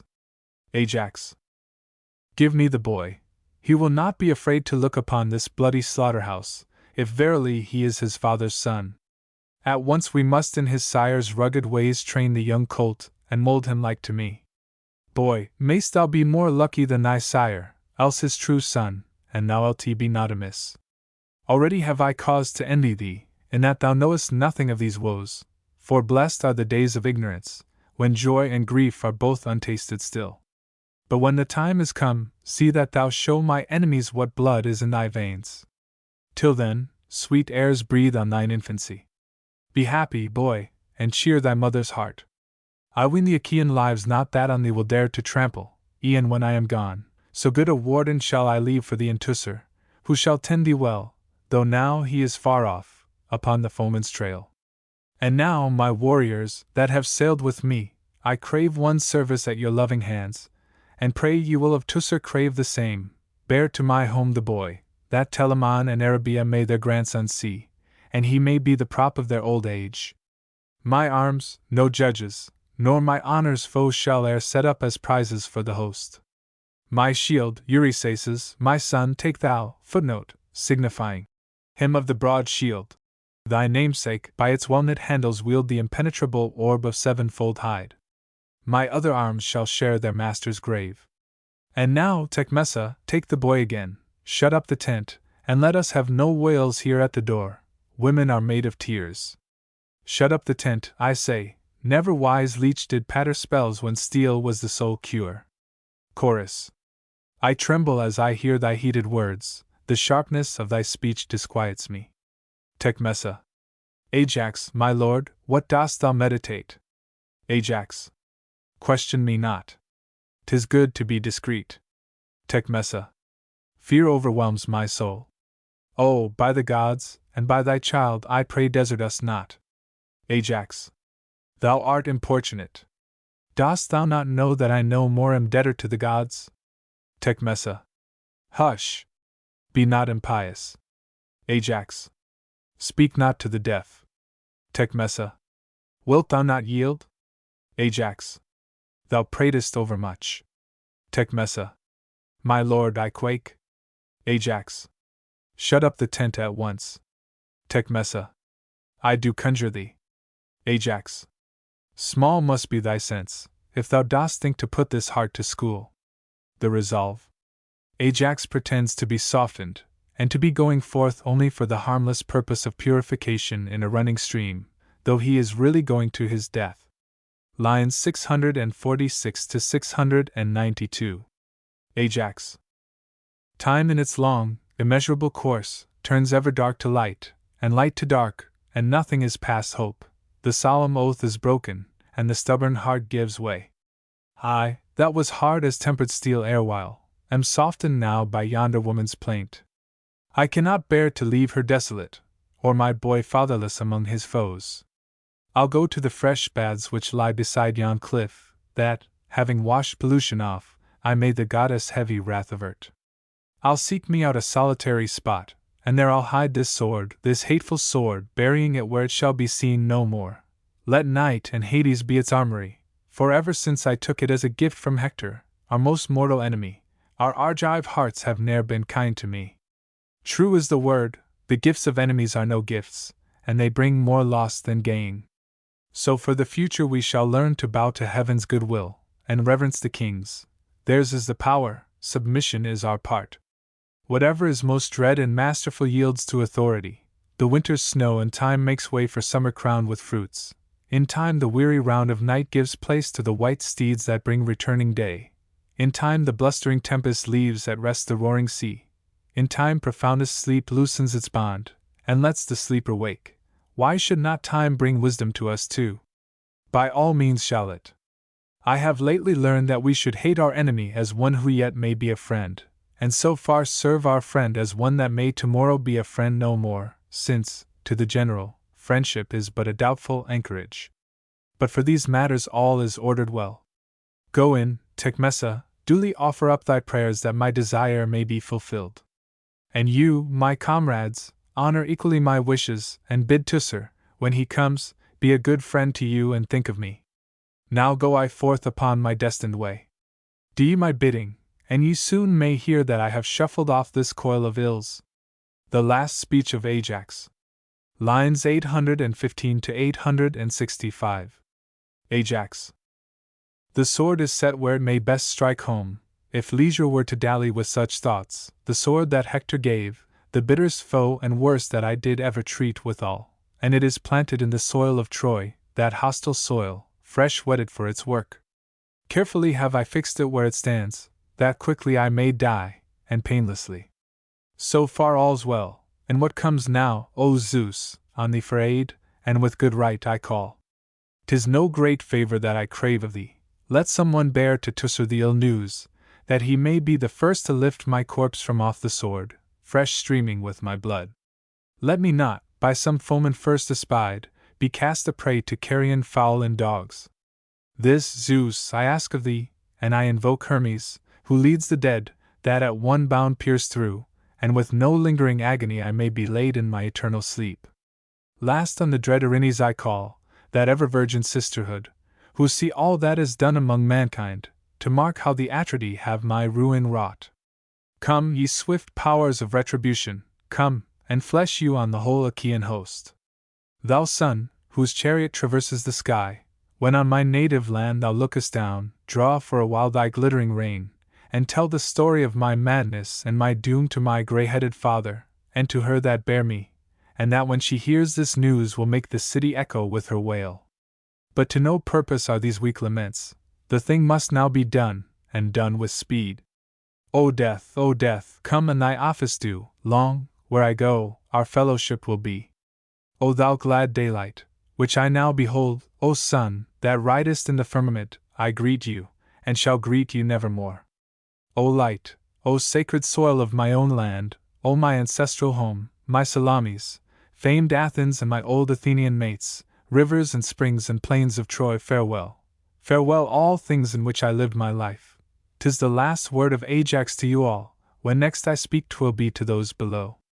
Electra. The subject of the Electra of Sophocles is the same as that of the Coephoro, the libation bearers, of Aeschylus. It is the return of Orestes from exile to take vengeance on Aegisthus and Clytemnestra, for their murder of his father, Agamemnon. Electra plays the same part which she plays in the Coephoro, while her sister, Chrysothemis, plays that of gentleness and comparative weakness. Orestes, in this play, returns with a fictitious story of his death which throws Aegisthus and Clytemnestra off their guard. The snare. The pedagogos, tutor or governor, of Orestes, to circumvent Clytemnestra, tells her a fictitious story of her son's death by a fall in a chariot race. Electra is on the scene. Lines 660 to 822. Pedagogos. Good ladies, tell a stranger in your land, does King Aegisthus in this mansion dwell? Chorus. He does, my friend, thou hast conjectured right. Pedagogos. Shall I conjecture right if I take this to be his queen? She has a queenly look. Chorus. Thou art right again, the queen indeed she is. Pedagogos. Hail, royal lady! From a friend I bring news good for thee and for Aegisthus too. Clytemnestra. Thy words are pleasing to mine ear, but first I must inquire of thee, who sent thee here? Pedagogos. The Phocian Phinodius, on errand grave. Clytemnestra. Say what it is, for as the name is dear of him that sent thee, glad will be thy news. Pedagogos. Orestes is no more, that is the sum. Electra. Alas! Alas! I am undone this day. Clytemnestra. What? What? Repeat it, listen not to her. Pedagogos. Again I say, Orestes is no more. Electra. It is my death blow, I am lost, am lost. Clytemnestra. Look to thyself, girl. Stranger, tell me true, in what way was it that he met his doom? Pedagogos. To this end was I sent, thou shalt hear all. To those great games, the pride of Hellas, came Orestes, fain to win the Delphic prize. There, when he heard the herald with loud voice proclaim the race, which is the first event, he entered, dazzling, and admired of all, and shooting swift from starting post to goal, bore off the prize of glorious victory. Briefly to speak, exploits so marvelous, such proofs of prowess, never did I see. Know that in every footrace that is wont the precedence proclaimed, he, midst the cheers of gratulating crowds, bore off the prize, while heralds loud proclaimed the victor's name, Argive Orestes, Agamemnon's son, heir to the glory of that conqueror. So far he prospered, but when heaven decrees that man shall fall, man's might is vain to save. Another day, when in the early morn, The chariot race was held upon the course. Orestes came with many a charioteer. One an Achaean, one a Spartan was, two with their cars from distant Libya came, Orestes with his steeds of Thessaly the sixth was an Aetolian, with bright bay steeds, then a Magnesian, then with white steeds an Aenianian came, Athens, the god-built city, sent the ninth, in the 10th chariot a Boeotian rode. Taking their stand, each where his lot was drawn, and as the masters of the games ordained, at trumpet's sound they started, and at once, all shouting to their steeds, they shook the reins to urge them onwards, while the course was filled with din of rattling chariots. Rose the dust in clouds, the racers, mingled in a throng, plied, each of them, the goad unsparingly, to clear the press of cars and snorting steeds so close. They felt the horses breathe behind, and all the whirling wheels were flecked with foam. Orestes showed his skill once and again, grazing the pillar at the course's end, the near horse well in hand, his mate let go. So far had all the chariots safely run, but now the hard-mouthed Aenianian steeds o'erpowered their driver, and in wheeling round, just as the sixth stretch past, the seventh began, dashed front to front on the Barcian car. Disaster on disaster came, now one and now another car was overturned and shattered, Crece's plain was filled with wreck. The skillful charioteer whom Athens sent then drew aside, slackened his pace and gave the surge of wild confusion room to pass. Last of the train Orestes drove, his steeds holding in hand, and trusting to the end, but seeing only the Athenian left, with piercing shouts, urging his team to speed, he made for him, and side by side the pair drove onward, yoke even with yoke, now one and now the other leading by a head. Through all the courses but the last that youth ill-starred stood safely in an upright car. But at the last, slackening his left-hand rein, as his horse turned the goal, he unawares the pillar struck and broke his axle-tree. Out of the car he rolled, still in the reins entangled, while his horses, as he fell, rushed wildly through the middle of the course. The whole assembly, when they saw him fall, raised a loud cry of horror at the fate of him that was the hero of the games, seeing him dragged along the ground, his feet anon flung skyward, till some charioteers, with much ado, stopping the headlong steeds, released him, but so mangled that no friend the gory and disfigured corpse would know. They laid him on the funeral pyre, and now have Phocian envoys in a narrow urn brought the poor ashes of that mighty frame for sepulture in his ancestral tomb. Such is my story. Sad enough for those who hear, for those who saw most piteous of all the sights that e'er these eyes beheld. Chorus. Alas, alas! It seems the noble stock of our old kings is wholly rooted out. Clytemnestra. What shall I call this, Zeus? Is it good luck, or gain with sorrow blended? Sad it is that I should owe my safety to my dole. Pedagogos. Why art thou downcast, lady, at my words? Clytemnestra. Strong is a mother's love, no injury can make her hate the offspring of her womb. Pedagogos. My errand then is bootless, as it seems. Clytemnestra. Bootless it is not, and it could not be, if thou hast brought me certain evidence that he is dead, who, owing life to me, rebelled against the breast that suckled him, who, when self-banished, he had left the land looked on my face no more, who, charging me with his sire's murder, threatened vengeance dire, so that sweet sleep neither by night nor day could fold my weary sense, but every hour passed in the shadow of impending death. Now, since this day doth end my fears from him, and from this maid, whose presence in my home, draining the very lifeblood of my heart, was to me yet more baneful, now at last rid of their menaces, we dwell in peace. Electra. Alas, alas! Well may we wail for thee, Orestes, when thy mother can exult over her child's poor ashes. Is this well? Clytemnestra. Not well for thee, with him 'tis well enough. Electra. Hear, Nemesis, the prayer of him that's gone. Clytemnestra. The right prayer she had heard and ratified. Electra. Thy tongue is free, fortune is on thy side. Clytemnestra. Thou and Orestes soon will put us down. Electra. We put thee down. We are put down ourselves. Clytemnestra. Stranger, thy mission would be blessed indeed if thou could silence yonder termagant. Pedagogos. If I am no more needed, let me go. Clytemnestra. Nay, it would shame my hospitality and his that sent thee, thus to let thee go. Come in with me, and leave this damsel here, to mourn her friend's disasters and her own. Exeunt Pedagogos and Clytemnestra. Electra. How say ye? Does yon wretched woman seem deeply to mourn and bitterly bewail the son that has so miserably died? She goes off mocking us. Woe worth the day! Dearest Orestes, I have died in thee. For thou hast carried with thee to the grave the only hope that in my heart yet lived, the hope that thou wouldst some day come to venge thy sire and me. Now whither can I turn? I am left desolate, deprived of thee, as of my father. Once more I'd become the slave of those whom I do hate like death, my father's murderers. What a lot is mine! But with those murderers I will dwell no more under one roof, an outcast at this gate I'll fling me down, and pine away my life. Let those within, then, if my grief offends, kill me at once.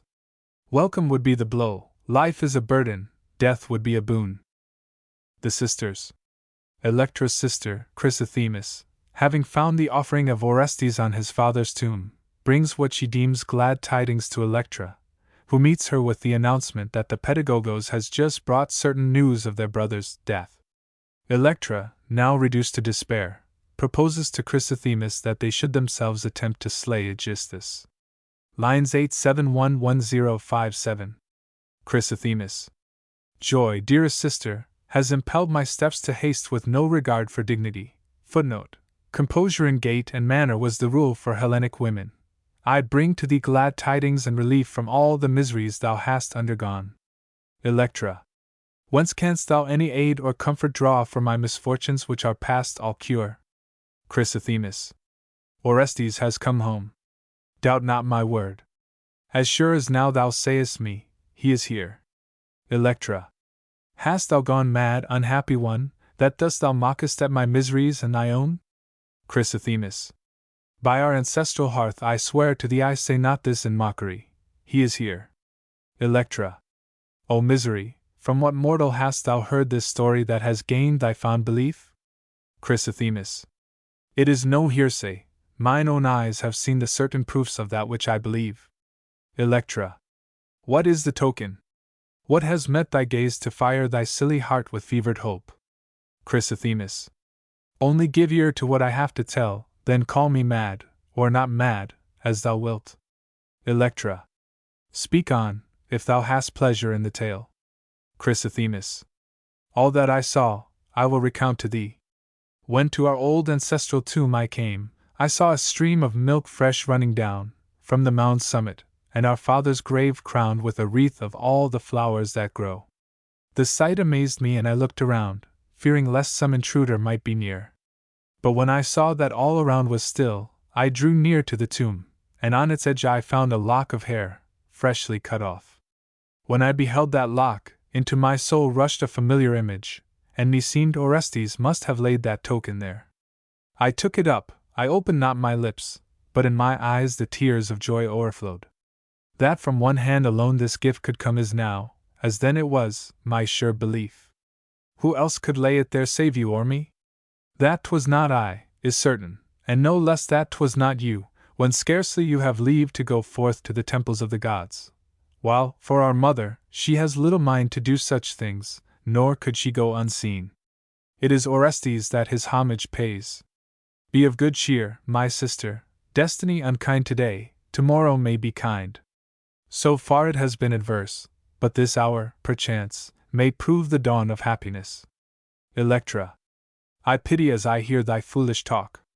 Chrysothemis. Why? Is not what I say sweet to thine ear? Electra. Thou know'st not what thou dost or where thou art.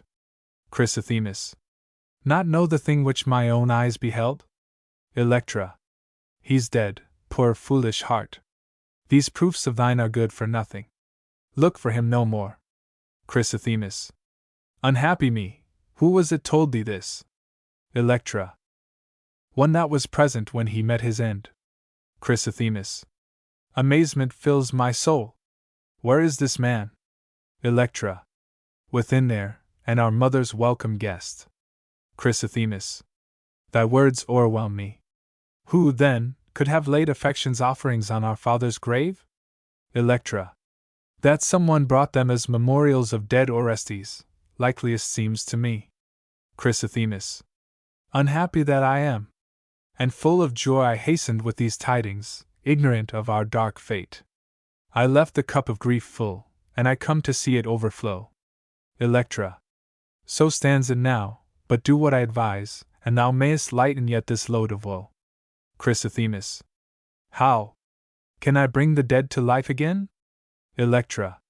I meant not that, nor was so void of sense. Chrysothemis. What wouldst thou have? That is within my power. Electra. I'd have thee bravely do what I enjoin. Chrysothemis. So it be helpful, I will not refuse. Electra. Look, without effort nothing will go well. Chrysothemis. 'Tis true, and I will aid with all my might. Electra.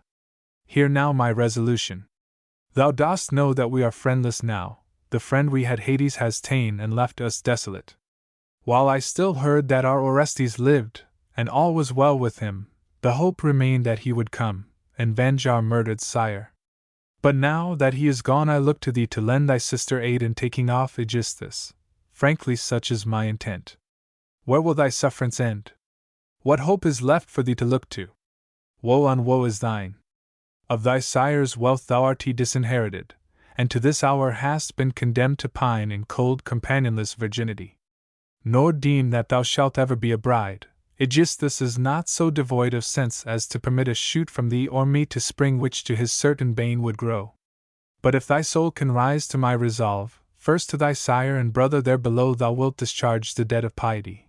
Next a free woman thou wilt be once more, as thou wast born, and find a worthy mate, for lovers' eyes look to the good and brave. Then sayest thou not what glory thou wilt win for both of us, embracing my design? What citizen or foreigner will fail whene'er we pass, to pay his meed of praise? Look at yon pair of sisters, these are they that from its fall redeemed their father's house, that setting their own lives upon the die, their enemies, in power uplifted, slew. To these we all should loving homage pay, these ever honor at our festivals and our assemblies for their bravery. Such things the public voice will say of us, in life or death our fame will never end. Consent, dear sister, for thy father strike for thy brother, rescue me from woe, redeem thyself. Those who are nobly born honor forbids to live the butt of scorn. Chorus. Foresight in matters such as these is good, for those who give and those who take advice. Chrysothemis. Before she spoke, ladies, had not her mind been quite perverted, she would have held fast the caution which she utterly lets go. What puts it in thy heart, this desperate deed thyself to dare, and call on me to aid? Dost thou not know that thou a woman art? And that our enemies are mightier far? While their good fortune waxes day by day, ours wanes as fast and leaves us destitute.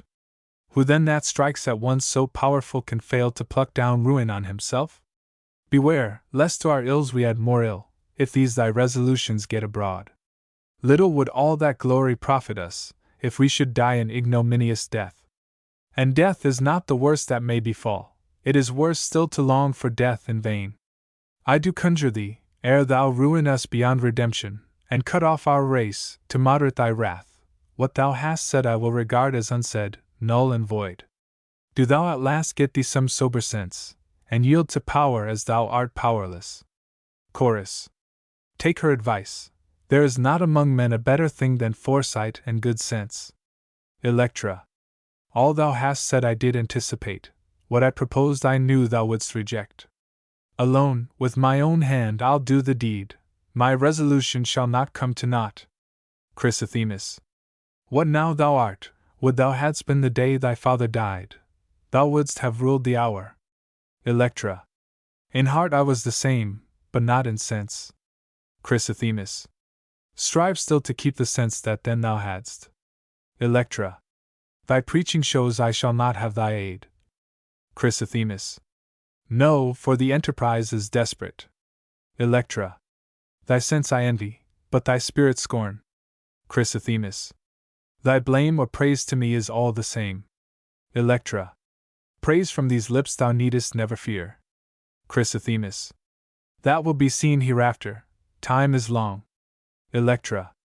Get thee away, in thee there is no help. Chrysothemis. Help is in me, knowledge in thee is not. Electra. Go, if thou wilt, and tell our mother all. Chrysothemis. Hate if I must, not so far goes my hate. Electra. It goes so far as to dishonor me. Chrysothemis. Not to dishonor but to care for thee. Electra. And is my justice to be led by thine? Chrysothemis. Learn to be wise, and thou shalt lead us both. Electra. 'Tis pity when good talkers go astray. Chrysothemis. Thou hast exactly hit thy own disease. Electra. What? Have I not, then, justice on my side? Chrysothemis. Justice itself may sometimes lead us wrong. Electra. Let me not live where justice may be wrong. Chrysothemis. Do it, and thou wilt see that I was right. Electra. Do it I will, and reckless of thy frown. Chrysothemis. Thou wilt, and is no room for counsel left? Electra. Base counsel is a thing my soul abhors. Chrysothemis. It seems that we shall never be agreed. Electra. Of that I was convinced a while ago. Chrysothemis. I will be gone. Thy spirit will not brook my counsel, nor can I thy ways approve. Electra. Go then, but never shall I follow thee, entreat me as thou mayst, of that be sure, fools only look for that which none can find. Footnote. As no help or sympathy can be found in Chrysothemis. Chrysothemis. If thou dost seem unto thyself so wise, hug thine own wisdom, soon in danger's hour thou wilt confess that I have counselled right. Exit Chrysothemis. The recognition. Orestes enters with the urn which, it is pretended, contains his ashes. His recognition ensues. Lines 1097 to 1231. Orestes. Say, ladies, have we been informed aright, and has our journey led us to our mark? Chorus. What is thy journey's mark? Whom dost thou seek? Orestes. I fain would learn where King Aegisthus dwells. Chorus. Thou hast not been misled, this is the place. Orestes. Would one of you announce to those within, in courteous wise, that strangers twain are here? Chorus. That will this maid if kinship gives a claim. Orestes.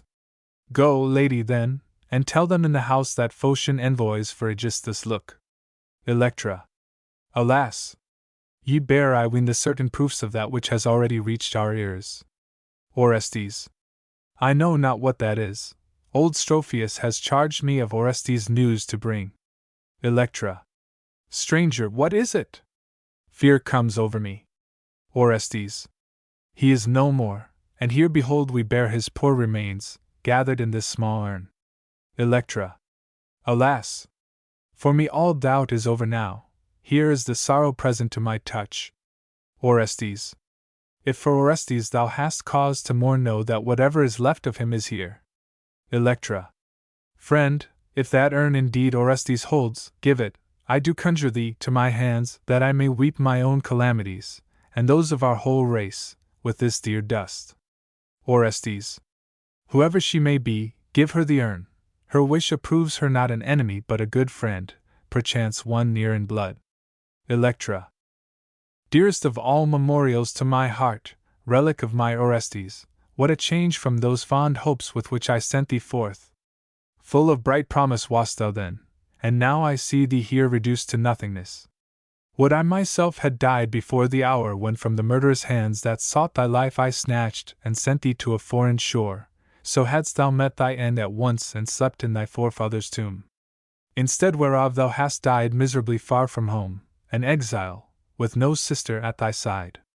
I was not there with loving hand to wash thy corpse, to lay thee out, or gather up, as nature bade, the relics of the pyre. Strange hands those rites performed, and thou art here, a little dust clipped in a narrow urn. Unhappy me! How bootless were the pains which many a day I spent in nursing thee, a labor that I loved, for thou wert not thy mother's darling more than thou wert mine. No menial hands tended thy infancy, but I thy sister, joying in that name. Now all has vanished in a single day, and thou art gone, and like a storm hast swept all off with thee. My father is no more, thy sister dies in thee, thyself art dust. Our enemies exult, and mad with joy, is that unnatural mother, whom to smite with thine own hand thou oft didst promise me, by secret messages which destiny, unkind to both of us, now brings to naught, sending me here, instead of that loved form, cold ashes and an ineffectual shade. Ah me! Ah me! Poor form! Alas! Alas! Sent to the saddest born. Ah me! Ah me! Dearest of brothers, thou hast ruined me, ruined thy sister, brother of my love. Receive me now in that abode of thine, that, dust to dust, I may abide with thee forever there below. When thou wast here, all things were common to us, now I crave to be thy mate in death and share thy tomb, for there I see they do not sorrow more. Chorus. Electra, think, a mortal was thy sire. Orestes was a mortal, calm thy grief for loss is common to mortality. Orestes. What can I say? Words to my bursting heart are wanting. I can check my tongue no more. Electra. What is it troubles thee? What means thy speech? Orestes. Can what I see be fair Electra's face? Electra. Her face it is, and in most piteous plight. Orestes. My heart is wrung by looking on such woe. Electra. Can one unknown to thee thy pity move? Orestes. O beauteous wreck, by heaven and man disowned! Electra. The picture limned in those sad words is mine. Orestes. Woe for thy cheerless and unwed life. Electra. Why dost thou gaze on me thus mournfully? Orestes. It seems that of my woes I knew but half. Electra. What have I said to breathe this thought in thee? Orestes. 'Tis bred by sight of sorrow's effigy. Electra. What thou dost see is of my griefs the least. Orestes. What can be worse than what I now behold? Electra. What can be worse? Life with the murderers. Orestes. Murderers of whom? Thy tale of crime unfold. Electra. My father's murderers, and their slave am I. Orestes. What tyrant has imposed on thee this yoke? Electra. My mother, little worthy of that name. Orestes. And how? By persecution or by force? Electra. By persecution, force, and all that's vile. Orestes. And hast thou none to save thee from her hands? Electra. One such I had, and thou hast brought his dust. Orestes. Unhappy maid, my soul does pity thee. Electra. Only in thee have I such pity found. Orestes. I also am a partner of thy woe. Electra. Art thou some kinsman come I know not whence? Orestes. That thou shalt hear, provided these are friends. Electra. And friends they are, thou mayest confide in them. Orestes. Give back that urn, and I will tell thee all. Electra. Nay, I conjure thee, let me keep it still. Orestes. Do as I say and thou wilt not repent. Electra. O grant my prayer, and rob not this poor heart. Orestes. I must not leave it with thee. Electra. Woe is me, Orestes, if I may not tend thy dust. Orestes. Peace, maiden, peace. Thou hast no cause to mourn. Electra. No cause to mourn, who have a brother lost. Orestes. To speak of brothers lost is not for thee. Electra. Have I not then the mourner's privilege? Orestes. Naught hast thou lost, and hast no part in this. Electra. I have, if this contains my brother's dust. Orestes. It does not, save in name and in pretense. Electra. Where, then, does my ill-starred Orestes lie? Orestes. Nowhere, for he who lives can have no grave. Electra. What dost thou say, young man? Orestes. I tell thee truth. Electra. How? Does he live? Orestes. Sure as I live he lives. Electra. And art thou he? Orestes. Look on this signet ring, our father's once, and tell me if I lie. Electra. light of my life, most dear. Orestes. Most dear indeed. Electra. Is it that voice I hear? Orestes. It is that voice. Electra. And do these arms enfold thee? Orestes. Aye, forever. Electra. To the chorus. My countrywomen and companions dear, behold Orestes that erewhile was dead. Dead by device, now by device alive. Chorus. Maiden, we do behold him. At the sight, the tears of joy are gathering in our eyes. The Trachini. Diana, the wife of Hercules, fears that she has lost her husband's love, and that it has been transferred to the beautiful captive Iole, whom he has brought back with him on his return in triumph from the storming of Oechalia. She bethinks her of a love charm which she has long had among her treasures. It is the blood of Nessus, the centaur, who, having offered her violence, and received his death wound from Hercules in her defense, had perfidiously persuaded her that his blood would win back her husband's love.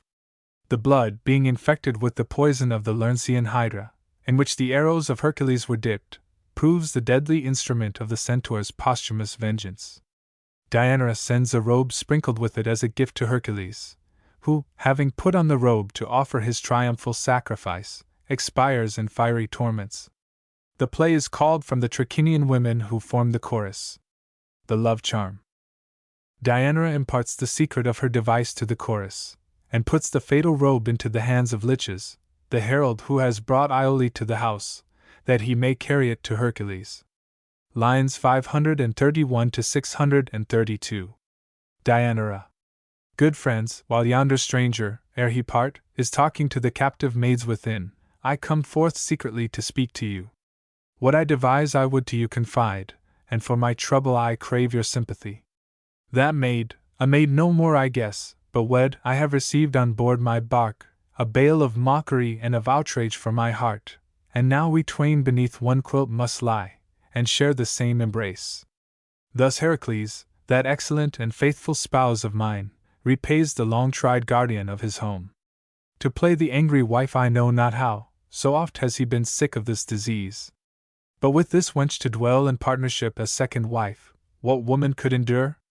My youthful beauty now is on the wane, while hers is growing, and the lover's eye turns from the withering to the blooming flower. Heracles will, I fear, be mine in name, indeed, the husband of a younger wife. But, as I said, no wife not void of sense will show her wrath. The talisman, my friends, that is to work the cure ye now shall hear. I hold safe treasured in a brazen urn the keepsake which a centaur gave of old. From shaggy Nessus when I was a maid I had it, 'twas his dying legacy. He over deep even a stream was wont in his own arms to carry passengers, not using oars nor sails to ferry them. And when, from my paternal home sent forth, a bride I journeyed with my Heracles, bearing me on his back, in the midstream he laid rash hands on me. I shrieked aloud.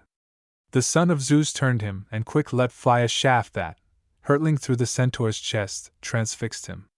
Feeling that his end was come, the monster said to me, Old Aeneas' child, as thou art my last fare, hearken to me, thou shalt have cause to thank thy ferryman.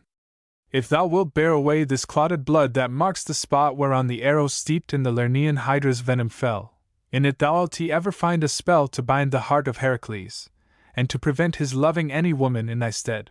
Of this love charm, my friends, bethinking me, as, kept with care, it in my closet lay, I steeped a robe in it, adding whatever the centaur bade, and now my work is done.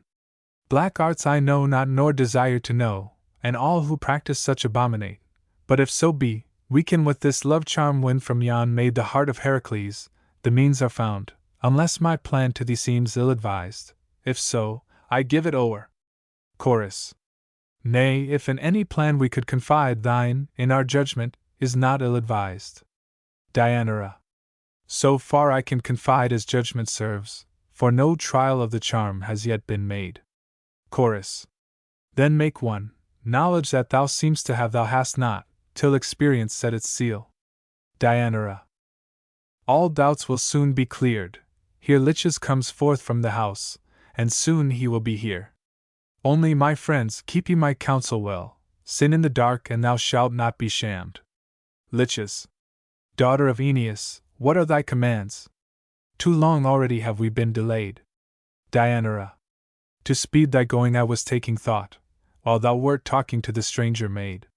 Bear this well-woven garment to my lord, an offering from his Deianira's hand.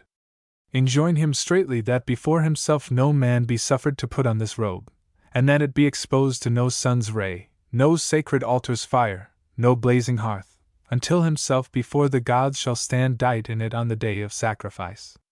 I registered a vow that when I saw or heard of his homecoming, in this robe I would attire him, that before the gods freshly in fresh array he might appear.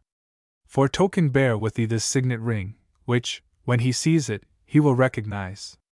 Set forth, first keep the law of messengers, which bids them not beyond their mission go. Then what is now my husband's single debt, if thou canst, double by my gratitude. Liches. Fear not, if I am Hermes' liegeman true, that I shall fail thy bidding to perform, to place this casket in thy husband's hands, and therewith thy assurances repeat. Deianira.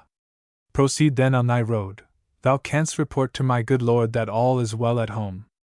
Liches. I know and shall report that all is well. Deianira.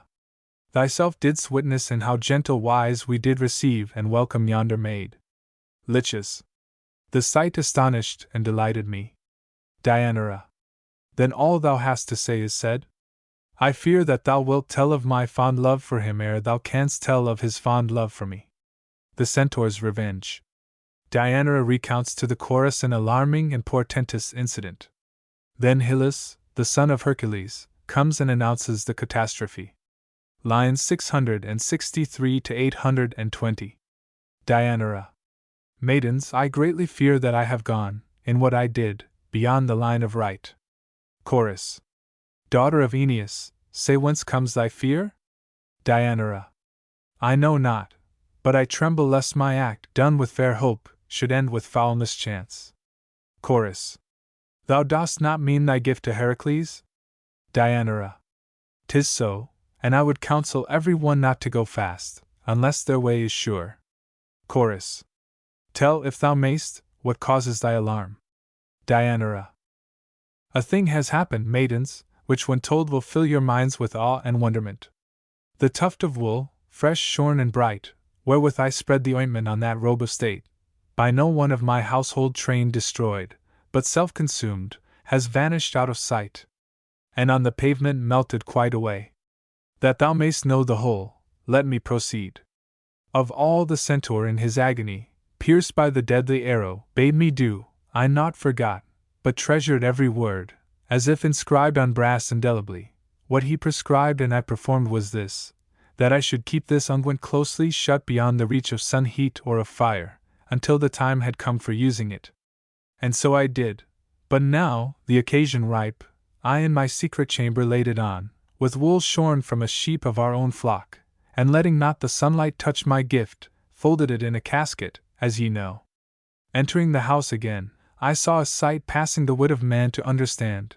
The tuft of wool with which I had laid on the unguent, I by chance had thrown aside into the sunshine, where, as it grew warm, it crumbled all away, and on the ground lay scattered, as when wood is being sawn we see the dust fall from the biting saw. So did it look, and after, from the earth where it had lain, a clotted foam broke forth, as when in mellow autumn the rich juice of Bacchic vine is spilled upon the ground. My mind distraught knows not which way to turn, but something dreadful have I surely done. How should the centaur, in his agony, have sought to serve her that had caused his death? He could not. To avenge him on the hand that sped the shaft he cozened me, and I see his fell purpose when it is too late. Aye, if my boding soul deceive me not, alone shall be my hero's murderess. That by which Nessus died was Chiron's bane, immortal though he was, all animals struck by it die, and shall not the dark blood, that, poisoned by it, flowed from Nessus' wound, be fatal to my lord? Surely it will. But if my lord miscarry, my resolve is fixed to keep him company in death. A life of infamy she cannot bear that would be true to her nobility. Chorus. Shudder we must where is much cause for fear, yet let us hope till the event decides. Deianira. Hope, where the act is guilty, there is none, or none that can bring comfort to the breast. Chorus. But against those that sin unwittingly, anger is mild, and will be mild to thee. Deianira. Aye, so say those that of the guilt are clear, and have no heavy burden on their hearts. Chorus. What more thou art in act to say withhold, unless thou wouldst unbosom to thy son. He went to seek his sire, and now is here. Enter Hylas. Hylas. Mother! I would that of 3 wishes one could be fulfilled. I would that thou wert not, or that another were thy son than I, or that my mother had a better mind. Deianira. What in thy mother thus thy horror moves? Hylas. Know that thy husband, rather should I say my father, dies this day murdered by thee. Deianira. Alas! My son, what word has passed thy lips? Hylas. A word too sure of its accomplishment. The event once born can never be annulled. Deianira. What dost thou say, my son? Whence didst thou learn that I had done a deed so horrible? Hylas. Learn it I did not from another's lips. These eyes beheld my father's piteous fate. Deianira. Where didst thou into his loved presence come? Hylas. Hear, and I'll tell thee all. As having stormed the famous town of Eurytus, he marched, with spoils and trophies of his victory. At the Cinean headland he arrived, Euboea's point, and there set out for Zeus' altars ancestral and a precinct green. Here met I him whom I had longed to see. As he stood ready for the sacrifice comes his own herald Lichas from his home, and brings thy gift, that robe imbrued with death, which he, fulfilling thy behest, put on, and therein clad, was offering sacrifice, 12 steers unblemished, while of beasts and all he to the altars led a hecatomb. At first, unhappy one, with jocund heart he prayed, rejoicing in his brave attire. But when from the good oak logs and the flesh of victims slain, the bloody flame leaped forth, a sweat broke out on him, and to his sides the garment clave, enfolding every joint as by a workman fitted, while his bones were racked with shooting pains, and as it seemed a deadly serpent's venom fed on him. Then did he loud on hapless Lichas call, him who was nowise party to thy crime, and bade him say what wretch had set him on to bring the robe. The herald, knowing naught, said as thou badst him, that it was thy gift. Whereupon Heracles, his heartstrings grasped by agonizing pains that pierced him through, seized Lichas by the ankle, hurled him down from the cliff's edge upon a wave-washed rock that jutted from the sea, shattered his skull, so that his brains streamed mingled with his blood. At the 2 sights, of frenzy and of death, a universal cry of horror rose, nor was there one who dared approach my sire. He in convulsions now sprang up, now fell with yells which made the neighboring cliffs, the crags of Locris and Euboea's headland ring. Oft did he cast himself upon the ground, long did he utter lamentations loud, cursing his marriage, swearing that his tie to Aeneas had brought ruin on his life. When he gave o'er, with eye upturned with pain, glancing from out the smoke, me, in the crowd, weeping he saw, and called me to his side. My son, he murmured, shrink not from thy sire, not though it be thy doom to die with him. Bear me away and lay me, if thou mayst, where none may look upon my agony. If that would pain thee from this hated coast, ship me at least, and let me not die here. Obedient to his wish, with much ado we laid him in the hold, and hither brought convulsed and bellowing. You will see him soon, lingering upon life's verge or newly dead. Mother, of these dark crimes thou standst convict, for which may heaven's high justice deal with thee and the Erinyes, if that prayer is meet for a son's lips, and thou hast made it meet by murdering, of all dwellers upon earth, the noblest man, whose peer thou ne'er shalt see. Chorus. To Deianira who leaves the scene. Canst thou depart in silence, and not see that silence pleads on the accuser's side? Hylas. Let her go where she will. Fair be the wind that bears out of my sight that hated bark. A mother's name is but a hollow sound when all her doings are unmotherly. May joy go with her, and such happiness be hers, as she has made my sire to feel. Philoctetes. Philoctetes is the possessor of the bow and arrows of Hercules, without which Troy, which has now been besieged for 10 years, cannot be taken. Suffering from an ulcer caused by the bite of the Hydra, and becoming intolerable by his yells of anguish to the Hellenic camp, he has been put ashore by Ulysses on the lonely island of Lemnos, and there left for the 10 years, whence he has conceived a deadly hatred of Ulysses and the Hellenic host. His bow and arrows being indispensable, the crafty Ulysses undertakes the task of inveigling him, and goes to Lemnos for that purpose, taking with him Neoptolemus, the young and generous son of Achilles, as a decoy. Neoptolemus, at the instance of Ulysses, filches from Philoctetes the bow and arrows, but being overcome by his nobler nature restores them. Here is now a crisis worthy of the intervention of a god. Hercules descends upon the scene, bids Philoctetes go to Troy with his bow, and promises to send Aesculapius to heal him of his sickness. The decoy. Ulysses explains the plan of action to Neoptolemus, and labors to bend him to his purpose. Lines 1 to 134. Ulysses. This is the shore of Lemnos' lonely isle, by man untrodden, where, O worthy son of great Achilles, by our Hellas deemed her mightiest chief, Neoptolemus, erewhile the Melian son of Pois I cast forth, the princes having so commanded me, since in his foot he had a wasting sore, and would not let us sacrifice or pour libations undisturbed, but filled the camp with lamentations wild and blasphemous, yelling in agony. Yet why dilate on what has happened? We will stint our words, he may espy my presence, and my plan of capturing him be ruined utterly. Now must thy part be done.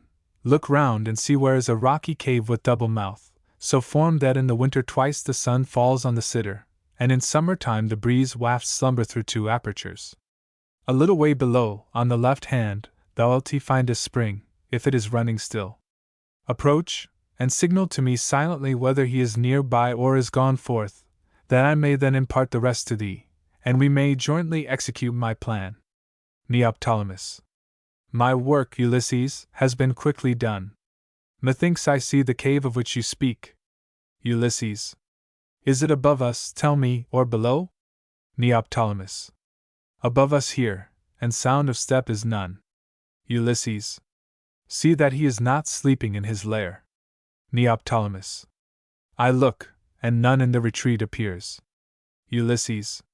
And is there naught to show that man dwells there? Neoptolemus. A bed of leaves, as though one couched thereon. Ulysses. Is all else bare? Is there no garniture? Neoptolemus. There is a wooden cup, the handiwork of some rough workman, and these kindling sticks. Ulysses. Thy inventory shows that he is here. Neoptolemus. Fall. Here are rags left in the sun to dry, full of the running of some putrid sore. Ulysses. 'Tis plain enough that here his dwelling is. Himself, too, must be near, for how could one, lame with an ancient ulcer, travel far? He has gone forth either for provender, or to bring home some herb which soothes his pain. Send thy attendant to explore the coast, lest unawares I should fall in with him. All Hellas were not such a prize as I. Neoptolemus. The attendant is dispatched, watch will be kept. Go on and tell me what thou dost desire. Ulysses. Son of Achilles, what thou camest to do. Thou must do bravely, not with hand alone, but with thy heart, and if I ask aught new blench not, it is to aid me thou art here. Neoptolemus. What wouldst thou have me do? Ulysses. Beguile the mind of Philoctetes by thy wily words. When he asks who thou art, and whence, reply Achilles' son, no lie is needed here. But say thou art sailing homeward, having left the Achaean host in mortal enmity, since, when their prayers had drawn thee from thy home, they having no hope else of taking Troy, they did refuse the arms Achilles bore to the right heir, when he demanded them, and gave them to Ulysses, heaping all the foul reproaches that thou wilt on me, for they'll not hurt me. If thou dost this not, thou wilt bring woe on the whole Argive host, for if we fail yon archer's bout to win, thou ne'er shalt conquer the Dardanian land. That thou canst safely and with confidence approach him, while I cannot, this will prove, thou didst not sail constrained by any oath, nor by compulsion, nor in the first fleet, but I can nothing of all this deny. Me if, still master of his arms, he sees, I am undone, and shall undo thee too. Thy task, then, is out of his hands to steal by subtlety, the unconquerable bow. Well do I know thy nature is not formed for falsehood, nor for treacherous device, but still success is sweet, stretched but a point, tomorrow will return to righteousness. For a small part of one brief day consent to play the knave, then to the end of life be virtue's paragon and cynosure. Neoptolemus. Son of Laertes, what my ears abhor to hear, my hand abhors to execute. So was it, as they tell me, with my sire. To take the man by force and not by guile I am prepared. He is alone and lame, while we are many, he would strive in vain.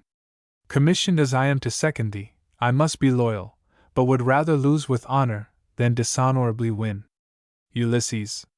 Son of a glorious sire, myself in youth was ready with my hand, and slow of tongue. Experience has taught me that the tongue is a man's leading member, not his hand. Neoptolemus. What is it thou dost bid me do but lie? Ulysses. I bid thee Philoctetes circumvent. Neoptolemus. Will not persuasion work as well as guile? Ulysses. He will not yield, and force him thou canst not. Neoptolemus. Has he such might as to defy us all? Ulysses. He has the unerring arrows winged with death. Neoptolemus. Is it not safe e'en to encounter him? Ulysses. Only if thou canst snare him as I say. Neoptolemus. Seems it not shameful to thee thus to lie?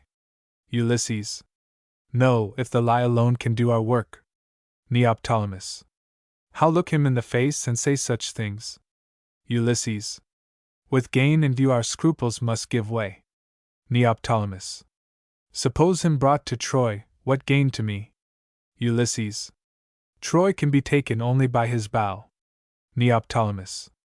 I, then, am not to be her conqueror. Ulysses. Not by thyself, nor without thee the bow. Neoptolemus. If so it be, the bow must be secured. Ulysses. Secure it, and a double meed is thine. Neoptolemus. Prove this to me, and I will do thy will. Ulysses.